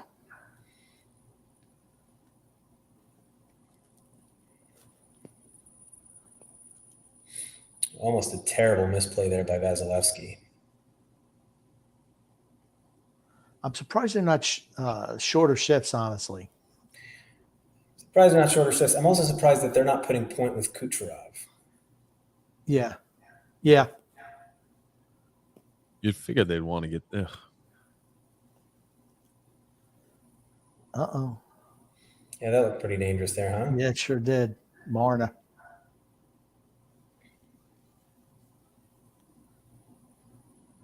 I'd like to see a little more fight from Sergachev. Oof. That was a terrible play there by whoever that Leaf was. Yeah. Hagel. Every time Hagel has the puck, it just looks like hot potato. Every time he's on the ice, it's just like it screams, get off. I'm about to say, he just cannot control the puck. He can't control the puck. He almost coughed it up there before he got to the red. Mm-hmm. He's just, I don't know. These long stretch passes, I think, is stretching out Tampa too, where again, like they're just saying, here we go. We're just going to wear you out to these long stretch passes over and over and over again. You really haven't seen much of Tampa's fourth line tonight. Right. And that's when I'm like, okay, is this a time when you put them on there? They maybe get some jump. Right. Yeah, that easily could have been a penalty call too. On Belmar, yeah. They're just not. Oh my gosh! Again. It's like It's all with Hedman. Hedman is Yep. Hedman's giving this game away. Hedman's going to give this game away. It's just a matter of time. He's been terrible. Oh my God, yeah. Hedman is going to be the reason why this is. Tavares just fell. Yeah, that was pretty. He's just clumsy. He was never a great skater. 24-year-old Tavares doesn't do that. 24-year-old Tavares goes like a bulldog to the net there and figures out something. Yeah. What's he, 31, 32 now? 31. He'll be 32 in September, I think. Okay. And that's a smart play by Hedman. Just get it on net. Yeah. Anything on net is good. Get a face off in their zone right now. Yep. Okay, give me 1 sec. Let's pull this here. I mean, even on that deflection goal that went in, if he hits his glove, it should be reviewed. You know, when the puck is right. back in the air. I don't think it hit his glove. I thought he got a stick on it with the stick over the bar. Yeah, I don't know. You know, I just wish they would have slowed that down like they like to show certain things. Slow it down frame by frame. Let's see if he hit the glove. Let's see if he did anything to impede the goalie. Let's see if he hit the puck. They just airmailed it. Okay, we're on to the next play. Right. I mean, they should have at least looked at it in Toronto. Okay, again, it's a 3-on-2 coming back the other way. Oof. Absolute sloppiness. Everything is a fire drill. Yep. Everything's a fire drill. Victor Hedman's around 31 minutes tonight. Sergachev at 28 minutes and 30 seconds. McDonough 26. Wow. That's a great deflection by Palat there to get that in. Braden Point and Kucherov both at 26 minutes apiece. Stamkos 24. You talk about the fourth line not seeing much time. Patrick Maroon has played 8 minutes and 42 seconds. Yeah, you haven't seen Maroon. Oh, wow, that was dangerous. He knocked him right on his keys. Someone just got away with a shoulder to the head there. I think he hit him in the chest. Cirelli looks fresh. He does.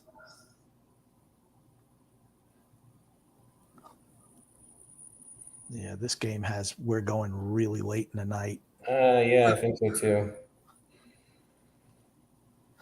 Oh! Scores! Oh. Gonna be game 7. Wow. Can we get Andy back in here for an instant reaction?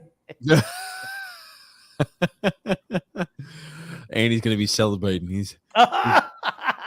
They're showing the Toronto fans. They turned all the lights off already. Go home. That's what they're saying. Go home. Party's over. Oh, Maple Leaf Square looks devastated. Jesus. Yeah. How worried are you if you're a Toronto fan right now? Very. I wouldn't be worried. Andy's coming back. Andy's coming back. Okay. I wouldn't be worried because I think they're the fresher team. I really do. But I think the mental plays a little bit with it. They're like, holy shit, game 7 again. Holy shit. Tampa's not going to be able to go down. They're going to really have to be buttoned up defensively next game. Oh, if it's a Saturday afternoon game, what are they? I assume it's got to be Saturday evening, right? They're playing this game. Nice tumble there, Matthews. Trying to goal hang there. Did a little toe pick. Boom. He just fell. Yeah. Oh! They knocked it in themselves. Oh my God. It's slow dribble. It's just a slow dribble into the net. Look who it is, Grump. We've got Andy Francess back with us. Look, Andrew Francess, who was never nervous. As I was telling my younger brother, because he really wants them to lose, he's just like, I just need it to end. He goes to school in Tampa. He's obviously upset about the Islanders' losses. And as you saw Vasilevsky make many quality saves, I just will believe that they're out of the playoffs when I see that final puck past him. And it just never happens. Oh yeah, by the way, I told this to Phil. I said they will show you the penthouse on the way to your dungeon. And that's exactly what they did with the Beauvillier goal, where I truly believed. And it takes a lot for me to believe.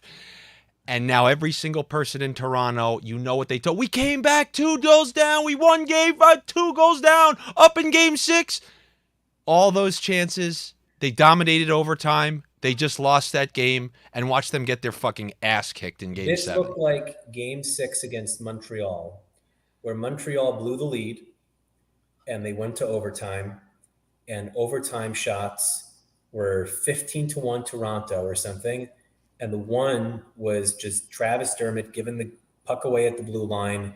And I can't even remember who scored. It was Kotkaniemi or someone like that. And once it was going game 7, it was over.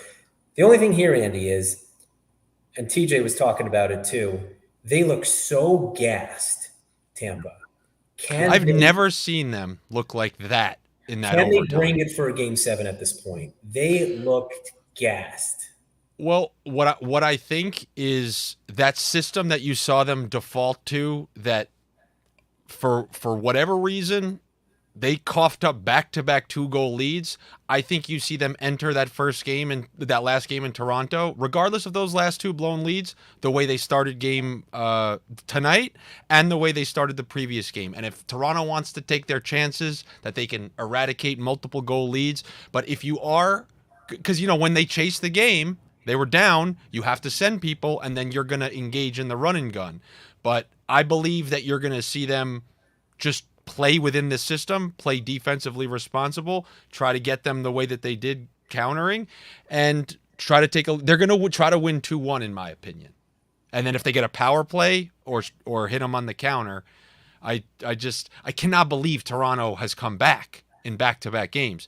When after the overtime we're talking, it seems like, wow, Tampa played, but don't forget, we watched 2 periods and it was like, oh, Toronto finally had a couple good shifts, but we're watching that first half of the game. We're saying like, oh, if this stays 5-on-5, this is just Tampa's series. And then all of a sudden, you know, it switches in your head when you watch a tired Tampa team who chased in the third period, you know, and you have a juiced up Leafs team. They generated most of the scoring chances in overtime, but like I told you guys, I will believe that Tampa's gone when I see that last puck past Vasilevsky. It's just I'll tell you this, it's bizarre to see the way where when it rains, it pours against Tampa this year. You didn't see that last year. I mean, 1 goal is leading to 3 every single time. Yep. Right? Two goals at the end of the period in the last 30 seconds. Since when? And Hedman looks like ass. I mean, he's always a gambler. You see Sergachev just pure gambling. He really is funny out there. They got to get Hagel out of game 7 though. Oh, how about that open net miss to win the game? When I saw him putting his head in his hands, I'm like, get this bum off the bench. Yeah, send him home. Yeah. You could tell that was not a 2020, 2021 Tampa player. No, if you're not ready for the moment, get the hell out of here. And then, I mean, it's hot potato on his stick every time. This series, by the way, you know, when they play guys who will hit you, they play an Islanders team, then you would have seen like those Corey Perrys of the world and Maroons, but this is not a series for those guys. This is a series. We called that out. I was asking TJ, I'm like, let's get the ice time for these guys, because I haven't seen Maroon 8 or to 10 Belmar minutes. in years. It's actually no different than when the Islanders play Washington. You're going to see that Martin line in the playoffs. Extremely productive. They play Philadelphia, just causing havoc. Play Boston, causing havoc. Play Tampa. You'll never see them, because Tampa's willing to. They'll play that style. That style needs to be effective against a slower team who's going to operate in a similar fashion like you. Like they would have been good against a Carolina, but they're rendered useless the same way you see Maroon rendered useless against a team like Toronto, who just wants to. You know, Toronto is still trying cross ice skill plays They won't just throw it at the net. Did you see the Tampa Bay defenseman just slapping anything towards the net? And you kind of need that approach a little bit come playoffs. Look at that little ruckus at the end there. It's not like it was the initial shot that went in. Just a goalie turn, people poking, and there you go. Now, how about this, Grumpy TJ? Would you feel comfortable putting your chips, because you saw how that overtime went, in Toronto's corner for next game? Yes. I don't know, man. It's I like, just think eyes tell me yes because Tampa looks gassed. I think even if Tampa wins this series, Tampa's out next round. Go ahead. To who? To who? The Florida Panthers, who can barely take leads on the Tom Wilson list. 1 win against the Islanders, 1 win against the Bruins, Washington Capitals. What I saw from Tampa gassed. today and what I've been seeing from Tampa, it's not the same Tampa, and they look gassed. I'm not even sure they win. My brain tells me Toronto wins. My heart says Toronto just doesn't have it. Toronto is going to continue to manifest in their inability to close out a series. Another game 7 loss. I mean, you saw after so Columbus goes 1-1 with them in that in 2020. They and then there was that 5 overtime game, and that just kind of spread.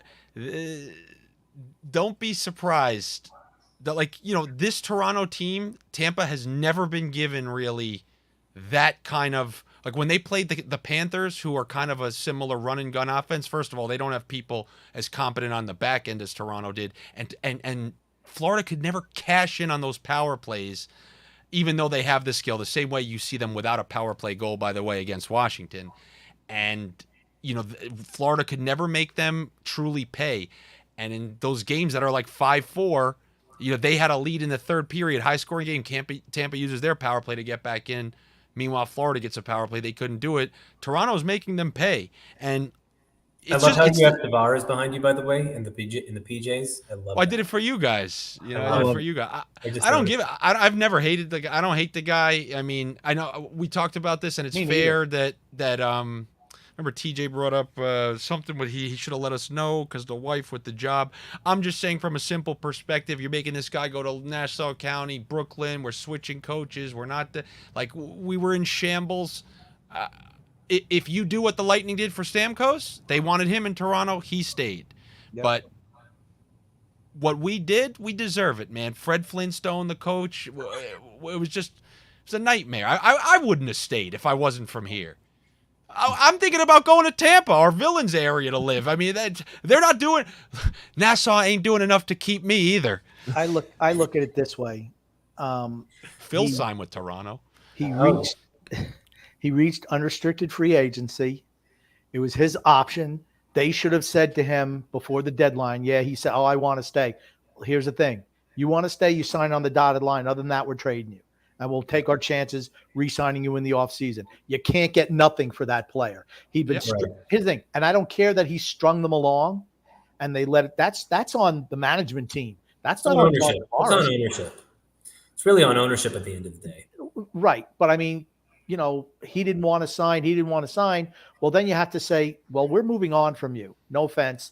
We could get a king's ransom from you at the trade deadline. And then if you really want to come back, like you say, we'll bring you back. But that's where they could have reloaded by getting, Toronto was offering a nice package for him, supposedly. Vegas traded for Thomas Tatar 1 or 2 first-round picks that year's trade deadline. John Tavares would have gone for a king's ransom. I heard it was like Nylander and a first or something like that. Yeah. I'm sure that one looked nice. I'm sure this is something, like you guys talked about a lot, and I don't want to beat on a dead horse. I'm just saying, I personally, the how many years has he been gone? We're gonna win out on the back end of this deal. That's right. Yeah, we didn't get the cap, but just from a simple perspective, he was a player that got drafted into a situation that honestly was a constant moving building. Even if you get drafted to an Anaheim and you're just to the, it's still better than in the current state that we were in. Right. By the way, this Nick Leddy goal is of the worst goals I've ever seen in my life. Okay, tell me he has 2. You saw the first one? Yeah, just a classic wrist shot. That is of the worst goals I have ever seen a goalie let up in a playoff game. My God. Well, you want to put in Cam Talbot out of nowhere? Just game 6 in his what first are start? They thinking? That was interesting. I didn't understand it. This is reminiscent of Brian Rust over Varlamov in game 2. My God, that's bad. You can't let those go. I'm sorry. Oh my God. Again, he gets beat short side. You can't get beat short side as he's skating away from you. By the way, don't think that I want Andy to analyze the zone entry though as to what 5 wild players are doing here. Backing away. Yeah, but really, I'm telling you, I tried telling you this on that point goal. When they see the forwards behind him, it gives the defense, because there's a weird, like, you know, in the NBA or something, if a guy's deep enough, you just let him take the shot. Yeah. That's unfortunately what the defenseman's doing. Like, it's embarrassing that the goalie's letting it in. It's saying, all right, yeah, we'll give you that, but you can't take us wide. So what are you gonna do? So he tries a shot from. Well, we already established that the theme of this playoffs and the theme of the season is the Isles fan torture chamber. Yeah. Nick Leddy versus Devon Toews in the second round is part of the Isles fan torture chamber. This is God's sick punishment for trading away every mobile defenseman they've ever had and replacing them. And it's, you know, when Tavares scores in double overtime in Toronto, that's going to be part of it too. Well, you saw last year with Leddy. I mean, the Leddy thing, I don't even really think about it all, because he had a greasy wheel last year. He used to be able to accelerate away from people, and last year was the first year he kind of wasn't doing it with such ease. And then those brutal turnovers in his own end. I remember you hit me up earlier this year. You said he was dead last in plus minus, right? Detroit, at some point. Yeah. So I mean, that's bad. So. What were we missing out on? We have ultimately, if Ratu turns into a player, that's going to be a good deal, but we won't know that for quite some time. But man, Game 7 in Toronto, I said going into the series, and we talked about it, that you probably can't have a major shakeup in Toronto for losing to Tampa because it's Tampa. But the only way it would happen is if you just lost in such hilarious fashion, where you came back in Game 6, blew a lead in the third period because of the most asinine penalty Alex Kerfoot could ever take. I mean, Keith had no argument there. He almost took Hedman's head off. Yeah. You know? Yeah. And then losing Game 7 in some sick way would just be, I think Larry Tenenbaum's just going to fire everyone at that point. I don't think so. He just signed Keith to a 3-year extension. He's not getting rid of him. And I think Toronto has made improvement. I really do. They are way better, way tougher to play against this year. Yeah, but Grumpy, what you're not factoring in is it was always assumed, well, somebody like me sees a team like Toronto, they rise to the occasion of the Stanley Cup champions. But trust me, if the Capitals were in front of them, watch them fumble away some of these games. They play down to competition. They play up to competition. It's wild. Okay, like I'll tell you what it is. You have to, in order to understand the Leafs organization, you have to understand Larry Tenenbaum and MLSE and just look to the Raptors and what he did on the Raptors side of the business, right? No one thought that Tracy was deserving to be fired. No one thought that DeRozan needed to be traded. But at a certain point, that Raptors team was not able to get past LeBron. And what did they do? They made, or Casey, Dwayne Casey was the coach, right? They fired Dwayne Casey and brought in the new guy, Nick Nurse. They traded in a shocking trade DeRozan to get. Yeah. I could see them doing that on the Leafs side of the business. That was the craziest gamble of all time, the one-year gamble.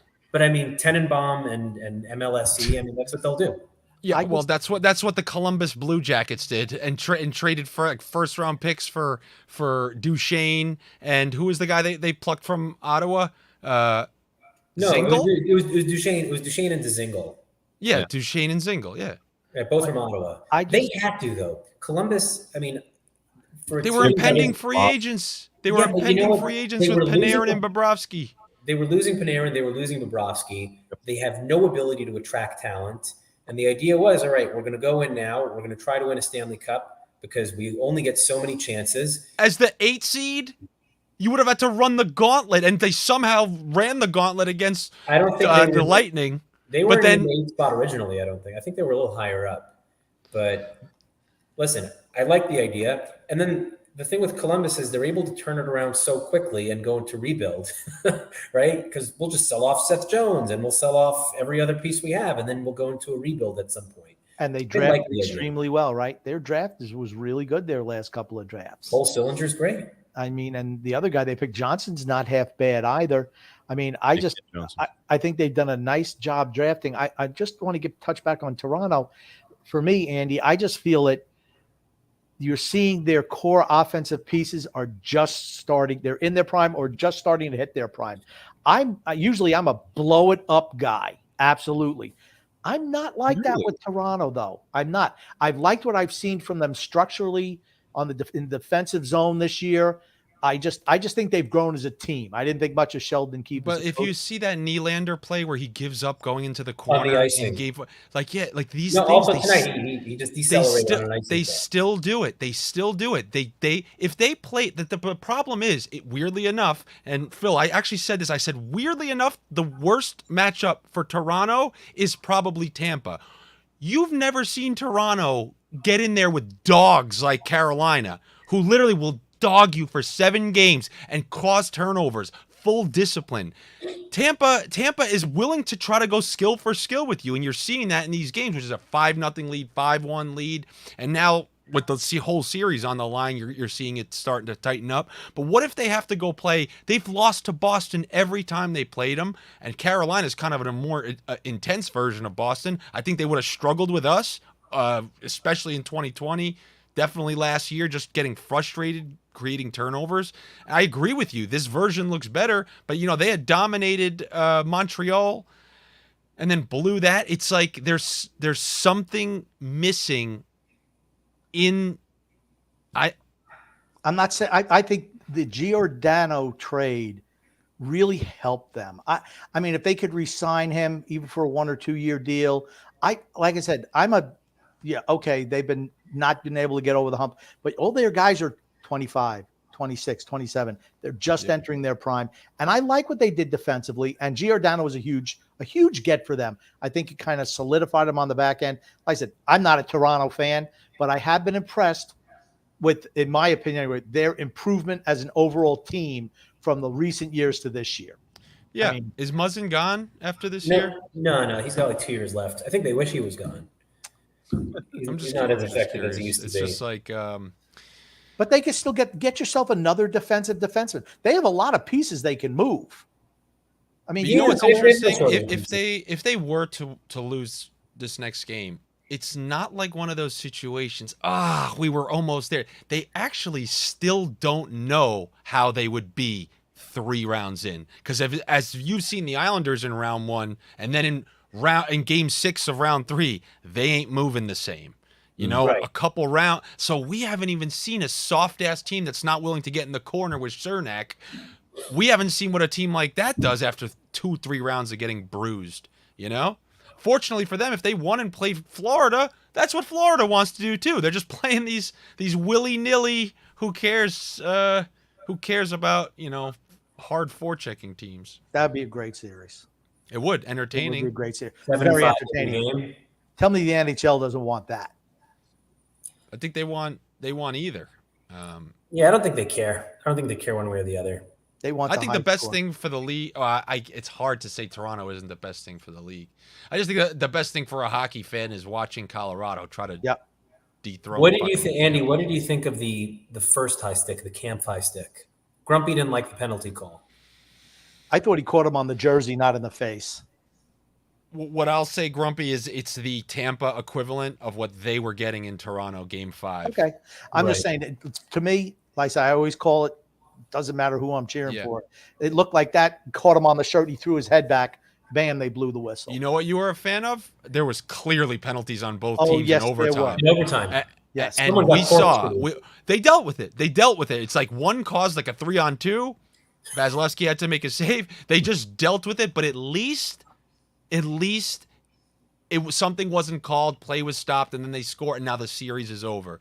Like, I don't know. I kind of weirdly like the way, like, that's how I wanted overtime to go. Let a team, unless it was a stick to the face or something. Just Right, let or them throwing play. the puck, over the at Puck him. over glass. Yeah, that's Yeah. it. But I hated the double minor they called on Andy Green going into overtime that year. The way his stick, the one on Kucherov, the way his stick just kind of got caught up and he was twisted. I think it's nuts that if you bat a puck out of midair, that one still counts as delay a game, because you're just trying to like whack it, even if you're trying to hit it straight across. I mean, it's not like you're shooting it. That's closer to a deflection, but Unsung, I mean, maybe not unsung, but Vasilevsky was really stellar in overtime. Heroic in overtime. He was really, really good. And that's what I'm saying. You guys have seen when it's like, oh, that we're entering that phase of life now, and it cut to him, and I just told my brother, I was like, and he's rooting for them to lose. He needs to see, because my brother's a goalie too. He just needs to see Vasilevsky lose, and Grant Fuhr was like that in his heyday. They might, win a game 5-4, but in the big moments, he made the big saves. He just did. Billy Smith. I think this was the only extended stretch of the playoffs so far where he's looked dominant. Yeah. From the time he gave up the third goal until the end of the game, he was dominant. Yeah. I think they were. I can't remember. Someone had that one where he had the glove save in the middle of overtime. Yeah, and then back to back. Yeah. And then with 4 minutes left, I think they had the Kerfoot line out there, and they were just pelting him from everywhere. Yep. It was the 3-on-2. There was a 3-on-2 and never gets the love. Blocker saves never get the love because they just get skirted to the corner, and it almost looks like a wide shot on live TV. That was the Kerfoot there was a shot. 3. Yeah, and that's labeled for the corner. You see Brock Nelson bury that as a lefty millions of times, and he just made the fucking save, man. It's the closest thing I believe to like witchcraft. I truly believe like they can't. Like someone will not allow them to let in the losing goal. We've seen them win too much now. I know it's just going to be exciting as hell on Saturday. Oh yeah, It's nothing like Game 7. Nothing like Game 7. And this one, I'm gonna have to look at tickets. Now I'm even thinking. And by the way, I've been there a lot. They're not going to lose an ounce of sleep on Mick, what's it called? I forgot the name of their street in Soho there. They'll be drinking, having a good time in Tampa. They'll be saying back to back. There's actually zero pressure, even if they never won, because they have to return back to the softest media in the game. And think about Toronto. This decision by Dean Evison to put in Cam Talbot is they're down 4-0. Well, this is over. It's over. And now do you go back to Fleury mid-game? It doesn't matter. But here's the thing where you're learning, right? Minnesota, limited playoff success in recent years. St. Louis won a cup, 3 years ago? I mean, a random cup. Or something. Yeah. I'm sorry, I'm going to say it. A scam cup. Remember that I'll briefly explain, that West was so beyond bad, and they were trickling through these teams. They played Boston, who was a real team, but this was the year, the equivalent of the Golden State Warriors. That was the Lightning, where they chased they had the best record of all time. And then the Blue Jackets did everyone a favor by sweeping them. So Boston, who ended up the following year losing to Tampa in 5 and then losing to Tampa in 5 again. So Boston would have been Tampa's year. And yet the Blues lose they go down 2-0, squeak by those two. They're doing what Boston's doing right now. They were squeaking by on home games, got the first goal in Game 7. They don't call penalties in Game 7 and trickled like a 2-0 win, 1-0 win. And that's kind of why I call it a scam cup. It's not like they had this road where they were beating all these teams. It'd be the equivalent of coming out of the Pacific right now and then playing a beatable team in the finals. Calgary was the one that they were upset by the Avalanche that year on the Western side of the bracket. They won 16 games in the playoff season. I know. It's the hardest trophy to win. It's not like, a Super Bowl, you have a bad day, you lose. I really believe this because it's a war of attrition out there. It's not even like basketball. You know what I believe, Grumpy? That was a payment for the Blues. They had a lot of success through the Detroit era, a lot of moderate success. I feel like they traded in a bunch of arcade tickets for the big prize. They didn't get anything for years, and they took years worth of kind of success and said, "All right, we'll take this one cup on a semi-easy road. We'll take it." Well, listen, you cut Parise, and that's what happens. You get rid of Parise, you get rid of Suter. You get rid of guys who have had playoff success before, who have been to the Stanley Cup. and you leave it to a bunch of young guys. I mean, it's a ridiculous gamble because now they have like 15 million in dead money on the books for the next 3 years or something like that. So they pushed all the chips in on this year. I don't know how they get out of that cat mess. You can't move dead money.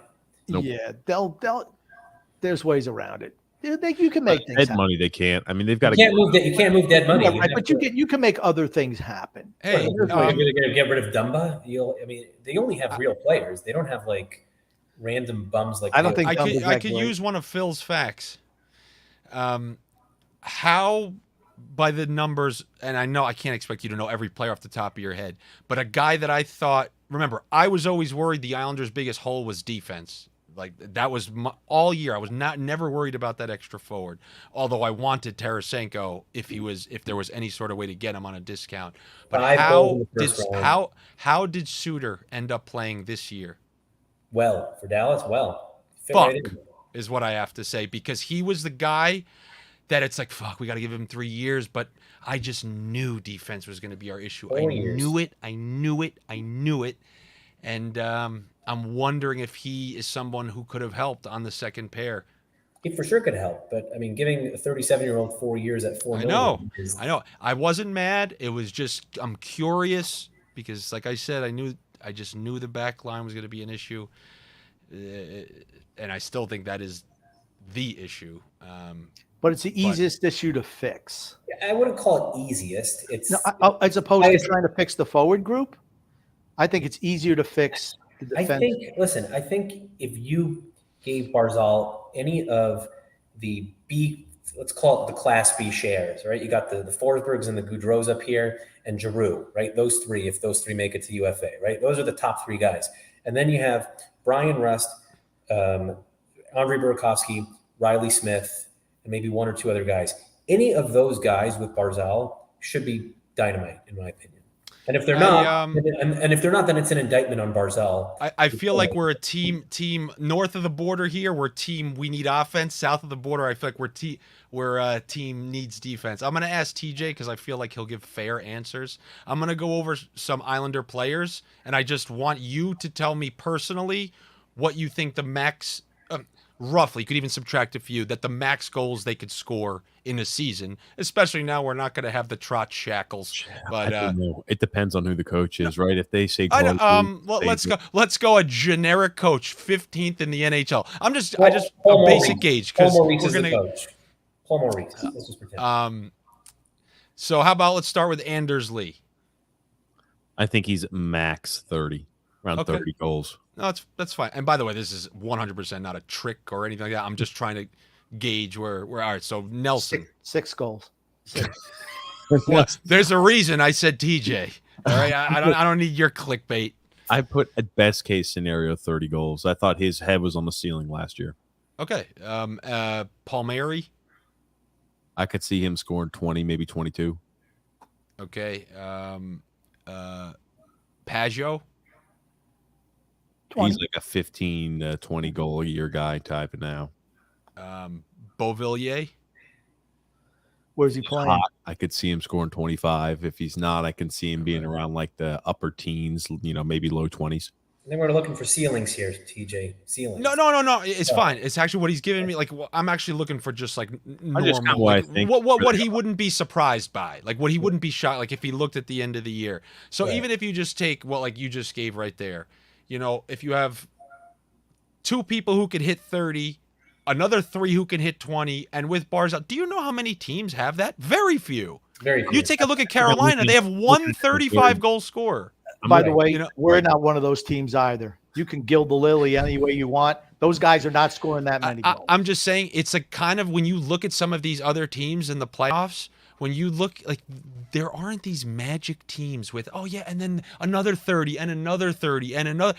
Having like six people who could hit 20 goals is crazy. But I think. No, I mean, listen, you had Nelson with 37 in 72. You had Lee with 28 in 75. Pageau with 18 in 76 or something like that. So those three already covered what TJ was talking about right now. Palmieri, it's just a matter of Palmieri having the second half that he had last year, having that over a full season because he had a banger of a second half. Beauvillier just getting back to what his career average is, right? His career average is a 20-goal scorer. That's what his career average is. But that's basically what I'm trying to say is if you Barzal look needs around, to be a 25-goal scorer, right? if you look around at the league, just pull me any roster, and we're going to go down and say, okay, they have what?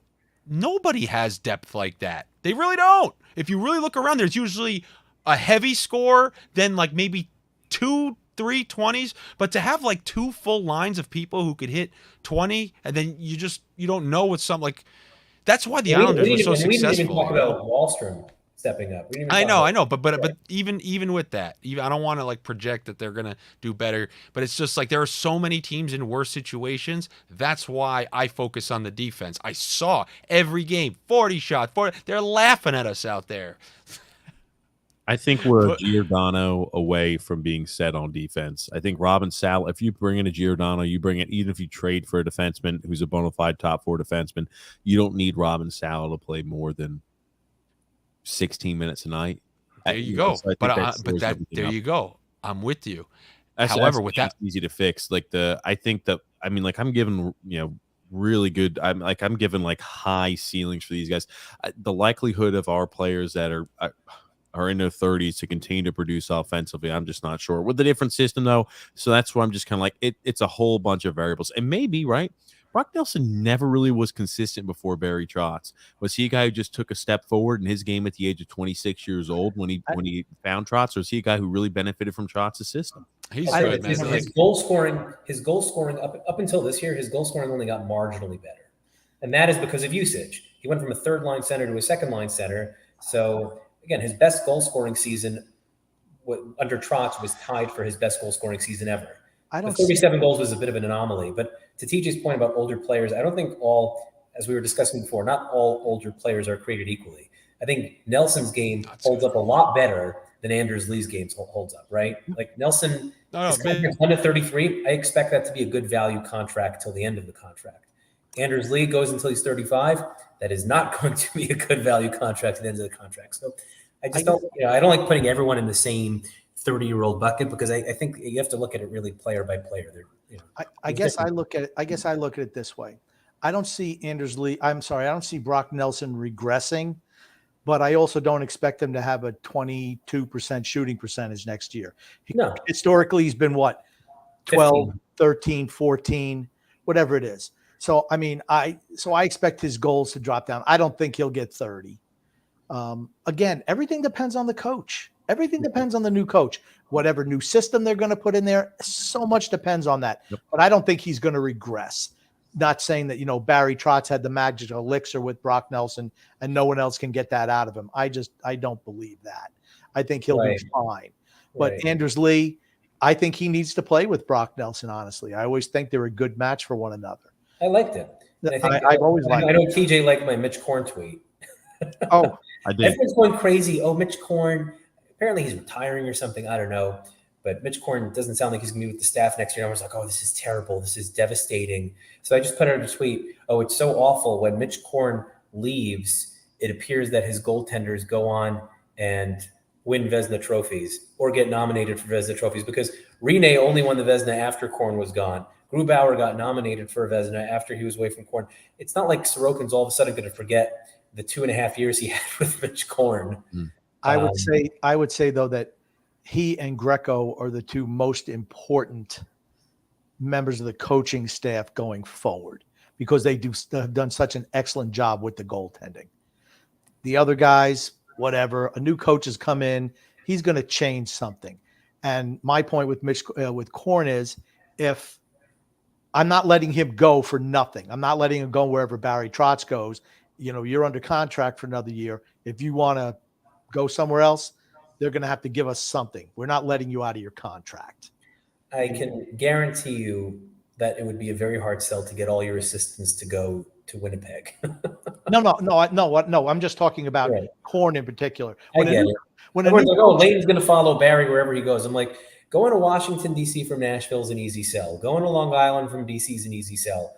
Going from to Winnipeg from Long Island, I don't know about that. Yeah, I was just talking about Korn. But here's the thing. When a new head coach comes in, he's going to want his own assistants. Yeah, for sure. He might keep 1 or 2 members of the staff, maybe, who's under contract, but they're going to I mean, they're going to be gone.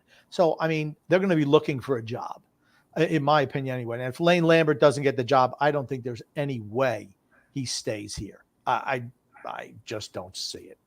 No, Lane's gone. I think he's gone. I prevented my brother from betting LA before the game. That's good. He's going to win this. He's still, well, it's just like, you know, have you guys watched this Kings roster? It's a bunch of nobodies out there. It's a bunch of nobodies. Young guys. No one is deserving of the Jack Adams more than it's McClellan who's their coach, right? Yeah. If this man doesn't win the Jack Adams, then the award is broken. No one ever thought they would qualify for the playoffs. No doubty. Like, it's just you thought the Kings were making the playoffs? Andy, tell them before the season started. Tell them. Oh, hey, look, this guy. I would say I can give it an approximation. No, it was definitely second half of the season, but it was once he watched them play enough, he thought that they decidedly were going to take them over. They were going to make it over Vegas. I was like, not a chance in hell. They're going to crumble.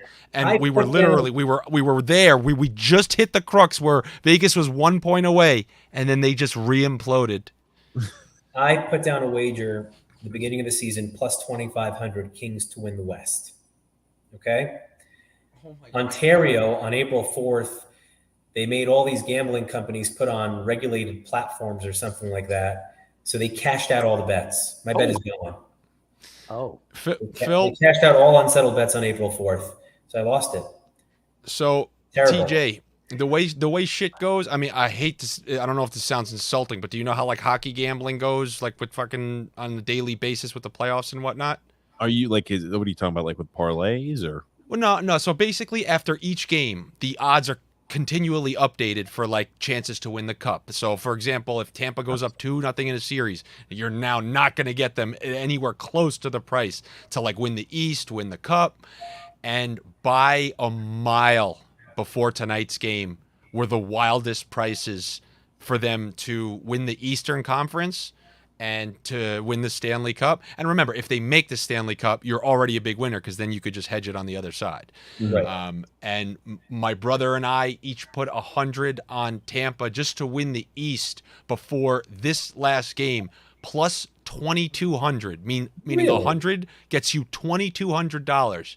And like we looked at each other, we're like, yo, if we lose, we lose. But like, you know, the thought is, you know, they just own Florida mentally. It's like they own everyone mentally and if they get through the Toronto series, it's like, oh yeah, now we're just going to shut it off. And I know you were mentioning that, but when I see Vasilevsky lose 4 times, I'll believe it. So no, if they get through Toronto, they're going back to the cup. I don't know if they're winning the cup, but they'll go back to the cup. No, man, I picked Colorado over them in the bracket. Colorado provides the same exact issues that Tampa does, that Toronto does, with better personnel. Okay, but I will believe that Colorado gets there when they beat the Blues. That's it. They got the mental edge, man. They swept them last year. It was a different team. I know. But when you're looking across at those guys who you saw so dejected in Game 4 because they couldn't even come close to one win, it's in there. When you don't have Perron, things are not going to go well. I mean, Perron is their most underrated player. Tarasenko is operating at about 40%. He had a couple of goals in game 4 to get them started. You have a healthy Tarasenko who has 5 goals in the series. They added Buchnevich for peanuts. They have Cairo. They added Saad. They added Leddy, who's been a good fit there. They have Cairo and Thomas, who have completely broken out this season. It's a different team. They can match their skill. They have enough skill to match Colorado's skill.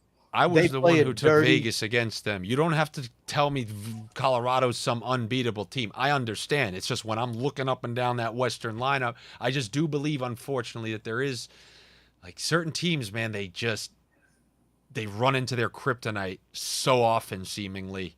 And as good as you just saw the Blues get hammered in games 2 and 3. Let's not forget how quickly that can happen, you know? The Wilder, I mean, that was a 112-point team. Yeah. Oh, yes. Absolutely.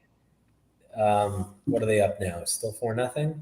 4-0 second intermission. 4-0 second intermission. We got the Blues in 6. So my friend from college does a bracket That was one of the upsets that I went with. That's But not I an had the upset. blue. They were on even playing ground. Well, I know, but the thing is, like, so if you have 100 people filling out brackets, usually what 70 going to take the home side, and like Okay. 50. That's all I'm saying. It's like when you're looking to differentiate the Blues, taking the Blues, and fortunately I took them in 6, which you get that, like, that extra bonus point. You know how that shit is. It always comes down to that. Did you have? I mean, even if you didn't do it, were there any random upsets? My brother, and he said it before the series. He picked the Kings to beat the Oilers. He's not. I mean, he's close. He's close. He's not out of the woods yet. I don't know. No, he's way under the woods. He's under the so woods. under the wood. Are you kidding me? Like, they are huge underdogs in the series now. Yeah. They're going to Edmonton for the last Oh my game 7. God. Let's see if McDavid could put it together. Well, it's not really on McDavid. It's on everyone but McDavid. True. And then, how about how close we were to 3-2 Dallas, and then at that point it was 3-2 Kings. If I had to see Dallas Kings, that's literally like the Islanders trying to trickle their way through Pittsburgh and Philadelphia. I told Andy if we had Dallas versus LA with a full series of Leia Hextall on the call, I don't know if their viewership would be more or less than an Islander preseason game. Oh my God. The reason we were so upset, they would have to get that girl behind the Dallas bench again just to get viewership. She was hot. She was really hot. I think they need to call and figure out who her agent is and get her back. we found her on TikTok. That's all it takes. And do you think she was hiding from it? No. Her latest upload was just talking about me on the news. Every little quick screenshot. That's what it is now. If you've done something embarrassing, you now market that front and center. Literally, if I do something beyond embarrassing tonight, I just thought I muted you and I say every illegal thing I've ever done. Now, that's the meme that lives on the front of my pages, and I sign deals with people. That's what's celebrated now. So, you know how it is. Oh my! But yeah, we found her. There it is. There it St. is. Louis and Colorado this year was 2-1 Colorado, and it was a 1-goal difference. 5-3. Each team won a game 5-3, and Colorado won a game 4-3. So the reason we were partially upset It's about the gonna be way tough. things, I think it's gonna be tough too. the way things shook out these last 2 years, the reason I always wanted Tampa in the lower seeds where they were a road team like last year, or why I wanted them away from us when we played Philly, is I wanted somebody to do the dirty work for us. And we're going to be so sick if this is the year that someone else gets rid of them, because I don't want to hear that we couldn't beat any other of those teams with Florida, who hasn't won a playoff series since I was a kid, and I'm not young, although I know I kind of look at a lot of cream involved. When you look under that, you have so it would be Toronto, who hasn't won a playoff series since 2004. Like, that's who if we beat Pittsburgh and then whoever came after that, you're looking at Toronto or Florida. That's another winnable series. And if it happened the one year the Rangers with this year's team? No, it's unfortunate. What I'm saying is, okay. A seismic shift where either one of the last two teams could have been in now when Tampa was beatable. And if we had the Rangers exact spot right now, home ice versus Pittsburgh in the first round, then take a kind of, battered winner of the other series. We beat Boston last year, Carolina. Yes, they swept us, all coin flip games, but that's winnable. Anyone but Tampa, somebody get rid of them. When you're getting swept, I'm not calling those coin flips. Well, And I'm I was saying, going to say, by the way, on the Pittsburgh series, I think you're going to see, if the Islanders make the playoffs next year, the value of Barry Trotz. When you watch the way the Crosby line, and it's unfortunate that Crosby got hurt, but if you watch the way the Crosby line has been uncontainable in this playoff series, and how the Islanders shut him down back-to-back years. Okay, but our defense is the Rangers don't have a defense. You're right. But I guess the regular the Canadians did a decent job. They beat him in 4. I understand he's having a huge series, but here's the thing. This is kind of the outlier. Barry Trotz did. You think this is the outlier, huh? At this it's stage closer of his career, to what you've seen. I Because don't it's 3 remember series, Gensel. man. I don't remember Gensel being all over the ice against us. I remember it being a lot of Jeff Oh, Carter. he didn't do shit. He didn't do anything. It was Jeff Carter and the middle six that gave us problems. I don't remember Rust also on the power play a little bit, I think. I don't remember Gensel being anywhere. It was Tristan Yardy that single-handedly lost in that series. They were. Oh, yeah. I thought they were the better team by a country mile. And A country mile. What's bigger than a country mile? A space mile. Not only It's a galactic mile. That's a big ass Seriously, mile. full Matthew McConaughey. You come back and your daughter's older than you. She's a grandma. Interstellar. That's the level. No, there were three I know, games, Phil. There were three games where that wasn't the case though. Game 3. Game 3 where we lost 5-4 at home. Even team. Islanders probably the better team. Varlamov was awful. Every time we tied it up, he gave it back on the worst goals you've ever seen. I thought we were better that game. Game 4 where the Islanders won 4-1, where they're up 4-0, and then that was the game we kicked their ass. Dominating. Game 5, I've never seen a team deserve a game. Game 5 was Sorokin holding on for dear life and keeping them in it with those shock things against the chest. the defibrillator. Leo Komarov keeping the season alive, getting that pass to Eberle to tie it up. And then that next game, the Jari slap shot from Pulak, just he was just letting in anything at that point. It was so bad. It was, but yeah. Hey, and then the Boston series, we talked about this, Phil. Go pick any game from that series. Go to NHL.com, watch the highlights. It's the other team just getting chances, and then the Islanders eventually counterpunching. Just the best counterpunch you've ever seen. You guys love this new narrative where it's like, no, the Islanders, they've been comfortable with that for years. Meanwhile, we outshot everybody in 2020. We controlled them. We outshot them every game. Then last year we sucked.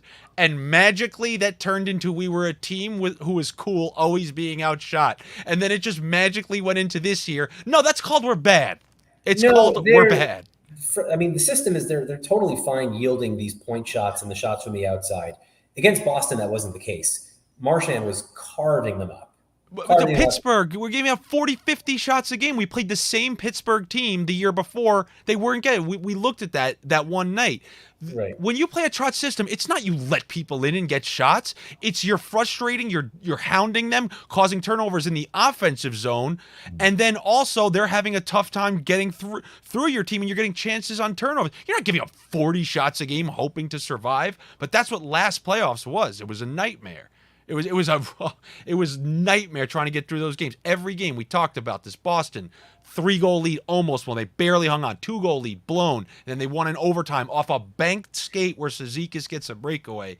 Like, right. It was just game after game after game until Carlo got injured. And then we imposed our will game 6 and threw him a beatdown. Then Tampa was sleeping game 1, and all of a sudden we're like, whoa, we just handled Boston easily. Then we just beat Tampa. Should we get our hopes up here? They really know how to do it to me, man. They really, because they know I don't have faith. I go during Pittsburgh series, I'm like, guys, just stop it. Just hope you get a couple wins in. And they're like, fuck, we don't have Andy. He doesn't believe. Let's dial it up. Let's get a Boston win. He thought we couldn't beat Boston. They did that. And I still didn't have hope versus Tampa. They went down 3-2. Guys, you can't get me. It's over.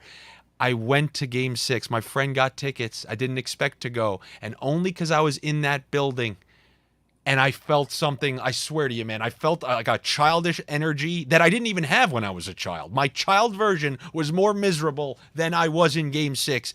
And I had a level of belief that was in like a Hollywood movie. And when I tell you Tampa shows you the penthouse on the way to your dungeon, that's what they did to me. And that's what the Islanders did. It was the only way they could get me. And they did it. Those motherfuckers. Save her around Long Island. Hey, TJ, why don't you hit the last couple of comments before we sign off? I don't need Andy to have an aneurysm over here. Living in the past of the Islanders. You have to get in the comments. I'm good just ending it. I mean, I just worry about him. I see his face. He's very flushed right now. I'm worried about him. Hey, yo, dude, I was flushed. When you saw me leave, that was flushed. Oh, you look like you saw a ghost. All my bets. Guys, you thought I just had for the game. Phil knows. Every week I send him a new Tampa bet. And then we put another. It's my whole life. I told people I started doing these videos for a company. And I give these best bets. And it doesn't matter that I've been picking right and that I picked wrong. I'm like, everything you got, put your son's tuition on Tampa. Like, yeah, and they go down 3-2. I'm looking out the window, man. I cannot be wrong on that one. So we're gonna find out Saturday night. That's for certain. All right. Well, we know where Andy stands. Put your child's college tuition on Tampa. This They got a second mortgage on your house. Everything. home equity line of credit. Everything you've got. Leverage every penny you have is what Andy said. Guys, I have aspirations to be on television. I'm just trying to learn how to lie to the people profusely on a day-to-day basis. So if I could start here on the internet, we can make our way to you name the network. But do you have any solid comments? I always just think, oh, these fucking people hate me, like that bald guy. But I actually like that guy. I don't think he said he hated you. He just commented that your hair was good or something. I know, but then I insulted him, called him bald. Well, now see, I don't. I mean, that's on you though, right? Yeah. I don't think he was really negative to you. I think you took it kind of negative, but I don't think it was necessary. I'm glad I don't do that when people talk shit about me because we appreciate it. Thank you. Yeah, I was about to say. I mean, you got to thank Andy and Phil. I didn't even think about doing something like this, so they get the credit. They came up with the idea. I think so. I promise you, it wasn't even going to really be Islanders. I wanted to, like me and Phil were just saying, like we're just such pricks. It would be funny just watching a game, and then I was like, well, I want to have TJ there because at least. Because I am very self-aware. I'm like, all right, if we go off the rails, I'm just going to ask TJ something nice. He's going to give us a nice answer. And he's able to level everything back out. He's very good. Yeah. Honestly, TJ is the perfect host. He really is. If I'm ever in a position, and this isn't going to happen, where I can get you in on something to host, you're going to be my guy for certain. Now, Phil, do you feel comfortable with Andy calling you a fucking prick? I know he said you both were, and I don't know if you were comfortable with him just characterizing you as that, because I'm going to say you do not, and I know you a little bit, that you do not strike me as that type of person. Maybe I am wrong, and he's right. I don't know.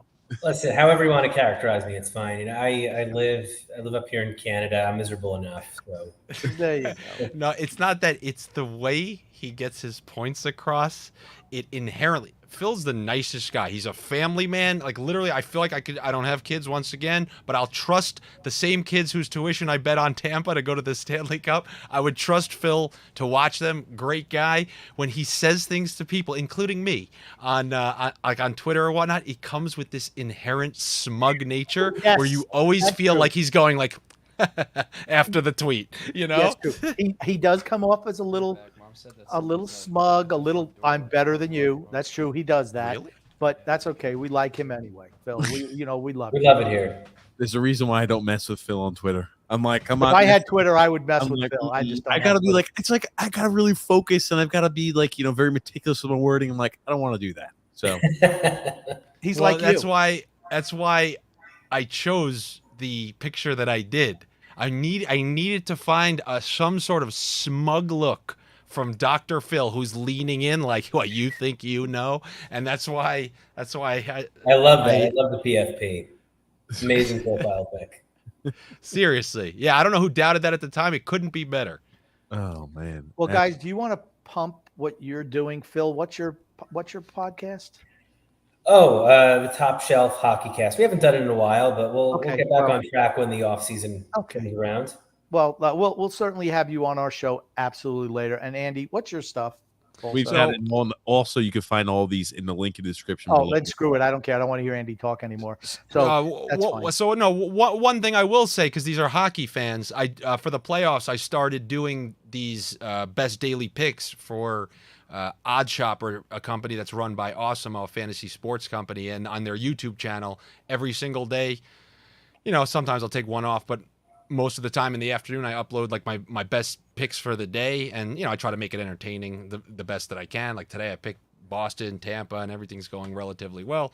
But if you like hockey, and especially if you like betting, then it's something that you might enjoy, and it's called Odds Shopper. And Odds that's all you Shopper. gotta type it on. Yeah. People, once again, we have to tell you, if you have a gambling problem like Andy does, don't go to Odds Shopper. But if you do not, there it is, Odds Shopper. So hey, knock yourselves out. Absolutely. Like Trying I to think find it. scroll down a little bit. Do they have a hockey? They had it's somewhere around there. But yeah, like they put out the link to. There you go. There you go.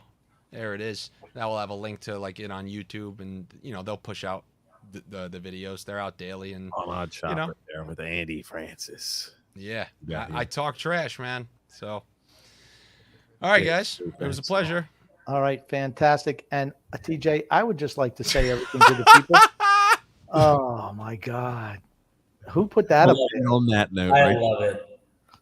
Oh, With the fucking check mark. I'm what a dirtbag, like laughing at my own words. I like how laughing at your own you joke. can read on the side, kind of true, false. That's the best part of it. That's the best part of it for me. And the fisherman jersey.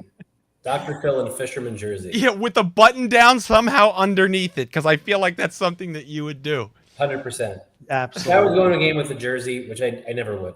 I don't own jerseys. But if I did own a jersey, I would wear a button down under the jersey. Like a guy on draft day. Like as if I just got drafted, I'd wear the hat straight, button down, sweater. Me and Phil are going to me and Phil are going to Tampa for the Stanley Cup Finals. It's on me with these 5 million bets that I've made for them to take the East. I love it. There it is. There it is. Well, All right, thanks boys. so much, guys, for tuning in. Thank you, guys. Well, it was good. This was the much needed crossover there. The Avengers Endgame. Yeah, look at us. We look like 4 Avengers right now. And there's fucking Grumpy up there, the Thing. Oh my God. Oh, I'm so sorry. We're the Fantastic Four, all right. And actually, Andy started the movie The Mouth That Roared, starring Peter Sellers. Look it up. He plays, matter of fact, in that movie, he played 6 different characters. He doesn't work and play well with others, but we love him anyway. Andy Francis and Phil, we always love you. I know we're going to have you on in the off season because we love talking Islander hockey with you. TJ, whatever. I talk to you all the time anyway. No big deal.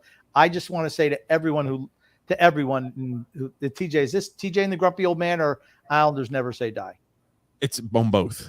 Okay. Well, I just want to say love and laughter to everyone who listens and even those who don't, from TJ and the Grumpy Old Man. Thanks, everybody, for tuning in. Thank you, guys. They got one.